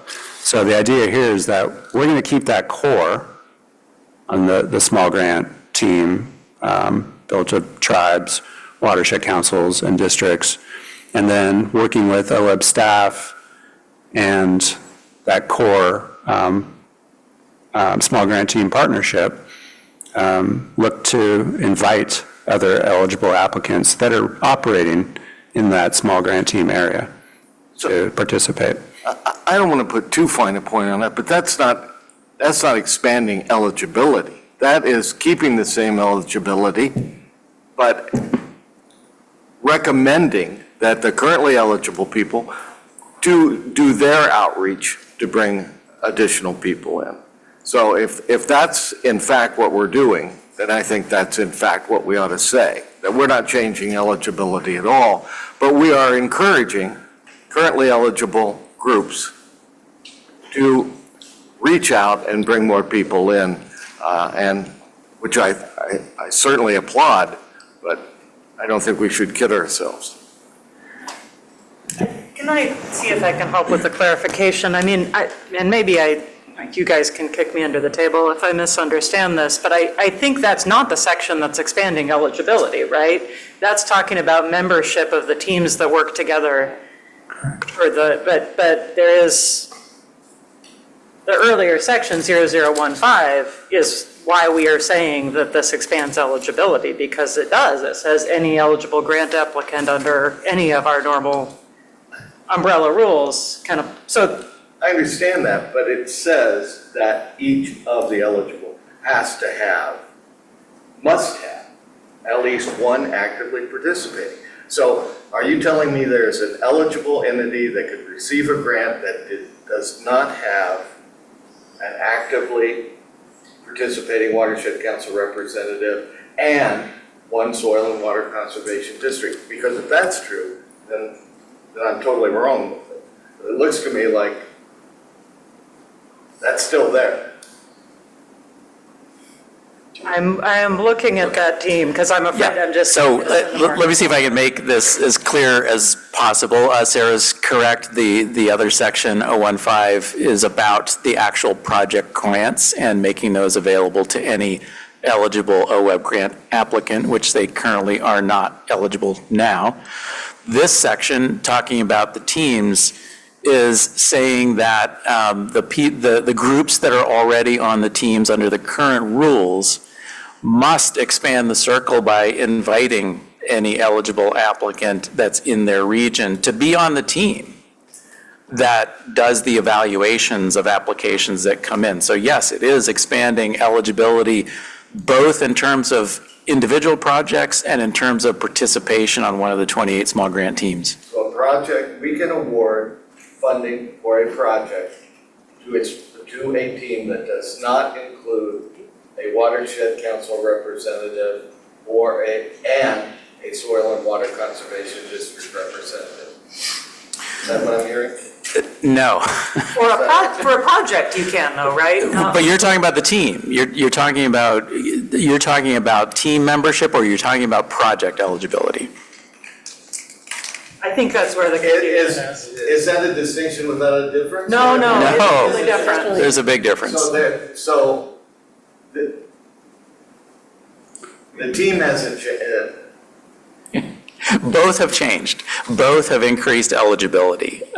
Any eligible applicant under these rules can apply for an individual project, and any eligible applicant organization can become a member of the small grant team, which does the application processing and evaluation of the applications for that team's geography.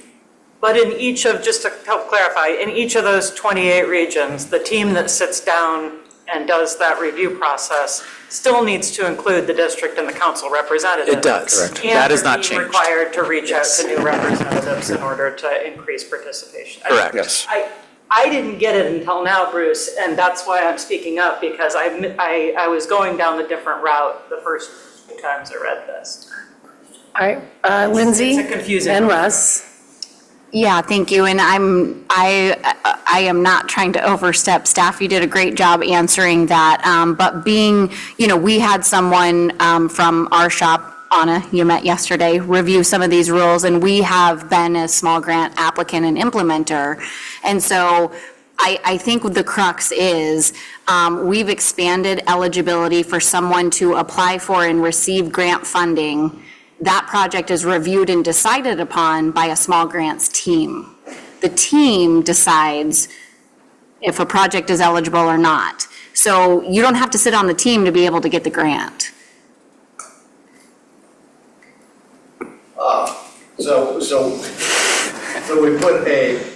we put another layer that is the current eligible people in to say that they can advocate for a grant.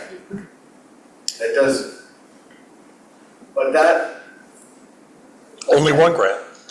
only one grant, and that grant does not have to be To them. to them, it could be to a group that does not include the soil and water conservation. Is that what you're saying, that they don't have to have any representation from a district or council or tribe? They could be a community group, a community advocacy group working on a project, going through the small grant team. Small grant team says, that's the project we want from ours, they send it to us. So they are the arbiters of outreach, which is fine. If I understand what you just said, yes, and any nonprofit organization that wants to do a project can put in an application, the team reviews it, and yes, if it's eligible and it meets Kathy's rigorous review, that's a double check on eligibility, they will get a grant agreement. And those folks need to be invited too, to be part of that team. First one. So this is where we need to spend some time thinking about how we're going to provide guidance to the existing teams, because we can't expect that every team is going to know every single possible nonprofit in their region that could be eligible, but we need them and expect them to make a rigorous effort to determine who else is out there and invite them to participate on the team. But participating on the team is not anything that involves whether or not you're eligible for a project grant. So this is a negative take on it, and I realize that, but it seems to me like we said, okay, the currently eligible people still get to be the gatekeepers, but we're going to do something, we're going to expand it at the next level down for projects. No, we're expanding the people who are the gatekeepers to include any eligible organization if they express interest. They need to be invited to be on the team if they want to, but to get a grant, they don't have to be on the team. But like you said, you can't invite the universe there, and so maybe some clarification rather than saying other eligible applicants, maybe saying something about representative groups that represent, I don't have the words right at my mouth here, but you're trying to represent that broad sense of folks that are eligible, knowing that you can't have 100% of them in the room kind of thing. But you're going to leave that discretion to the small teams to decide. Yeah, working in conjunction with OWEB staff too. And I mean, the idea about broadening the participation on the small grant teams was one of, we recognize that if we were going to be opening up, broadening the eligibility to apply for OWEB small grants, we really ought to be doing the same thing for the small grant teams themselves to avoid that issue of gatekeeping. So that's where we landed on, this language to invite in writing other eligible applicants in the small grant team area. And then anybody who is eligible, if we somehow, OWEB staff and the small grant teams, if we miss somebody and somebody is an eligible applicant and wants to be on the small grant team, they shall. So you're staying the same topic? Okay, because I've got 1, 2, 3, 4, 5 We more talked people. earlier about the potential, Liz had talked about it, about hitting the pause button. We, and I'm sorry that Kelly isn't here as the chair of the DEI EJ committee. I would be happier if we took the time to run this through a thorough discussion on DEI EJ based on the intent of what we were trying to do before the full board voted on it. May I just ask a follow-up? Bruce, what do you feel is missing here? I think that might help us understand how to address your concerns.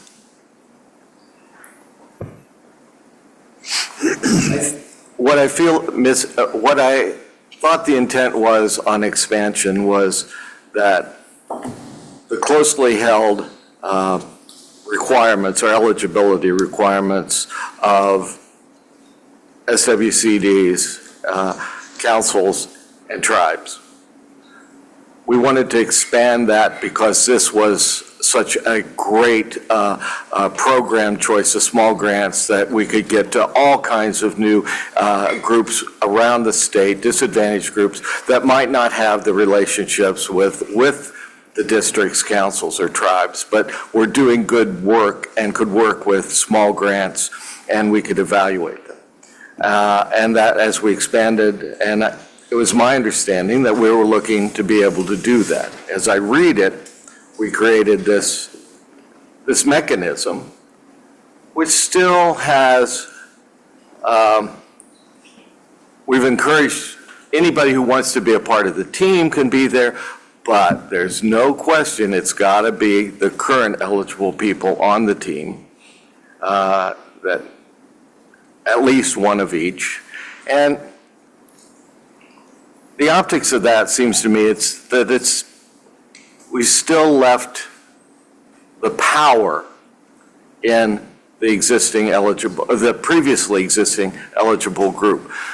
Can we get around that? I'm sure we can, but what I'm saying is these were great discussions at DEI, EJ. We had them. I mean, is Aaron still here? Aaron's over there. Yeah, we had a lot of them, and I'm curious if I could be just ultra sensitive to this, and maybe another member of the committee should weigh in on it. So I've got, Wait a minute, maybe you want to answer that. Aaron? go ahead, Aaron. Well, sure. I mean, I think, I appreciate Bruce, where you're coming from in terms of, have we done that crosswalk and is this right? But I guess in terms of 30,000 foot level, I mean, I think this is, we're starting to implement it, right? What we just adopted yesterday, or Monday, I can't remember which, but I guess that's my gut reaction to the shift. Now, the devil's always going to be in the details on how it's implemented, and right. So I guess that's where I'm sitting at right now. But of course, want to hear more. So I've got, on the same topic? Yes. Okay. Same topic. Russ, please. Okay, so this gets to, I guess, my previous question, and it gets to the human motivations. You've had successful small grant programs to date. They've done great things. They're motivated to continue to accept new grants into the future. They want to protect that turf. And the seed you're giving them is that the cap of 15,000 is no longer there, but we're not clear as a body to tell them that, good news, we're going to double your program. So please now introduce other people into the team. You're not going to get hurt. To Bruce's point, there is a personal motivation to protect, as present recipients of watershed councils, districts, and tribes, their ability to be able to do their small grant programs. And if they broaden the pool, they may hurt themselves. So you have to be able to address that, to fairly open it up to all the DEI-related objectives, to diversify the groups to be whatever the art of the possible is. But we are not creating the incentive for them to change their behavior and broadly open up the recipient pool. And maybe that's a challenge to us broadly from a behavioral perspective. Well, and I've sat on the small grant team, and their goal is to do good work. It's not to protect this funding. It's to really do good work. They're boots on the ground. They want to see good work done. So regardless of the entity that applies. Chair, nobody has suggested other than that. It's good work, but it's their good work. Marks, are you tracking them? Dan, Barbara, I can yeah, help. Dan. I think what I'm hearing is like, we're trying to equal a playing field, right? And so, and what I also see in here, if I'm reading this correctly, is the three traditional team members are to be invited. I mean, if they don't have the capacity and they're not there, that doesn't negate the team, am I correct? Yeah, okay.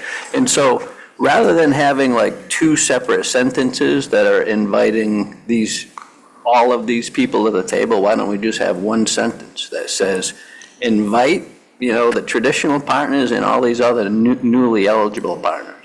By kind of separating out, it almost gives it. Says must. Must invite. And written. One's for teams and one's for the other. Maybe I'm looking at the wrong thing. 0204. We'll invite in writing. So.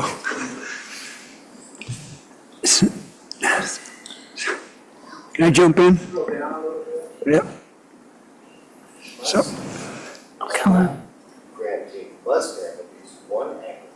You have a suggestion of some wording? I did. Okay. I'm not worrying, but just so.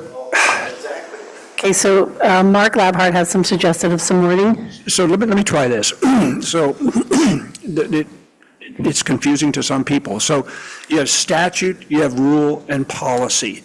And what we're talking about is the policy on how to implement the rule. So what we could do here is we need to, in my opinion, approve the rules today, if hopefully, but the clarification should be done in policy. So what's written here needs clarification through a policy. So staff writes a policy that says, just to clarify how the teams are going to work and how the projects are going to work, the policy, and then that's where you bring in DEI and you bring in, all the stuff that we talked about here. It is a policy of OWEB in implementing this rule to make sure that and so you just, statute's 50,000 feet, the rules to implement the statute, and then policy is to clarify it. And so we'd go back to staff and just say, clarify it with policy instead of trying to strategize and put detailed stuff in here about what we mean in the rule about, well, you need to make sure that DEI is in there, and you need to make sure that everybody wants to, I'm not saying it's bad, but that's where policy comes in, to just say, how are we going to implement that rule? May I respond? It's just the opposite of what you're saying, I believe, Mark. The rule itself is a specific. It says, must have at least. There is no way, post-adoption of that rule, you can create a policy which says you don't have to have at least one. It simply is not possible. And that's, okay, so you're arguing that there is some, what I hear staff saying is you're interpreting it wrong, or it's confusing to you. There is some confusing. It says at the top that they should be invited, and then later it says they must be. So, because I was pointing to Bruce saying, look, it just says invite, and then later on he pointed to me that they must be, so. Sarah, you have something you want to add? Well, I'm looking for clarification from members that are concerned here. And I don't know, Bruce, I don't mean to pick on you. I don't know how many folks are in that boat. Yeah. I think that there is a broader concern about whether we've taken an equity screen on this. And I think that's an important thing to discuss. But in terms of if we were to pause this and come back to a specific part of the rule, the only contention that I think I'm hearing from board members is around whether watershed councils and SWCDs should continue to be required members of the local review teams, the small grant review teams. Is that right? Does anybody have a frustration with this language that I haven't pinned down there? For me, Sarah, it's the fact that, and I don't know how these teams are originally birthed, but for me, it's putting the onus on the existing team to do the invite. And I did hear, y'all say, Eric, that in coordination with the staff, but is that how we usually do it? Do we rely on? It sounds like this is a really unique program, right? The whole point of it is to get dollars out the door quickly by sort of regionalizing decision-making, by taking it down to the local level. Yeah, so it's not normally done that way, and I think for me, it's about, to put it on an objective staff versus to run it through and give additional guidance and hope that everyone in their busy lives who's participating will do that outreach, and it must be in writing and everything. So I'm having problems with the mechanics and just where the ultimate objective responsibility So if lies. you were to propose an amendment, let's say, I'm not saying you are, but it would be related to who conducts that outreach, who decides what. Okay, so that's a helpful That's just me clarification. speaking. Yeah, others? I'm looking for clarification of the intent with the composition. Is it the case that every team has to have a watershed council, an SWCD, a tribal, and an other on the team? All four of those has to be? Under the proposed rule? Yeah, the proposed rule. Under the proposed rule, all of those organizations would have to be invited.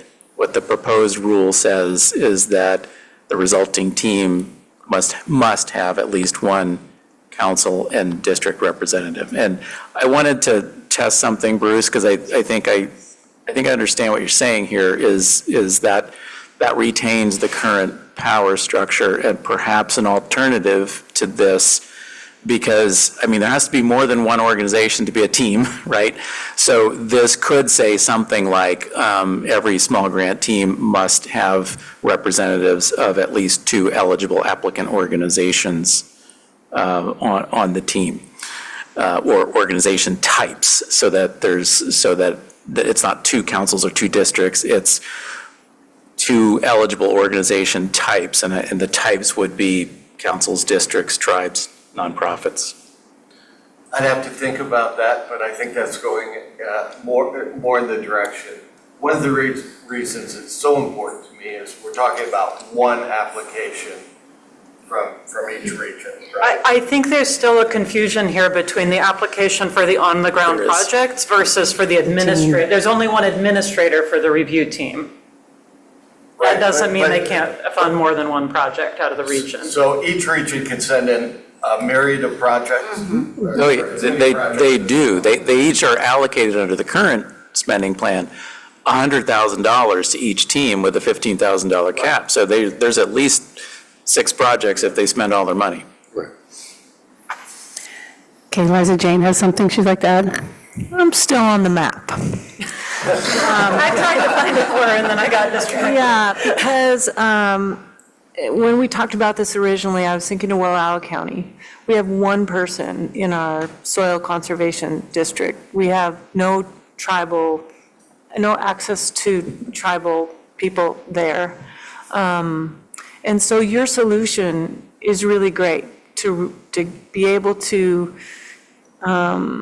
let people who don't have access to team members or representation still be able to form the group where they live, what's possible for them. If you use the existing restrictions, then we're basically over 2 mountain ranges to be able to ask that group to help with a small grant, 2.5 hours away. So I like your solution. It really is more open to where people live and their reality that's different everywhere.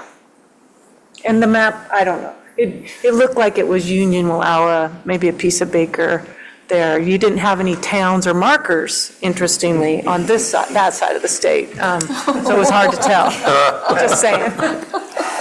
Lindsay, you have something you want to add? Yeah, thank you. Apologies, I had to step out for a couple phone calls, so I'm less prepared than everybody else. But just checking the temperature of the board, are we only kind of looking at wording in section 3 of maybe 7 or 8 sections that we haven't gone through yet? And are folks feeling like we can get to a yes today, or does this need more eyes and time and we need to table this? Before you answer that question, can I ask what the implications are from staff of if we delay rulemaking, is that going to delay our ability to make these changes? Because I don't want it to become less inclusive while we try to get it right. Well, perfect, let's say. Yeah, so we had planned for a year for us to create all of the new application forms, guidance, all the materials for, you know, how they need to go about inviting organizations. We can probably start at least creating some drafts of those materials if we're confident we're going in that direction, knowing that if we're coming back in October to actually adopt the rules, I think we still would have time to make this work for the next biennium. We probably want to get started now, though, on, like I said, some draft materials. I should probably turn it over to the person who does all this work, Kathy, to see what your thoughts are hearing about these prospective changes and what our timeline might be. I'm sure we could make it work if we had approval in October. Because Kathy's awesome, I knew she was going to say that. Is your effective date, is there any time between, you know, when you can actually make a new rule effective that would constrain that? We had actually planned to ask for an effective date of July 1, 2025. Regardless, yeah. So Bruce, would you like to see it run by the EJ committee first? I mean, more sooner than, I think so. I feel the same way. Start out high. Present out. Get to yes. I feel the same way.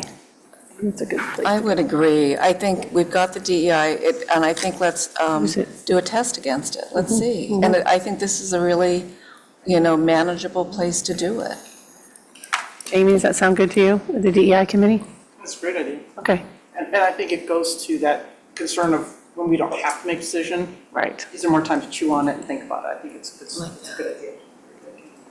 Sorry, you guys, all your hard work, but this has been a great conversation. It's a good discussion, and just food for thought, Eric put up a perspective language change there that captures this. So we have a starting point to come back to you on this particular issue. Sarah? Director O'Brien, sorry, I should be more formal. Oh, there's two other times. Chair Boyer. You can start that. Two quick comments. Happy to move forward as folks have discussed.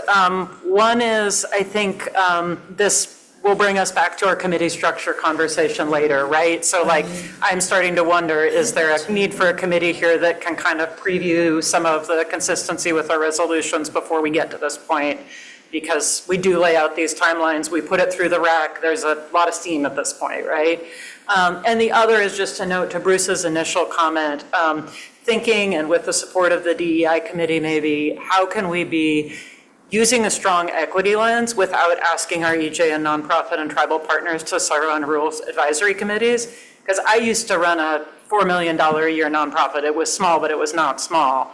And I couldn't find any staff or money to have people participating on RAC. So if you have a volunteer organization or a tribal government, I mean, we need ways to be able to work through, equity implications of this process without asking for people's time at the level of a RAC. And so I would appreciate the board and the committee's support in sort of brainstorming through that. I know that the invitations were offered. It's a really big ask, as Hartstein described. And so that, we have a couple of nonprofit partners that will sometimes kind of serve that role in order to kind of coordinate the EJ community and serve as, a representative sometimes. But it's a challenge to build. And the demands on those groups with rulemaking is just so great right now. You can imagine our volume of rules compared with, say, EQC and all the other agencies that are making those requests these days. And I'll just, not that you need it, but I will vouch for that because federally we try to get those same type of partners involved and they just don't have the capacity to do it. Okay, so it seems like we're tabling this. Please, thank you. We should ask before we leave, though, if there were any other sections of rules that you would like us to, is there additional direction on any other section so that we can come back to the committee with specific proposals? Can we go to the language on eligible applicants?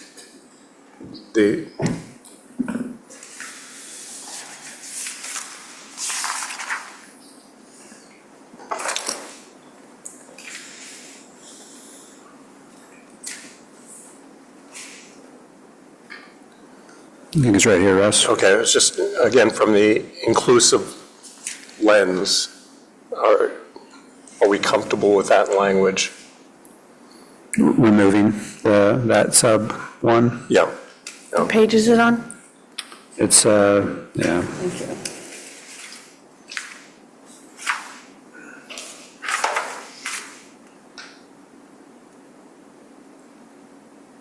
So again, just to reiterate, what this is doing here is by removing this language, we're being silent as to eligibility, applicant eligibility.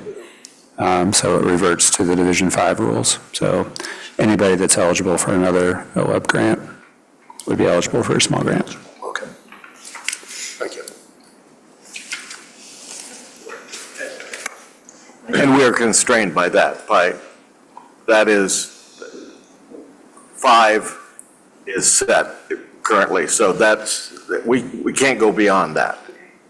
Division 5, the applicant eligibility is basically any entity that is not a state or federal agency, a for-profit business, or an individual person. Dan? Seeing as I'm an individual person, I would not be able to participate on the team anyway. Because it would be not a type. You just can't put in a project application there. I wouldn't be invited. All right, is there any other, go ahead. Would it be helpful for you for us to continue the depth of section by section review now to expedite to identify, maybe, I'm not sure if there's going to be any other hot spots of concern by the board. You haven't gone through the detailed review of all. I think, sections we didn't. are there any other hands that were raised? No, I think we got everybody. Do we hit marks on section 60? Oh, Mark. Yeah. Okay.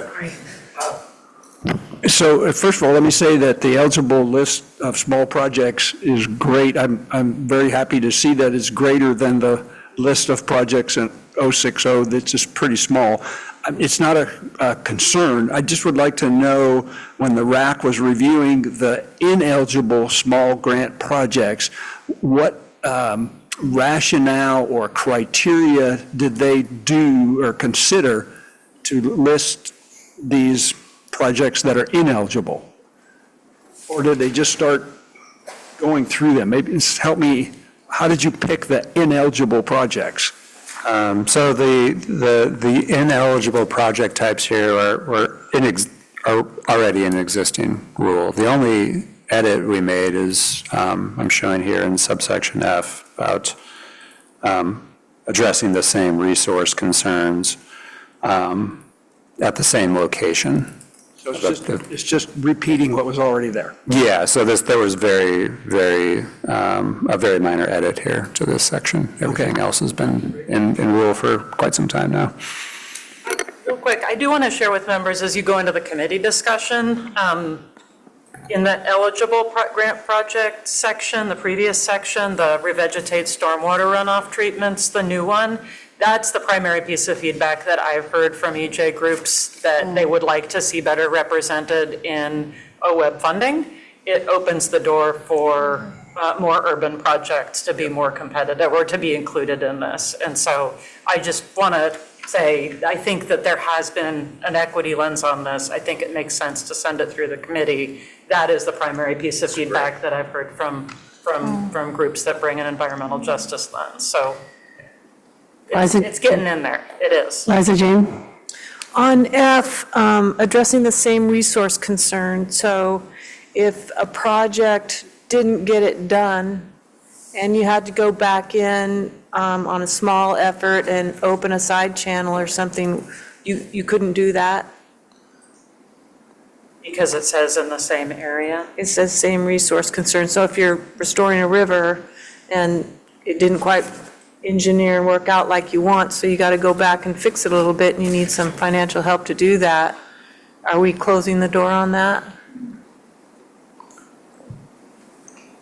Yes, we would be. So the idea here is to not have kind of multiple small grant projects occurring on the same property. And if it something failed and maybe, more ripe for a larger restoration project if it's like a side channel restoration. It could be one avenue, for a landowner or eligible applicant to approach. Russ? Okay, so trying to take us to a higher level here to make sure I understand, again, motivations, incentives, 28 regions, 6 projects per region, per cycle, not to exceed 100,000 per region.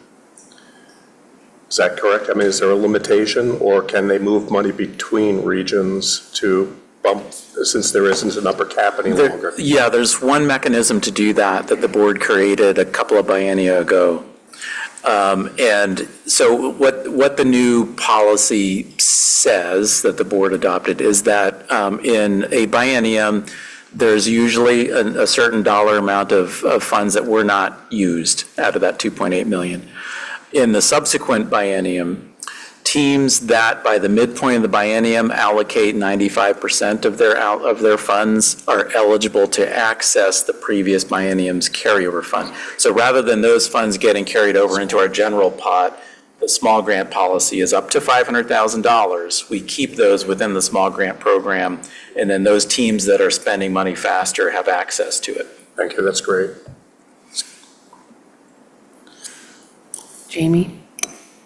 This is a follow-up to Liza Jane's question. I noticed that in some of these, for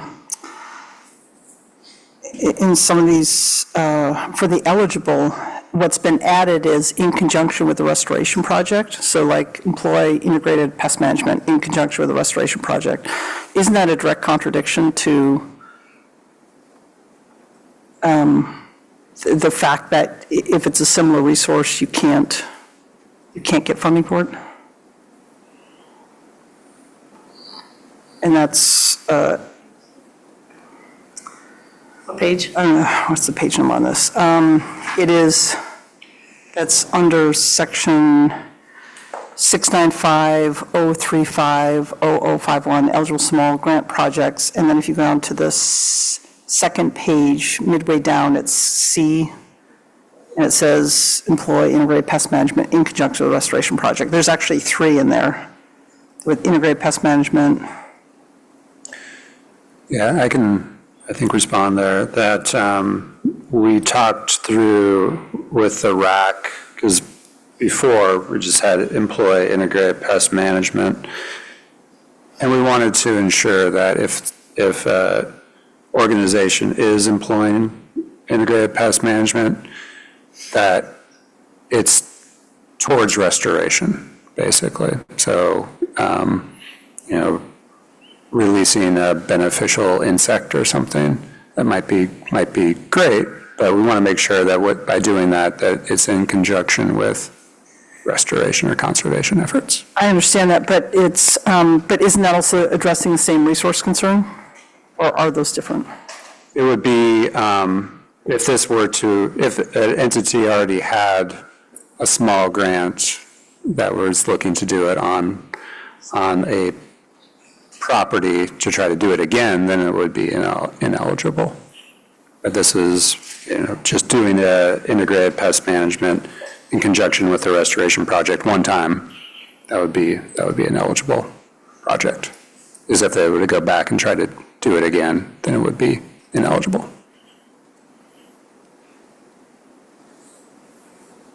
All right. I don't think I'm seeing any other questions or sections. Josh?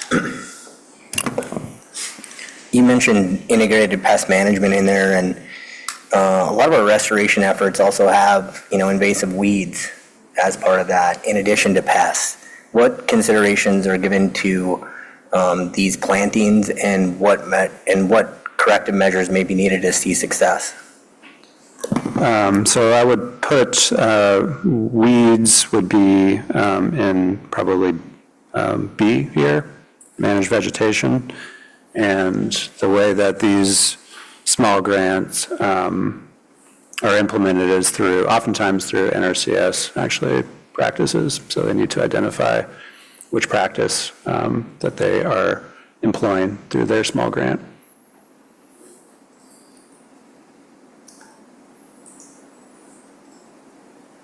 You guys feeling good about the feedback? There's some language cut off on the screen. Oh, now it's open. Josh, I saw you struggling to read that. The whole sentence is showing now. Yeah, there it is. All right. So just a, We're going to take we're doing a 10-minute break. just a weed control thing. So one of the ineligible projects is weed control not done in conjunction with the implementation of a federally or a funded restoration or enhancement activity. Does that conflict with what you just said? Yeah. That's an ineligible project. It's ineligible if it doesn't have a restoration benefit. I mean, I Correct. think what you guys are trying to do is tier this up to our constitutional mandate, like Diane talked about yesterday, right? If it doesn't have a habitat restoration, water quality restoration benefit, then we can't be funding it with lottery dollars at all. And that's why restoration is tucked in there a bunch of times. Is that right, though? Because then, Yes. I don't. I think where my concern really comes into play is that oftentimes these weeds are persistent, and you may need to have repeated treatments. And so if you're going in back into these locations, these would essentially be ineligible. So you have a one chance opportunity to do this right. And I have seen great efforts, very first attempts fail. And so that's where my concern with weeds really comes in, is that if we are eliminating the opportunity to come back in and treat resource concerns, then we need to be especially mindful to weeds, and that they may present themselves multiple years down the road in greater extents than what was present in the very first year. Yeah, a different line item in our spending plan is a $3.2 million weed grant program, and that's exactly what that program does. It addresses those weed problems that are perennial problems, and many of the agencies that are operating in those grants have been doing a great job actually showing reductions over time, but it takes, as you say, it can take many, many years, decades even, to get to a point where you feel like you're winning the battle. But we do have another offering for that, and that's probably too big of a concern to handle in the small grant program. So I'm going to take Liza Jane, and then we're going to wrap this agenda item up, please. So if you have an OWEB project support on reducing juniper, and that gets done, and then there isn't a weed component in there, and the weeds fill in all the burn piles, you can't ask OWEB to make it, to complete the project with a small grant. I think that if you did a juniper project, so that would be one sort of project type. You're doing juniper control. It would be big, large, yeah. open. Yeah. So this is, again, with small grants, that if you were then to go back and say some cheatgrass came in or Medusa head, that'd be a different project type. So it would be eligible. So it's a different resource concern, even if it's on the same project. But my example before was still the same resource concern, being side channels on a river. Yeah. So it's a different resource, so it doesn't fit. Yeah. Okay. All right, thank you, everybody, and we'll be taking this topic up again at our next meeting. We're going to take a 10-minute break. I'll see you all back here at 2:30, please.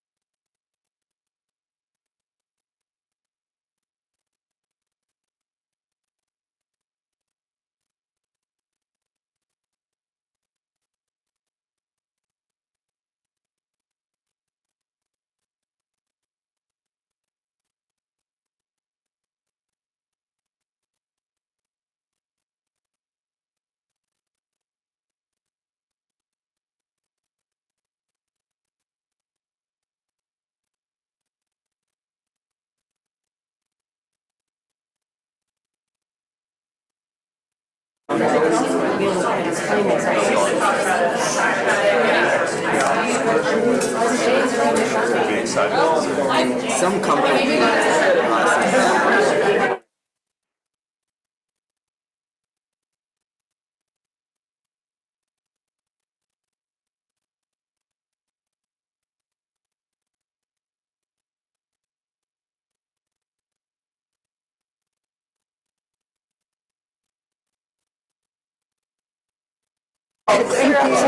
Everybody get back to your seats? You wonderful, brilliant people.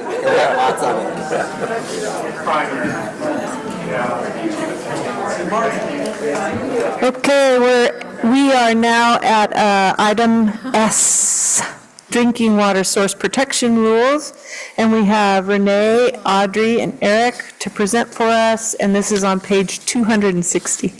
Great, thanks Liza Jane, good afternoon, co-chairs, members of the board. For the record, Renee Davis, Acquisitions and Special Programs Manager. I'm just going to kick it off and then I'll have a few of the slides in the midst.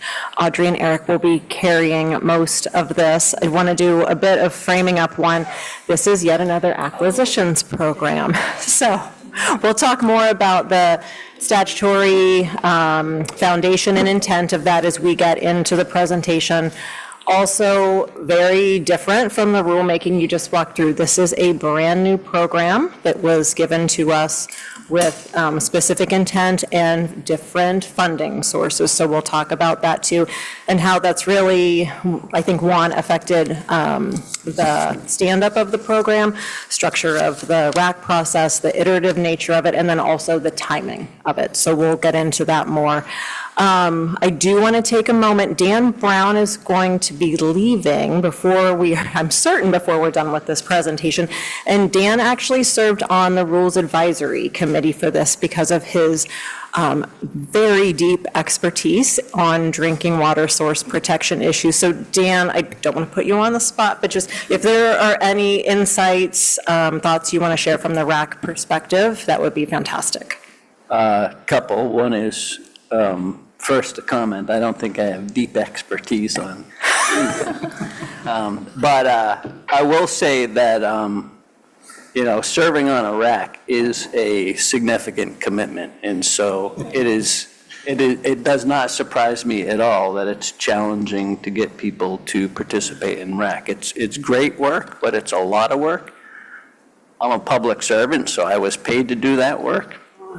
Most people aren't, and so it's an incredible challenge, not just for OWEB, like I said before, for all federal agencies. We want this input, but it's a huge commitment to get meaningful input. And then secondly, I would just say that I certainly hope the board sees the value and approves this rulemaking. It's a very urgent issue. I mean, that's why the legislature directed OWEB to create this program. There are communities in the state of Oregon whose source water has been compromised. Their drinking water source has been compromised, and there are communities at risk of having that drinking water source compromised in the future. And so this whole program is designed around helping those communities protect their source water. And EPA has money going into that same area as well. And as I talked about in my opening remarks earlier, what we're even trying to do is, it's challenging to even apply for and get that kind of money to protect your drinking water. So we're even going an extra step to really just step in and help those communities build the capacity. Sometimes there's one person in a community trying to run the drinking water treatment plant. They don't have any bandwidth to try to put together an application for funding to help protect their source water, even though that might be the best path forward. And so it's a great program, and hopefully the board will see the value in it as well. Thanks, Dan. All right, with that, I think I'll turn it over to Audrey. To Eric. Eric. Yeah. Okay. So for the record, Eric Hartstein, Senior Policy Coordinator. So we're going to try to follow a similar process to what we just did with the small grant program rules. We have some slides offering a summary of what is included in each section of the proposed rules, and then at the conclusion, we'll go back again and try the hands raised approach if there's questions or concerns in each section of the rules. So we'll start with the timeline. At the conclusion of the 2023 legislative session, Governor Kotek signed House Bills 2010 and 5030, as well as Senate Bill 5506, which is the relevant legislation for the Drinking Water Source Protection Grant Program. So House Bill 2010, if you recall, was an omnibus water package in the 2023 legislative session that included the Drinking Water Source Protection Grant Program. The intent, as described in the legislation, is to provide grants to water suppliers to protect, restore, or enhance sources of drinking water through the acquisition of lands from willing sellers, entering into covenants, easements, or similar agreements, or repaying loans used to finance the acquisition or those types of agreements. Maybe I'll point out here, before we get to the maximum grant award, that the legislative direction is that OWEB will not hold conservation easements or third-party right of enforcement on any of the properties involved in this program, and that the grantee is responsible to fulfilling the terms and condition of any agreements entered into as a part of the program. The legislation did establish that a maximum grant award is $3 million and allows for partnerships with holders other than state agencies to apply for grants. And the focus of this legislation was on to support water suppliers that serve rural communities, communities experiencing lower incomes, and communities that are at or below a specified population level to be established in rural, which we'll see here in a moment. And House Bill 2010 also established the fund for this program. So House Bill 5030 and Senate Bill 5506 were some of the funding vehicles for this. Really important to note that $4 million of this is in lottery revenue bonds. This is a new fund source for OWEB, required some substantial coordination with the Department of Administrative Services as we learn all about lottery revenue bonds and some of the sideboards and limitations that they pose. The funding also includes $1 million in general funds, which are quite a bit more flexible than lottery revenue bonds, as you will see in the proposed rules for both lottery revenue bonds and general funds. So with that, I think I'm going to toss it back over to you, Renee. Yeah.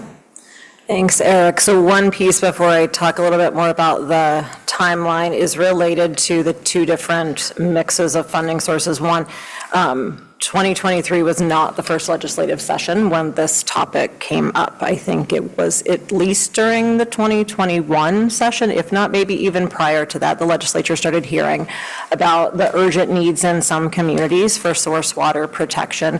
And I do think, and we'll talk a little bit more about this later, the recognition of lottery bonds can be super helpful in some cases, and they do have constraints. So having an additional $1 million of more flexible general fund to deal with some of the existing issues, not just proactively planning for source water protection, was absolutely on the mind of the legislature when they were thinking about the mix of funding sources for the program. So with all that said, back in 2023, at the July board meeting, you all authorized rulemaking.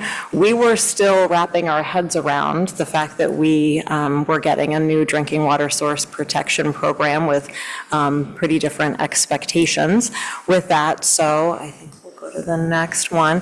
We spent a lot of time in consultation with the Department of Administrative Services about the bond funding. So they are the agency point for bond funding. They actually also coordinate with outside bond counsel. So we had to spend a lot of time coming up to speed on what are the do's and don'ts of bond funding, given that that is the bulk of the funding available for the program. Also consultation with Department of Justice, given what we heard about earlier in terms of there were different expectations in the legislation about the role of the agency as it relates to this program. Not an expectation that we would be holding easements or third-party right of enforcement, but wanting to make sure we were clear on how does that translate out into ensuring that public funding is used appropriately for a particular interest, but without having OWEB in the same role. So wanting to work through that. So we started those consultations, I mean, frankly, probably before January of 2024, but certainly as we were digging into rulemaking, and we are continuing those conversations as we are putting rules before you, and then thinking about translating that into program materials. We have to have all of our program guidance, our application materials, and our grant agreement templates approved by DOJ and DAS for this program because of the intersection with bond funding. So very different, and making sure lots of checks and balances in that. Okay, so we did finally convene a RAC in January of this year, and it was a sprint. Dan, thanks to you and all the other RAC members, we'll list those in the next slide. 6 RAC meetings between January and April of 2024. More meetings than usual, given that we were standing up a new program. We had a lot of learning to do to make sure that we understood both the subject matter considerations with drinking water source protection, but then also making sure we are having administrative rules that reflect the rules of the road for the different funding sources. All right, so here's the list of RAC members, and huge thanks to all of these folks. It was very time consuming, as Dan mentioned. We could not have done it without the subject matter expertise listed on this screen. Definitely leaned a lot on Department of Environmental Quality, and they had a bridge to Oregon Health Authority, also partners at WRD, Department of Forestry, and Business Oregon. They administer a lot of bond funding, so we're a great resource for us. The local water suppliers and municipalities, and I hear you, Liza Jane, about representation on the RAC. Without a doubt, a lot of the legislative conversations had focused on some of the urgent situations facing coastal communities, but did have representation from Rhododendron Water Association, and that's where DEQ also was really helpful, given the incredible relationships that they've built with water suppliers around the state through time, and helping to bring some of that information from communities that they've been working with. And then we'll talk more about the partnership potential for this, but land trusts and local organizations who can partner with water suppliers, because they're a lot more familiar with land transaction projects in some instances for conservation purposes, for source water protection purposes. So the importance of having those folks at the table too.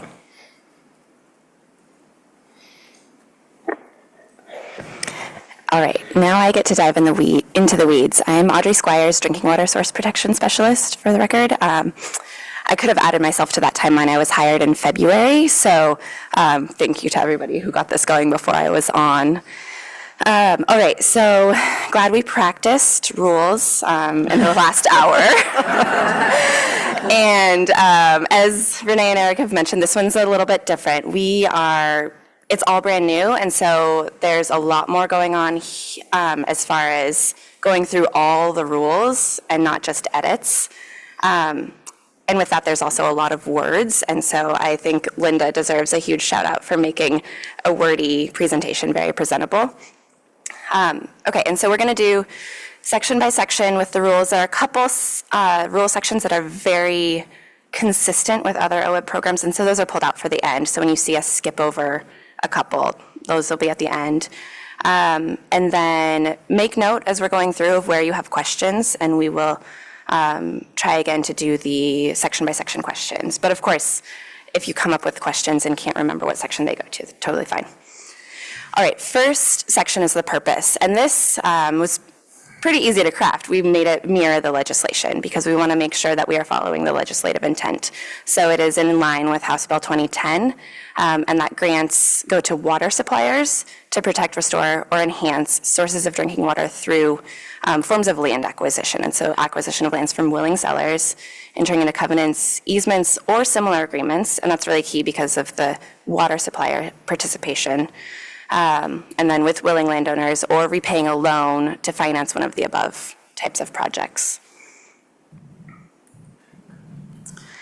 Definition section, we have a lot of definitions. I'm not going to read through each one, but what I have up here are the ones that are really of note to mention. The ones in quotation marks are actual definitions that we came up with to help add clarity throughout the rules. So long-term management plans are required in the legislation for this program, and so we wanted to define what that looks like and make sure it's really focused on drinking water protection and not other types of management plans that we have in other programs.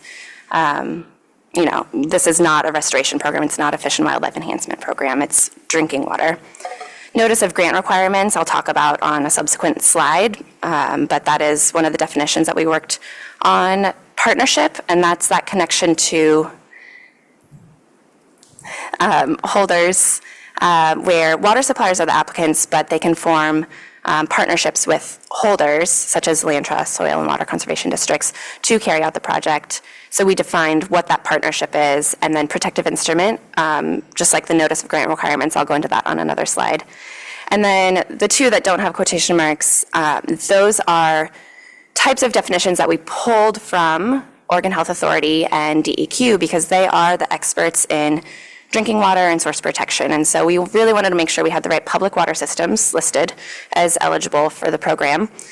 Dan and Julie Harvey at DEQ and others really helped us make sure we were getting that right because it was so new to us. There's a lot of public water system types. And then drinking water terms such as source water assessment and things like that. We wanted to make sure those were properly defined. Okay, so then the next section is protective instrument requirements. And so protective instruments, first, what I have here is a succinct version of the definition. Because we do have more than just fee simple acquisition and conservation easements, we wanted to make sure we had a definition for the whole suite of types of instruments rather than listing them out every single time. So in addition to estate and fee simple absolute and conservation easement, we have real covenants, equitable servitudes, or other similar agreements. And this is really to be inclusive of water suppliers holding the interest in the real property other than just holders holding the interest. And this is these bullet points are what are required to be part of the protective instruments. So some of these are pretty straightforward: legal description of the land, objectives of the grant, duration of the agreement, passing requirements down to the holder. Specific obligations of the grantee, there's a few details there to add to it. So those obligations include monitoring and enforcement. Like was stated by my colleagues, OWEB is not holding a third-party conservation easement or right of enforcement, and I may have, Robin, our legal expert, will correct me if I have words wrong on some of those things. Repayment, if terms are not enforced, repayment of the loan to OWEB, no modification, transfer, or conveyance without consent of OWEB, and then in some cases where the lottery bonds are used without consent of DAS, Department of Administrative Services, and then that it will run with the land. So this has that continuity piece. The access bullet point is really about access for OWEB for compliance. And then the last bullet point, notice of grant requirements. And so that is for fee simple absolute projects, estate and fee simple absolute. And so that's where basically all of the first 6 bullet points are then recorded on title. And that's the notice of grant requirements that we require. So just different ways to account for all the different types of protective instruments and passing requirements that we have in the grant, having those be tied to the property interest.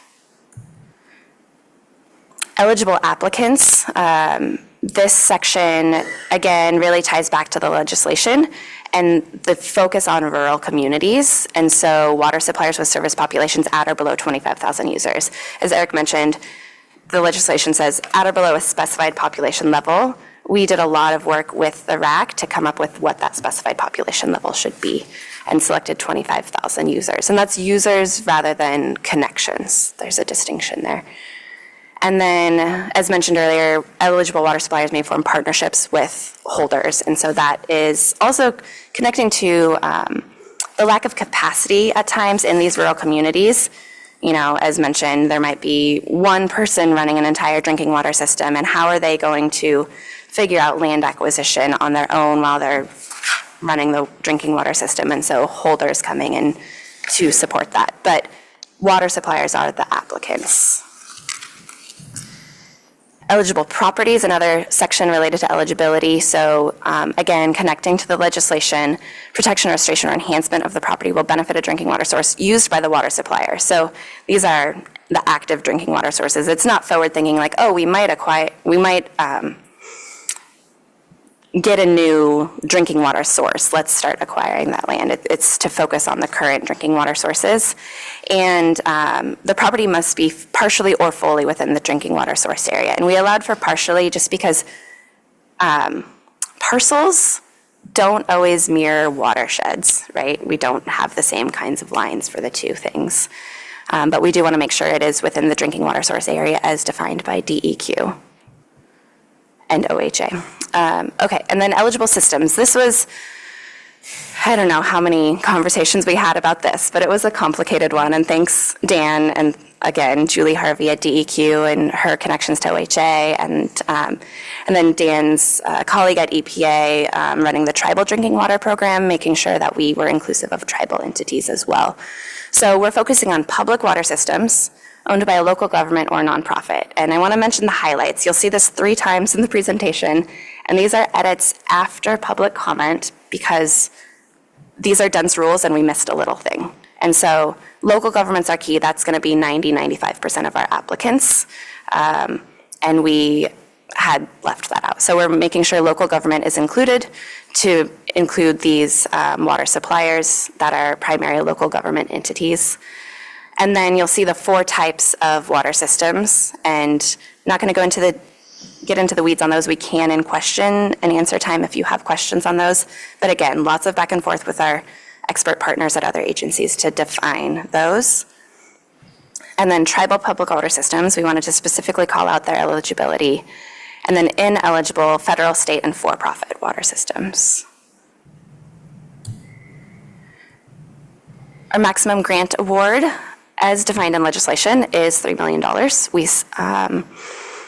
And then just a reminder, we have $5 million total in the program. So you can kind of get an idea of what the funding scenario can look like.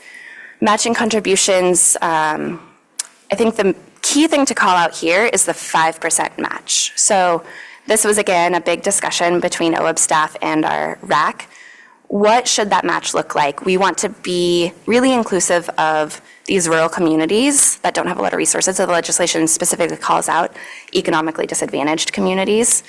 And so we didn't want to have our typical 20% match. We wanted to bring that down, but at the same time, we wanted to make sure that we were trying to leverage other resources like Bill and IRA funds from the federal government. So that was what we settled on, 5%, and that includes in-kind match. And so you can see the qualifying match listed out there. Even an interesting conversation was the forgiven portion of a loan. And so some of the other funding sources that we see will forgive part of a loan given to a water supplier to acquire lands. And so that forgiven portion of a loan can be considered match. And then match can date back 18 months from the application deadline. This section is application requirements. And so I bucketed our application requirements into kind of overarching topics so that I don't have to read through every single one for you. But again, happy to go into detail in the Q&A period. So the first focus is capacity and commitment. And this is of both the applicant organization, the water supplier, and the holder if there is a partnership. And so that includes information about both entities, but also their long-term management plan and how will they be able to manage this piece of land going forward, because that is a big consideration, especially for these small entities. Details of the acquisition. You heard a lot from Miriam and others yesterday about our land acquisition programs, and again, this is a different one, but similar. We need to make sure that these state dollars are being spent appropriately on land acquisition, and land acquisition is a very legal-heavy topic, and so we want to make sure everything is, there's going to be a lot of due diligence requirements, and we're going to figure that out in the application process of all of those pieces, but you can see some of the basic requirements that we'll expand on in the application and program materials. Project justification, and this is going to be really important because as you'll see at the end of the presentation, there is a ton of interest in this program, like 4 to 5 times more the amount of money than we have in the program. So we need to be able to see the justification so we can evaluate prioritization for the projects. So how is this going to address water quality issues identified in source water assessments, and how will this address, some projects may be water quality focused, some may be water quantity focused, some may be both. So if there is a water quantity element, how will it protect or restore water storage capacity or base flow? And we worked really closely with our water resources counterpart or RAC member on this to make sure we weren't using terms that suggested enlargement of water rates, because we're not doing that. We're really just, how can we protect the water and not have loss? Community characteristics is key. The first two are connecting to demands on the system and struggles the system may be having. Some of these communities, like coastal communities, they have a huge influx of people in the summer, which can make it more difficult to operate their system and have enough water. And then drought and low water supply, of course, are considerations. And then the economically distressed bullet points connect back to the legislation again. So small population size, rural community, lower income. Okay, got through the application requirements. Now we're on to the really fun and complicated lottery revenue bonds and versus general funds. So this is the use of grant funds section, O100. There's a lot in there. I tried to boil it down to the basic differences between the two, and I imagine there will be a lot of questions on this because we have had a lot of questions on this, interfacing with DES and DOJ.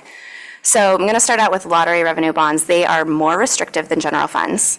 And remember, it's the 80% of our funding. So that's going to, add a complicating factor to our program. Lottery revenue bonds allow for fee simple, conservation easement, or other perpetual agreements. So that's key. It has to be perpetual and it has to run with the land, because lottery bonds they're only for capital expenditures. And so these interests in property can be considered capital expenditures if they are perpetual and run with the land. Does not allow for loan repayment, and we do know that there is interest in the loan repayment. So all of that loan repayment, all of that interest will go to the $1 million of general funds. Does not allow for applicant indirect costs, which as a previous applicant to OWEB, I feel applicants' pain there, but we just can't with lottery bonds. And then, like I mentioned, it must be capital expenditures. And then we have a 60-day look-back period for expenses. And that's look back from the date of the bond sale, which is likely to be end of March 25 or early April. And that is the same, like the day after the bond sale finalizes, we'll sign the interagency agreement with DAS. And so we have a 60-day look-back period from that time for expenses. So really, lottery bond projects are, in essence, forward-looking acquisition projects. General funds, less restrictive. All project types that we've defined in our rules are eligible. And that includes non-perpetual agreements. Of course, we also have a portion of the rules that, evaluation criteria where we talk about perpetual agreements being more desirable than non-perpetual, but there is room for non-perpetual if an applicant can make a case for it. General funds also allow for indirect costs, interest on bridge loans, and the cost of developing the required long-term management plan. So you'll see some things where it's like, I wish we could also have long-term management plan development in the other, but that's not a capital expenditure. and then 18-month period, look-back period for expenses. And so this is where loan repayments are coming into play, and just a more inclusive funding source. Evaluation criteria, it's all up there, not going to read the details, but the key thing to highlight here is that we work to have the evaluation criteria tie to the application requirements. So what we're asking the applicants to provide to us is what we're evaluating them on. And so you can see connections, like that first bullet point, capacity and experience, and that is something that we're having the applicants detail in their application. Long-term protection, significance of the acquisition to drinking water sources. And then we also pull in things that aren't in the legislation, but we do have the room to put this in there, like our climate-related evaluation criteria. And I want to give Russ a shout out for thoroughly reading everything and bringing up the topic of wildfire, which we are silent on in the rules, but we can bring it in this climate-related evaluation piece as we work on developing the application questions. That can be one of the questions in that section of what is the risk to wildfire of this parcel and how does that impact your drinking water?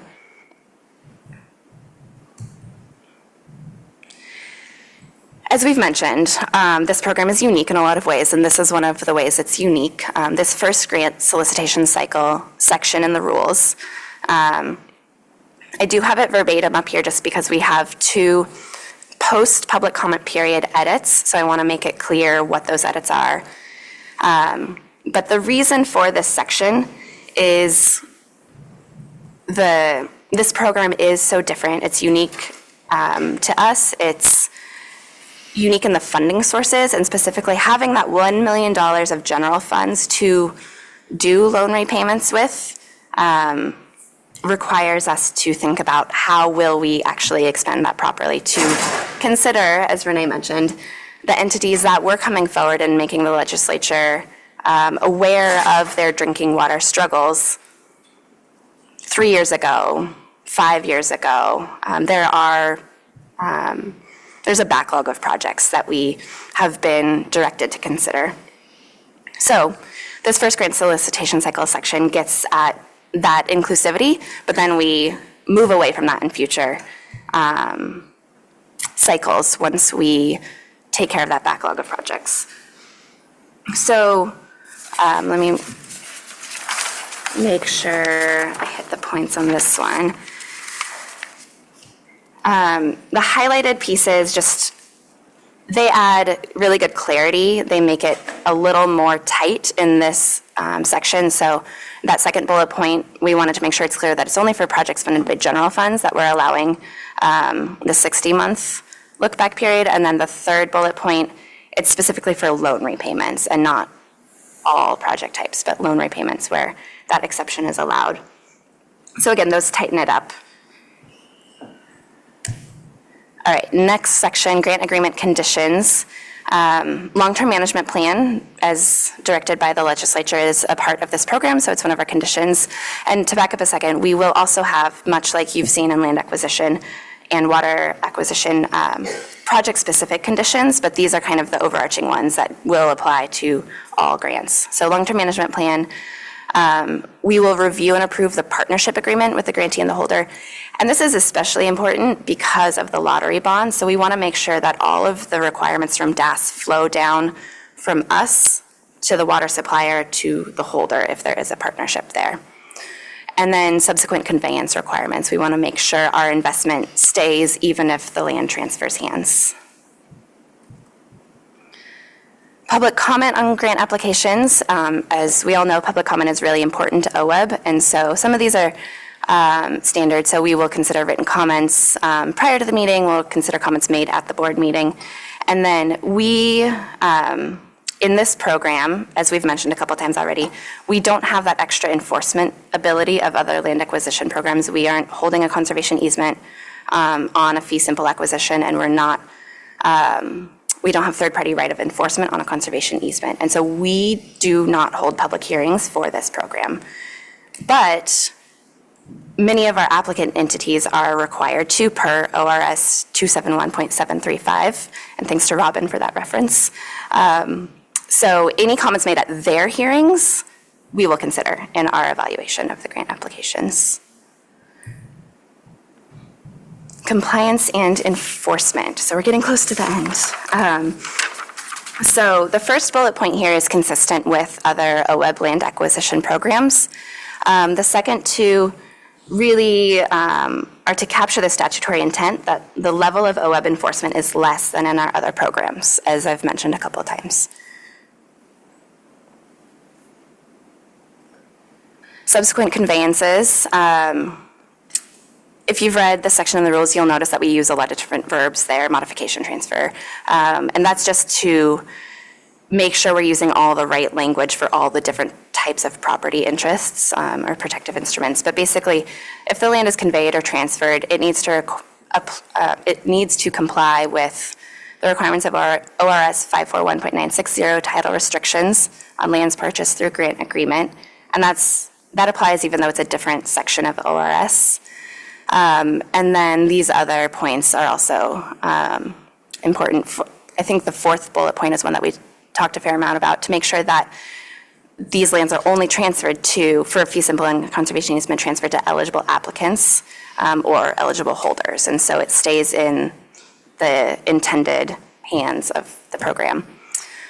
Yeah, I think I'll leave it at that on that slide. And then, as I mentioned, we pulled out a couple out of order to just say, these are pretty standard, happy to answer questions, but we're not going to go into detail in the presentation on board approval and delegation of authority, distribution of funds, and waiver of rules. And those are our rules. Pretty simple. No questions, I'm sure. We can just adopt them right now. So before we dive into questions, a few more slides on timeline and then some outreach that we've done already, and then we'll dive into questions. So when we finished rulemaking advisory committee meetings in April, we then opened the public comment period, which is standard. We did our outreach, that is through Secretary of State, correct? And then also Ken Fetcho, our tribal liaison, reached out to the 9 federally recognized tribes and NESPERS to get input from them, get comment from them, and then we held the public hearing. We had a couple people attend, but no comments, and then we received one comment from Coalition of Oregon Land Trusts in support of the program and the rules as written. And then we did a survey of potential applicants, and this was really fun to see the responses roll in, and there's a lot of interest. So we worked with partners to get the survey out to the right entities. So Ken, again, sent it out to the tribes, and then Coalition of Oregon Land Trust, Sustainable Northwest, they sent it out to potential partners of the program, holders. And then we had statewide organizations that work with water suppliers, small districts, send it out to access the public water suppliers. So we received, and then a couple didn't respond that DEQ knew were interested, and so they also did some direct outreach to get answers. We had 61 responses. 47 were public water suppliers, 8 were holders, and then 6 were other, so ineligible entities. But they didn't get to answer all the questions, but they responded, and they were told pretty quickly in the Survey Monkey, sorry, you're not eligible. 44 of the respondents of those that are eligible or to be an applicant or a partner had positive or tentative interest in the program. 24 were potentially interested in this first cycle.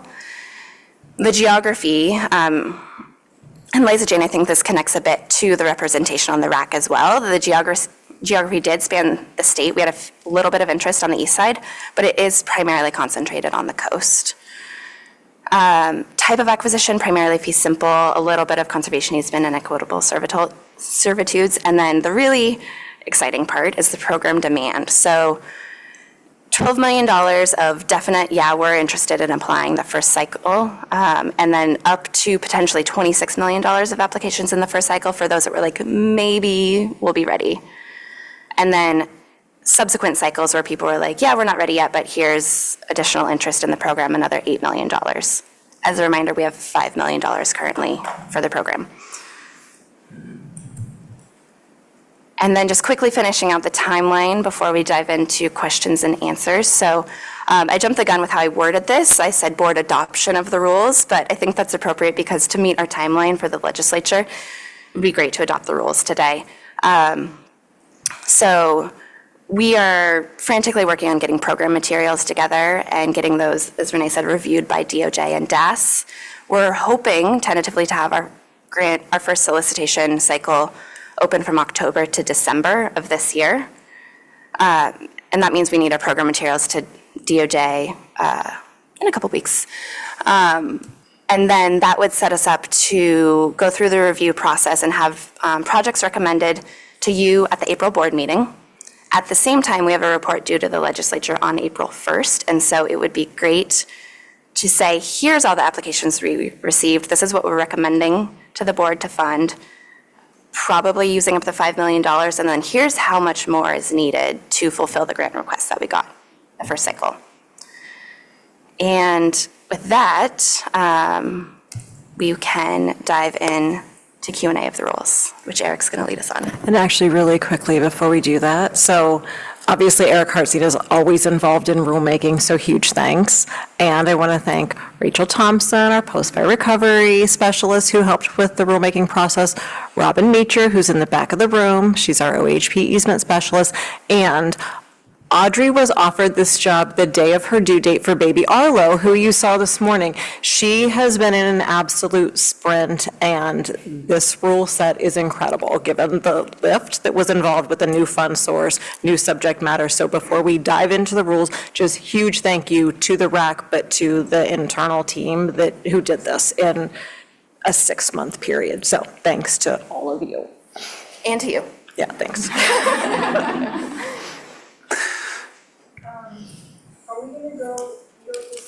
The number, we'll write down the hands up for that, and then we'll come back, right? That's the intent. Okay. Let's do that.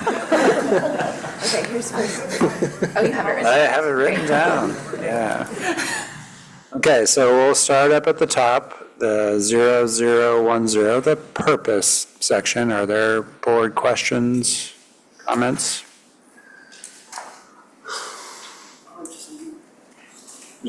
Was your hand raised there, Jamie? Yes. Okay. Okay. I can write them down. Okay. And Renee's writing down too. Okay, I'll be redundant. Yes. Okay, next section is 0020, the definitions. Okay, Jamie? And Meg. Jamie and Meg. Okay. Next section is 0030, the protective instrument requirements. No hands? No hands. Okay. 0040, eligible applicants. See, Mark. Jamie. OWEB. Okay. 0050, eligible properties. Mark.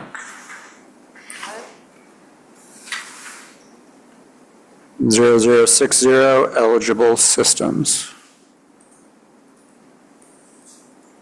Russ. 0070, maximum grant award. Russ. And Nick.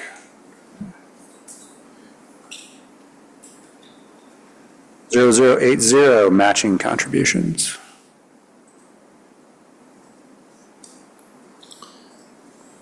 No hands. 0090, application requirements.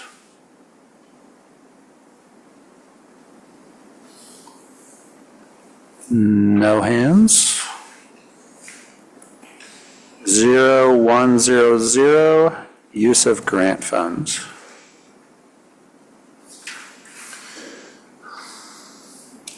No hands. 0110, evaluation criteria.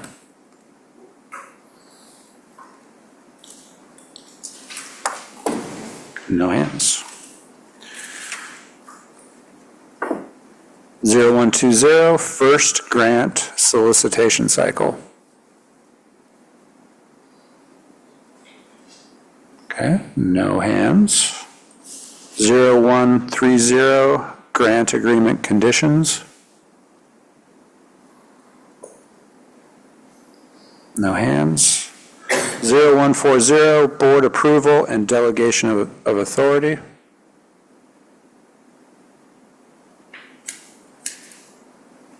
No hands. 0150, public comment on grant applications.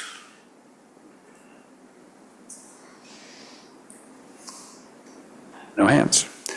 0160, distribution of funds. Okay, no hands. 0170, compliance and enforcement. Nope, no hands. 0180, subsequent conveyances. And last but not least, 0190, waiver of rules. Bingo.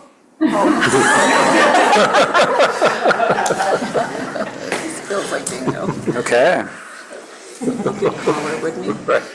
Would you like assistance? Okay. Jamie, 010. And this may also fall under the eligible properties or systems, so deferred. Source water, is this contemplating surface water, not groundwater protections? Because that may also speak to where the application will come through. Both surface and groundwater for this program. So I'll step back from that then, because it seemed that the purpose may be focused in one area, but if both are included, then. And I can add to that too from our survey results. That was one of the questions that we asked, and it's primarily surface water fed systems that are interested in the program. Yeah, and that may be why you're getting more interest on the west side. So I think it'd be helpful just to make sure it's clear that both can be included. Just comment. And 020 is Jamie? Thank you, Madam Chair. And I also actually should have said, thank you, great presentation, amazing amount of work in a short period of time. And also, as you were talking, this concept of the great love of community is demonstrated by those who either delve into or geek out on the details of creating healthy communities, so thank you. You mentioned for eligibility that it's rural, lower income, but I don't see that in the definitions. I think it may be helpful to add that so that there's not a dispute later. And then also users also, so you seem to delineate users versus households, if you could just clarify that. And then just a comment that I think those, whatever the best definitions are, I don't have a strong feeling, but that those be included in the definitions, because I'm sure that will come up as an eligibility question. And so it's more of a, we should include it and leave it to you guys to do it.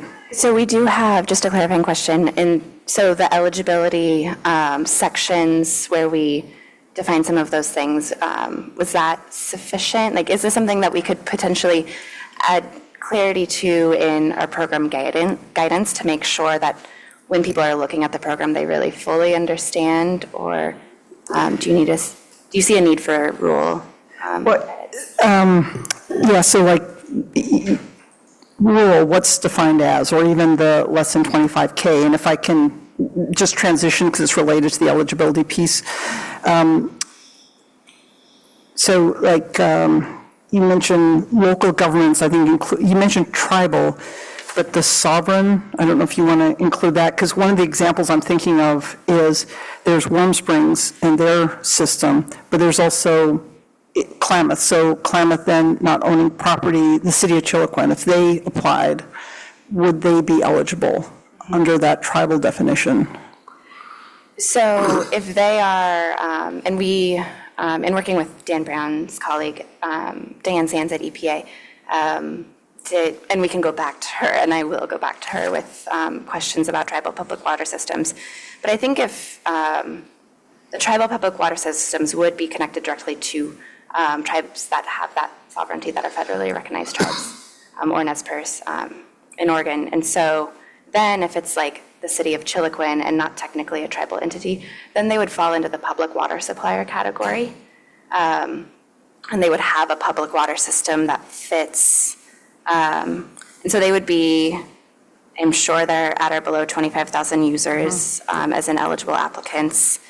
And then when we get into eligible systems, they, I think they would fall into eligible public water systems and a community water system. I did with all of the 61 entities that responded to our survey, I went into the OHA database to check and see how they're all classified. And something like City of Chiloquin, I would venture to guess would be classified as a community water system, a public community water system operated by a local government. And so then they would Be eligible? Okay, thank you. Thank you. Jamie, that covered 040 for you? Correct. Okay, and Mark? Yeah, I don't have any problem with the language, I just had a question for clarification. But I can do that later. If you want to. I had Meg written down for this also. Okay. Oh, maybe it was Meg instead. I had whispers in my ear, so I wrote it down. Okay, I'm sorry, Meg. That's okay. That's why Mark was probably confused. Okay. So I actually, my question isn't specifically, it seemed to fit best in this category, but in the description of the outreach, you mentioned 8 holders and 6 others. And I'm wondering, can you off the top give us an example of who was a holder and who was an other? Yeah, definitely. So holders, Mackenzie River Trust, some other land trusts, let's see, Greenbelt Land Trust. They're a holder, but then they weren't eligible because they're working with entities that have water suppliers that serve greater than 25,000 users. Oh, right. Okay. Some other would be, what is it, down in the Rogue Council of Governments. Okay. So they responded and said, we know we're not eligible, but we want to make sure you know that Gold Hill would be interested and City of River would be interested. And then another holder was one of the SWCDs. Okay. That's helpful. Thank you. Yeah. Okay, 0500. Is that eligibility? Is that eligibility, Audrey? Eligible properties is 050. And I had 0040 before that, Jamie and Mark. Right, it was Meg. We were on that, right? I integrated those two because they're related, so I'm done. Okay. Got it. And then Mark, you have, Yeah, mostly just a clarification. So when you talk about ineligible, it's federal, state, and for-profit. Those are entities that can't apply for this, correct? correct. And then just wanting to get a sense of what this looks like on the ground. I'm thinking of Prairie City, under 2,000 folks. They've changed it since, but their drinking water supply was in the Dixie Creek drainage. They had a number of problems. A lot of veg treatments would have helped. I'm just wondering if this would have qualified for that on federal land, given that. And then there's a similar example for Long Creek, where their water source is on private ground, probably would benefit from treatment, but it's a rancher. And then again, back to Prairie City, a rancher gave them an easement to drill wells.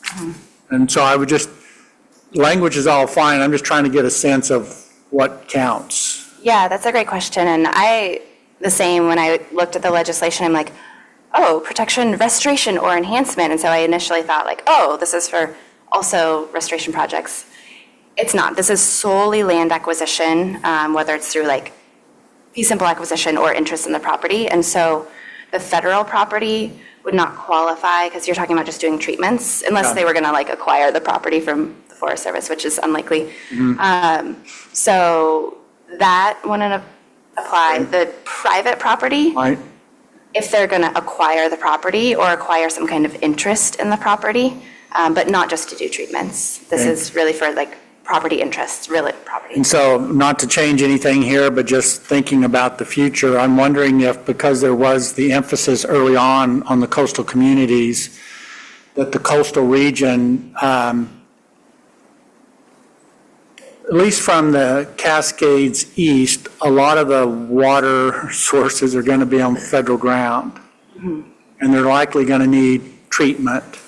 And so there does seem to be a lack of, I'm cautious about using equity, but just the way it's set up makes a lot of sense, but it may need to be changed a bit in the future so that there's a broader range of relevant applicants. That's what I put it. So we really stuck to tying back to the legislation, and the legislation is solely about acquisition. And so, yeah, if it's an entirely federally owned drinking watershed, then it's just not for this program unless the legislature changes that a little bit.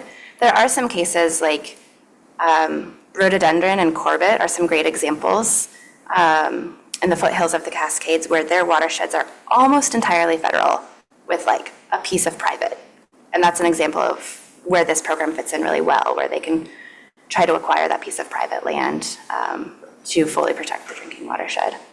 Yeah, no, and it makes sense, and I'm fine with this. Again, just if we're concerned about water protection, water quality for rural communities, typically less well-off, in the future, maybe talking with the legislature, which I'm happy to do, should probably expand it. Yeah, Mark, thanks for that feedback too. And I think an important part that we haven't mentioned, but it's been happening, is coordination with other state and federal programs to get at what are the range of needs in source water areas.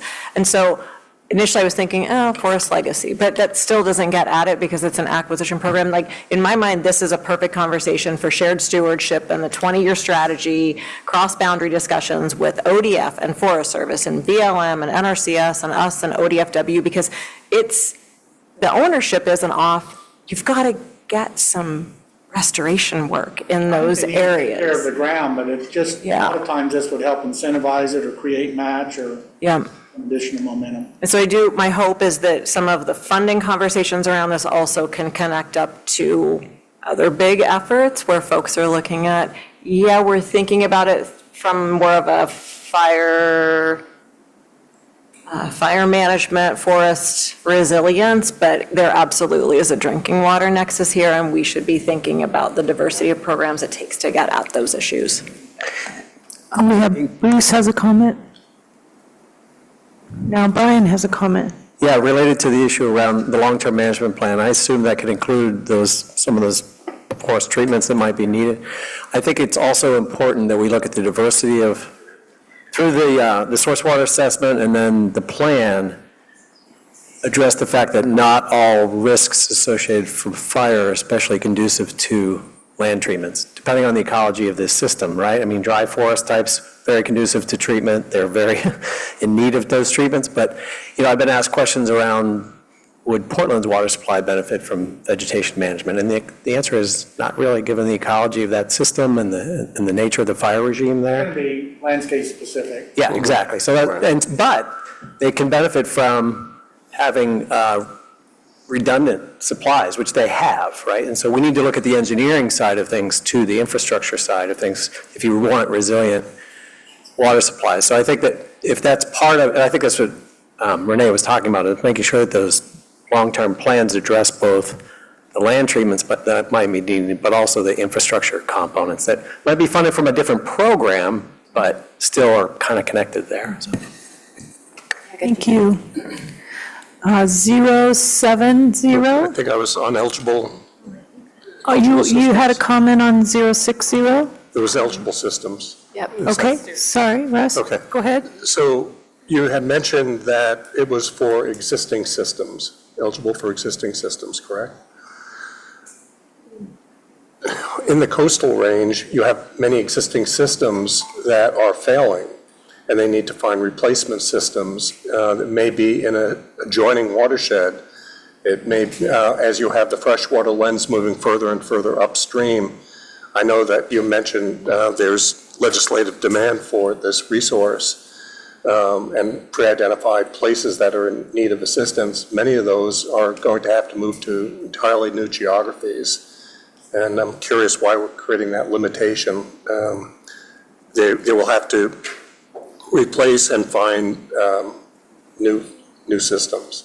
Yeah, that's a good question. I think, let's see if I can add the right clarity. So I think this is focused on how to protect drinking water sources in the cheapest way possible to start with. So if they're having a hard time getting enough water, or there's high turbidity in especially these coastal systems, let's protect that watershed from, whatever might cause inputs of turbidity or other pollutants, or what might cause reduced water availability. And let's start there, and that's what this program is focused on. And then there's just that water rights piece to keep in mind as well. And so if we were going to offer acquisition of a neighboring watershed that is not yet their drinking watershed, maybe the water rights would come with the land, but there would be that water rights question. There also wouldn't yet be a water system. And so then where's the funding coming for building the water system? And then there's not a source water assessment from OHA and DEQ. And so, yes, I think that's a great idea, and just not within the scope of this program.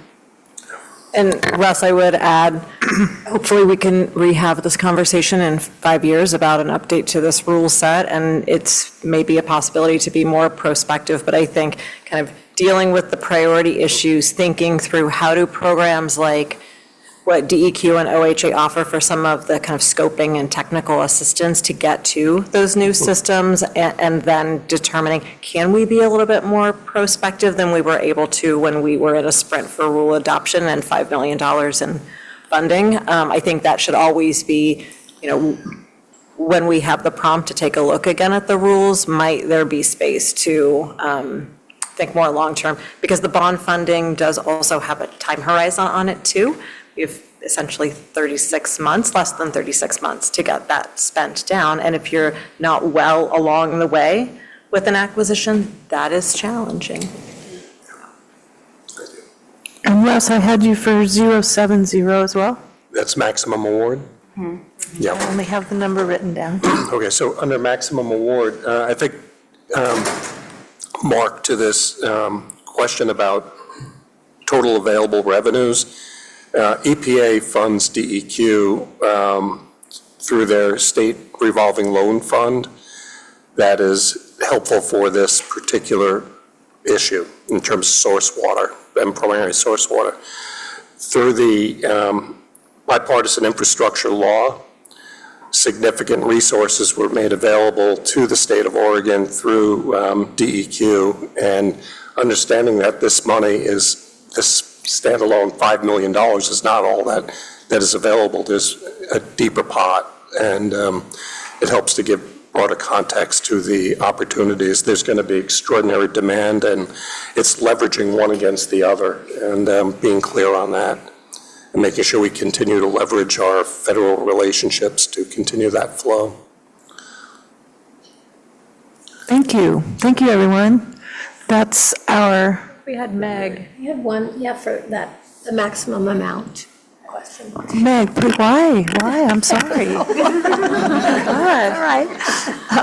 I just wondered how you arrived at that, especially given that we have $5 million. I was curious.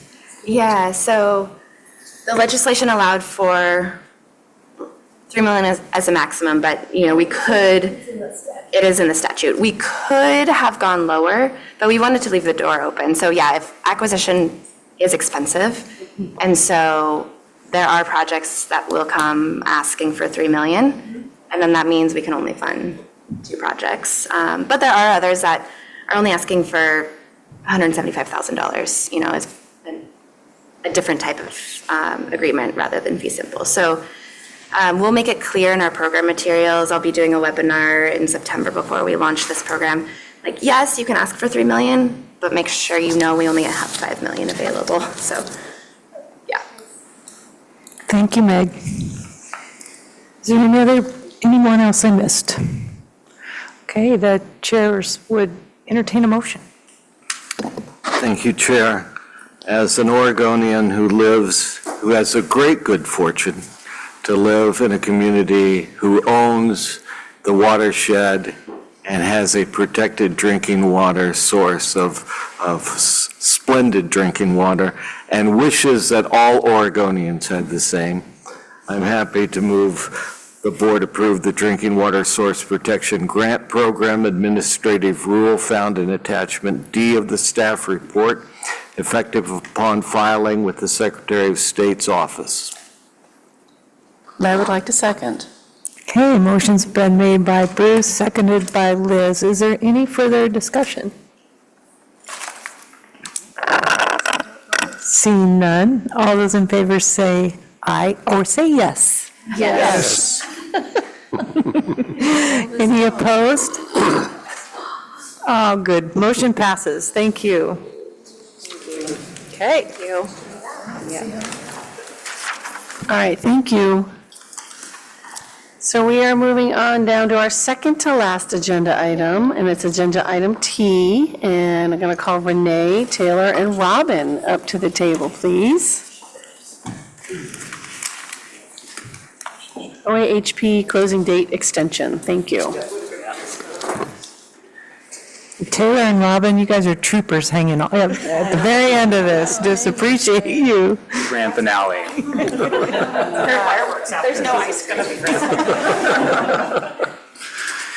be. Okay, and we might get us back on schedule too. This should be, I want to change it.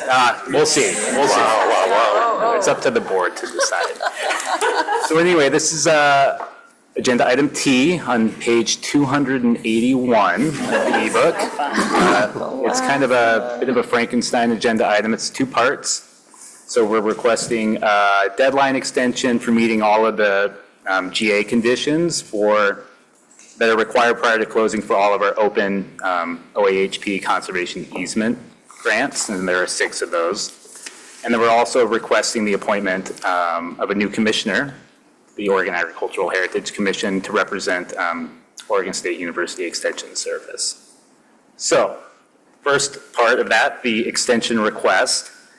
Back in April of 2023, the board awarded the first, and to this point only, OAHP conservation easement grants, and staff have been working very closely with those applicants, or I guess now grantees, to meet all the conditions that were set out in those grant agreements within the 18-month time period required by rule. And so that would be at the end of October. And several factors have kind of impacted this staff recommendation for an extension. There's been some challenges around timing and availability of appraisers to appraise these projects. Some complex and nuanced negotiations around the easements themselves, some match funder timelines, and then just some general learnings associated with standing up a new program. And so just sort of in a broader context, I mean, we're coming to you asking for a 9-month extension for these existing projects, but also note that we are also engaged in a rulemaking process at the moment, and we'll be asking our RAC to consider whether or not 18 months is the appropriate amount of time to get to closing on what tend to be relatively complex and nuanced conversations. And so you'll likely see that in January if we're able to get to that. But we are, like I said, in the middle of our RAC process, and as you can see, these rulemaking conversations can take time. So anyway, you'll see in table 1 of the staff report those 9-month extension requests. And so we're asking that you would approve those. So that's 1. And then the other part of this staff report is a new commissioner appointment. So back in January of this year, the board did appoint Jeff Reamer to a 4-year term to replace our longtime OSU Extension representative, Sam Ajima. But due to some changing job duties at OSU, Jeff had to resign back in May. And so Jeff and Sam worked very closely with Elliot Christopher, who's the interim director of the OSU Extension Service, to recommend a replacement, and that replacement is Dan Bigelow. He's an applied economist at OSU with expertise in rural land use and water use, resource economics, and just economic growth. And for those of you who haven't had a chance to check out the recent OPB interview on Think Out Loud with Dan, I would highly recommend that. I think it came out in June 25th. and it's titled, I wrote it down here, Oregon Farm Real Estate Values Outpacing National Trends. And he just does a really good job of talking about some of the challenges associated with farmland loss and access to land for the next generation of farmers and ranchers.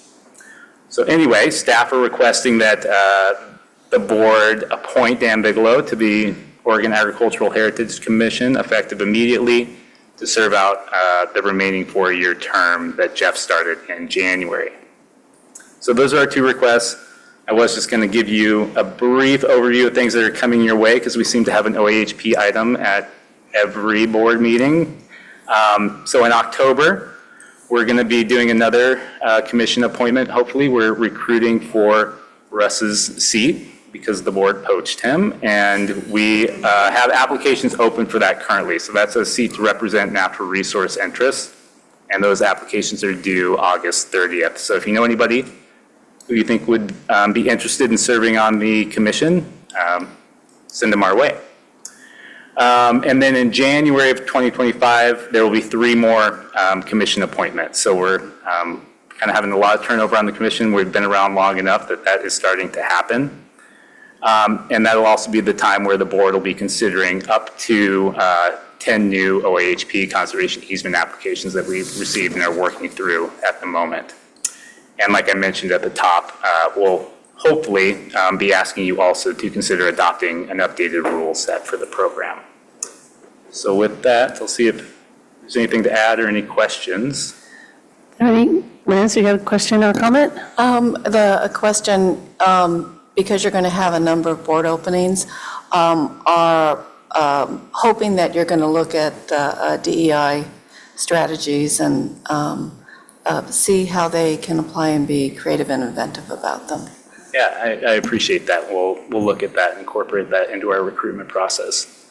To note, though, the 3 seats that are coming up for appointment in January are all nominated by other state bodies, but we do help with the recruitment process. So. Russ and then Jamie. I find it exciting that you're going through the rule revisions right now. I think it's going to expedite the program. It's going to give comfort to the applicants, a lot more clarity.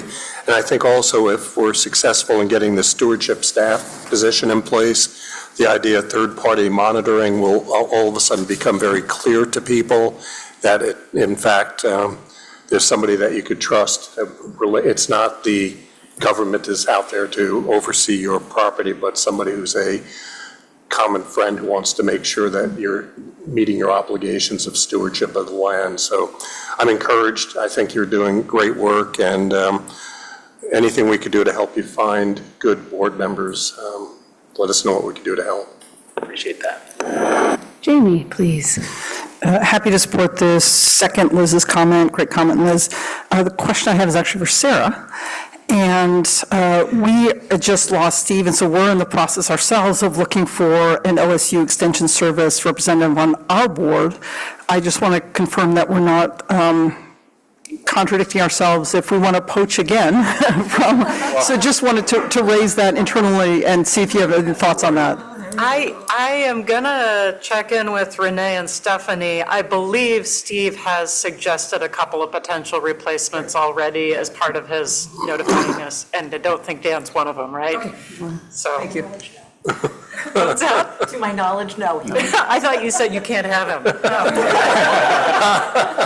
Stephanie's double checking, but thanks for checking. Yeah, we got the thumbs up. We're not immediately poaching. Okay, thank you. All right, not seeing any. I have a curiosity. 7 months. Why 7 months? Why not? 9. Oh, I was like, what was 7 months? No, 9 months. 9-month extensions because it felt like striking the balance between 18, 9. Yeah, exactly. Okay. I mean, there's not a great reason. It takes 9 months to give birth to a new program. I just want to make sure you had enough, that you were being generous with yourselves and not, is that enough? I think so. I mean, Robin, I would refer to you because you're more intimately in touch with the applicants in these projects. Sure. Yeah, Robin Meacher, easement specialist. So we did consider that timeline both for ourselves and our workload, but also in conversations with our current grantees about what they were looking at and what was realistic for them, recognizing that they also have a workload. So keeping kind of that balance between an extension of 12 months to potentially longer. And so it was in conversation with our grantees as well, with their grant funding partners too, to try and keep all of those timelines somewhat in track so that they could show momentum and also be moving forward with additional requests on other projects. So it's may just seem like a random 9-month, but it was in conversation and what was doable, and keeping also with timelines for us. That puts us at July of next year. So. Yeah. Because we do have another cycle coming up. So it'd be nice to- That true, yeah, getting, ranches and landowners to do anything for you in the summertime is pretty rough, so I was just looking at that, but I trust you. All right, so I'd entertain a motion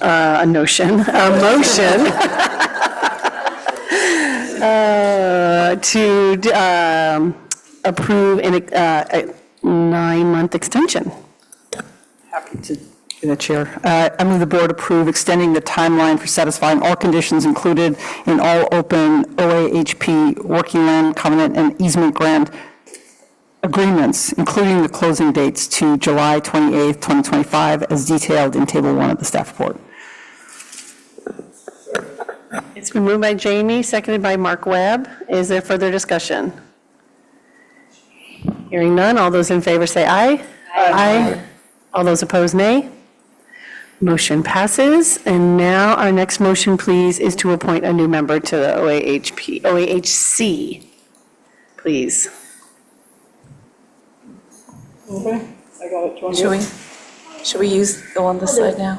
So move the board appoint Dr. Daniel Bigelow to the Oregon Agricultural Heritage Commission for a term ending January 2028. I'll second. It's been moved by Meg, seconded by Liz. Thanks. Is there further discussion? Hearing none, all those in favor say aye. Aye. All those opposed, nay. All right, thank you, motion passes. Great job. So we're going to move on down to other business, but before I pass the baton to Liza Jane for the last time, I just wanted to acknowledge you as my co-chair, my outgoing co-chair. We've navigated a lot of changes these last 3 years. Hybrid meetings, adapting to in-person meetings together. We've sat before 3 EDs and 2 executive director transitions together. And we've managed some pretty robust, difficult items together. And I really thank you for that. I appreciate your holistic and gentle approach. So thanks for being my support. Thank you.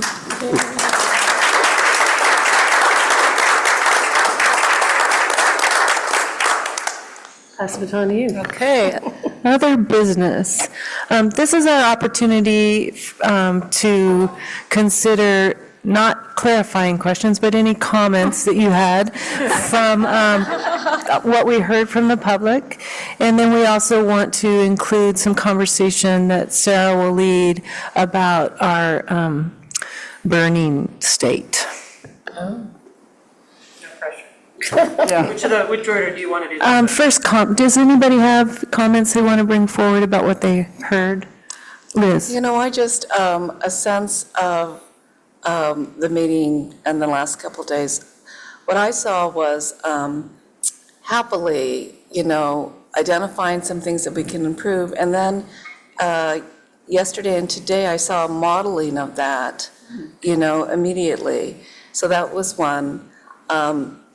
And then the second thing is that there just was a lot of conversation and dialogue at a higher level than I thought that we've seen in a while. And it just was really, it helped contribute to the, to the topics that came up, and I appreciated that. To Jamie and then Russ. To that point, in the quality of meetings, one of the things I really enjoyed about the last couple of days is often we'll see the most of the input provided by voting members, and we have an incredible wealth of non-voting members sitting on this table, and it really, to a person, every comment value-added, enriching the conversation, educating, and making it a much more robust conversation. So a personal thank you to all of you. I thought it really made for a much richer meeting and much greater informed meeting, so thank you. Yes.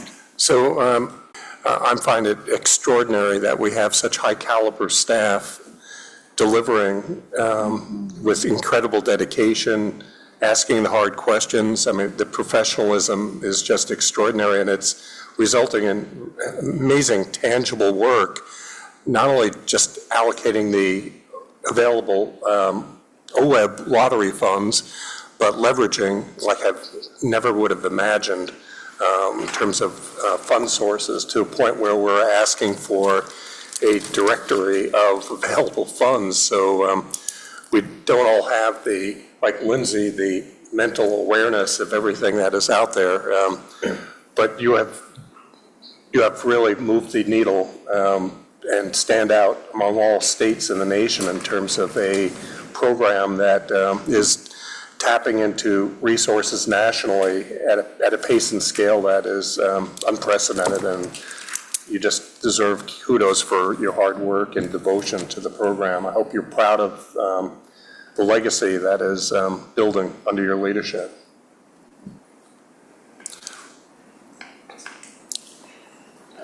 Brian?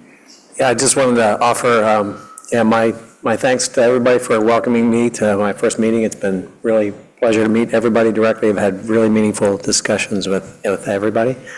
And then just to build on Russ's comment on the excellence of OWEB as an organization, including its board and staff. I was back in DC for an award ceremony with the Chief of the Forest Service and the Undersecretary of Agriculture, and the Northwest was very well represented at those award ceremonies, including Cheryl McGinnis from the Clackamas River Watershed Council. She received an award directly.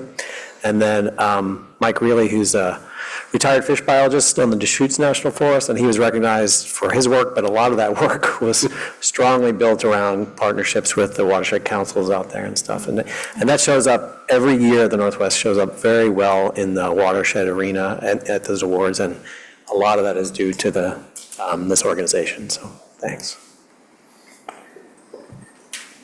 Thank you. And I wanted to thank you and Russ and Josh. I wish you'd come back. He's going to be the pitch hitter.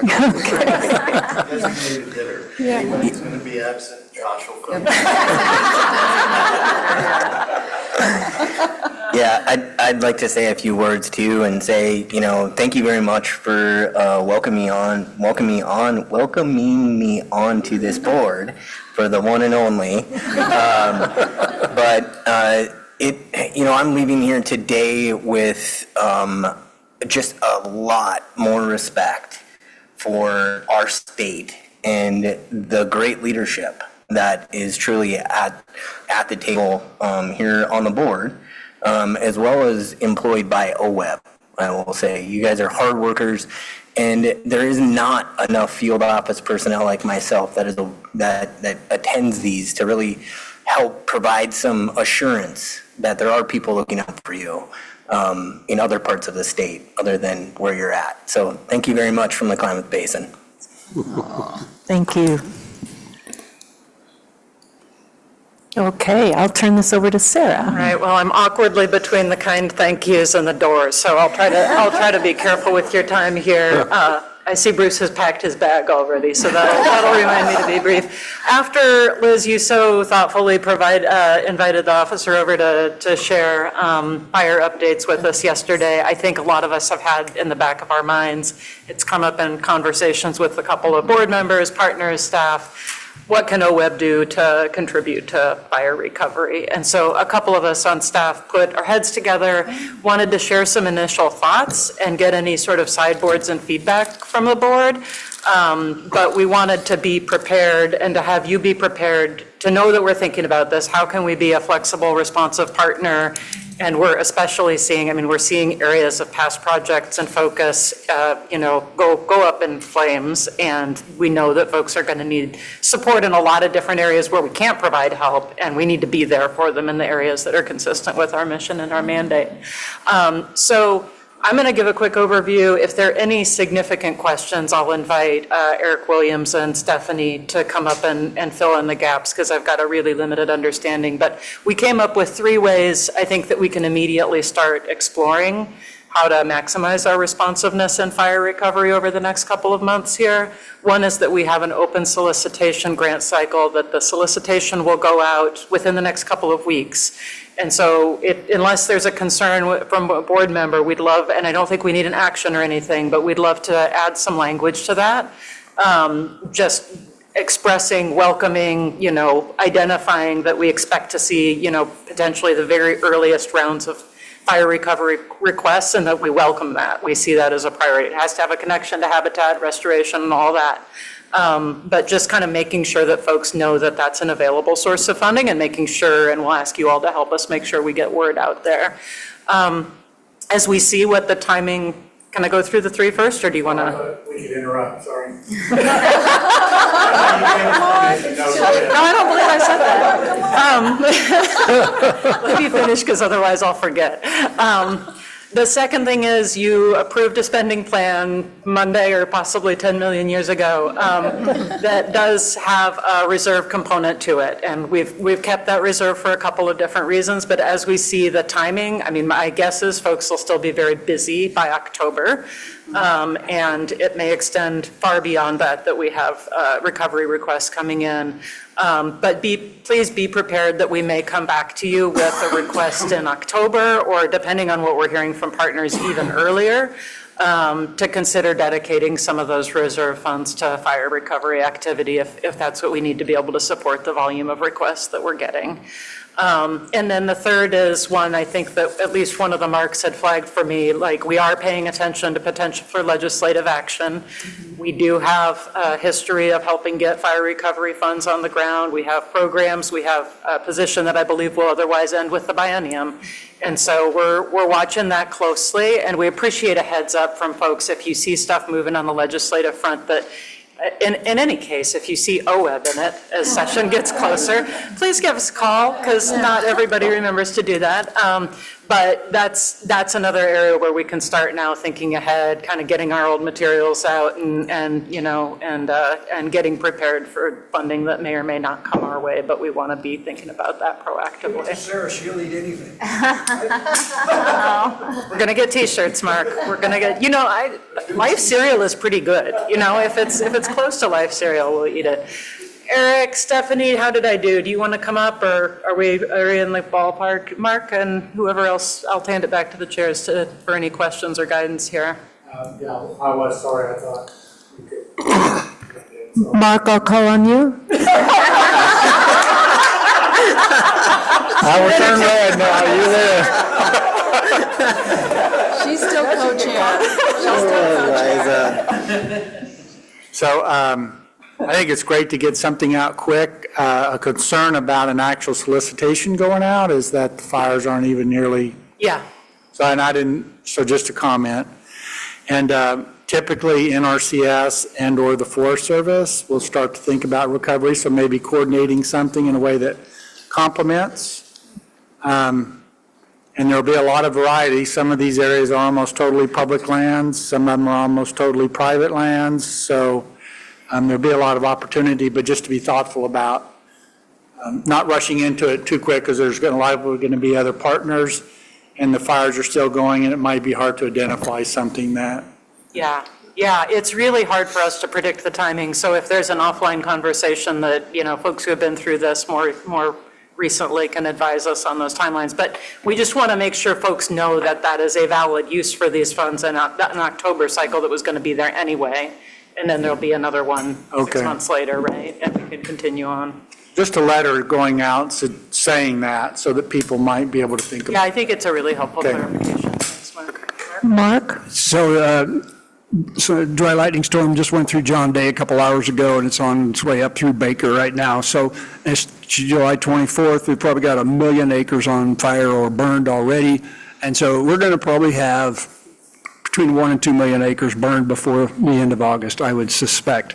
And I was being a little bit coy, but I'm not. I think OWEB is highly respected and should be highly respected for doing good things on the ground in the box that we have. And so we should expect that there's going to be, probably even in the short session of our legislature, and then the federal government's going to be coming in big time with funding sources on the ground to do good things. And I think we are, sorry staff, we are well positioned to help out. So just, I think we're there. We're ready to help. Thank you, Mark. Bruce? Yeah, just an institutional memory moment. We were asked to come up with $15 million a few years ago on a contingency for the Klamath. Most of us knew it wasn't a contingency. It was going to be 15 mil. We committed to that with that in mind. I understand we're down to just the last small amount. We found the 15 million to do it. So as we face what's happening in Oregon, I'm confident we have the capacity, monetary capacity, not to be timid. Russ? So, being an advisor to the last 3 governors on wildfire response, there is presently a new Governor's Council on Wildfire Response. Do we have a representative on that council? I used to be. I'm not. Yeah, I'm not either. So, Sarah, it makes sense to just check in with them to see if you could keep an ear out for coordination on their priorities. I'll Yeah. ask Jeff about it, thanks. Jamie? Oops, I was in here. It's not, and actually I'm on a right direction, but just in my mind to provide clarity, we are in an emergency declaration's been made by the governor. We are in a time when, for all the reasons mentioned, there's a lot of stuff going on. I just want to be really clear. It's my understanding and my expectation, and if anyone of my colleagues disagrees, that we look to the professionals of our executive director if there's decisions if she feels she needs to make in between now and our next meeting, that she feels empowered and respected to do that from the board. I'm sure if there's any hard action that needs to be taken, she'll call an emergency meeting and invite you to do that. But otherwise, just to provide that clarity from my perspective, we're empowering her to know that she's got our confidence to do that work between now and the next quarter, our next quarterly meeting. But just to provide that clarity. Yeah.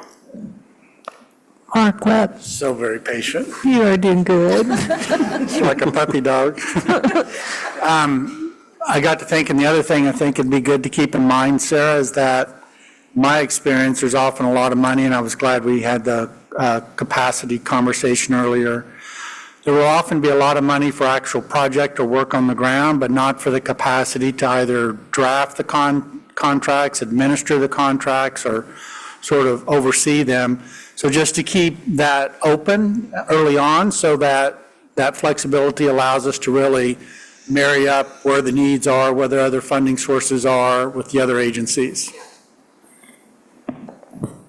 I have a question for just Sarah and staff.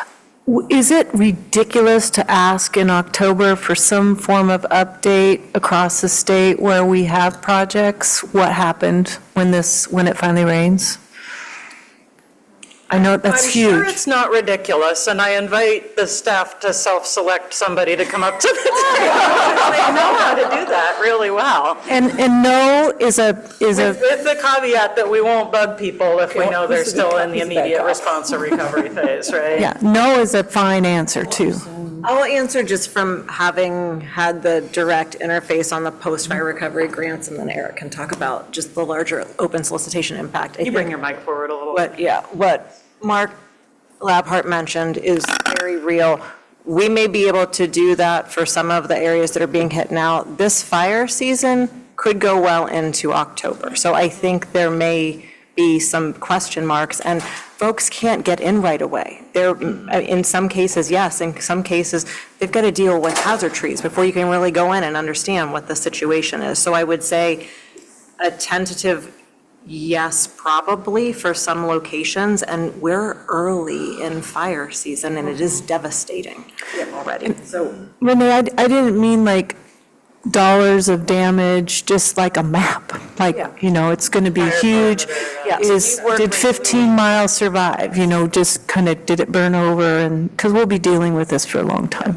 We work not infrequently with Department of Forestry to get fire maps so that when you all were contemplating how the governor's priorities line item could help with the immediate fire response, determining what got hit where, some sense of intensity of the impact, so like just burn severity, yes.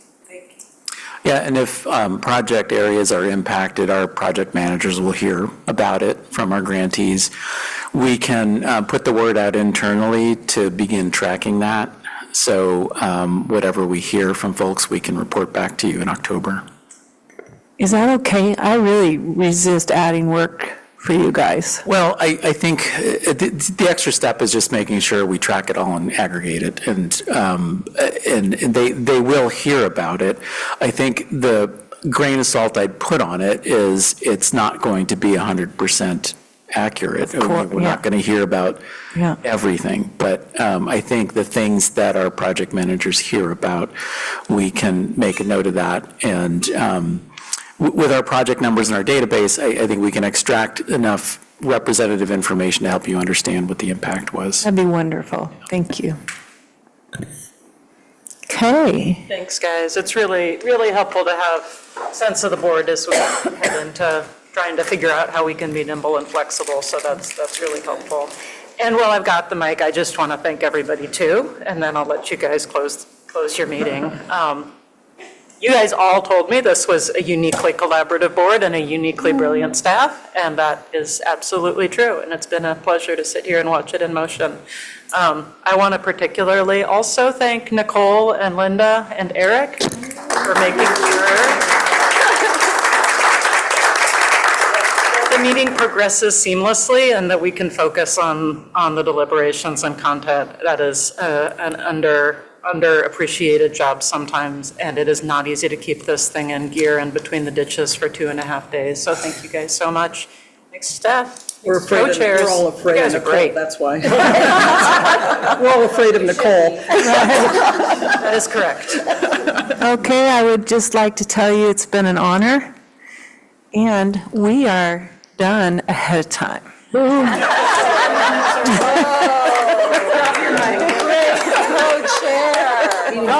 Meeting is adjourned. Thank you very much.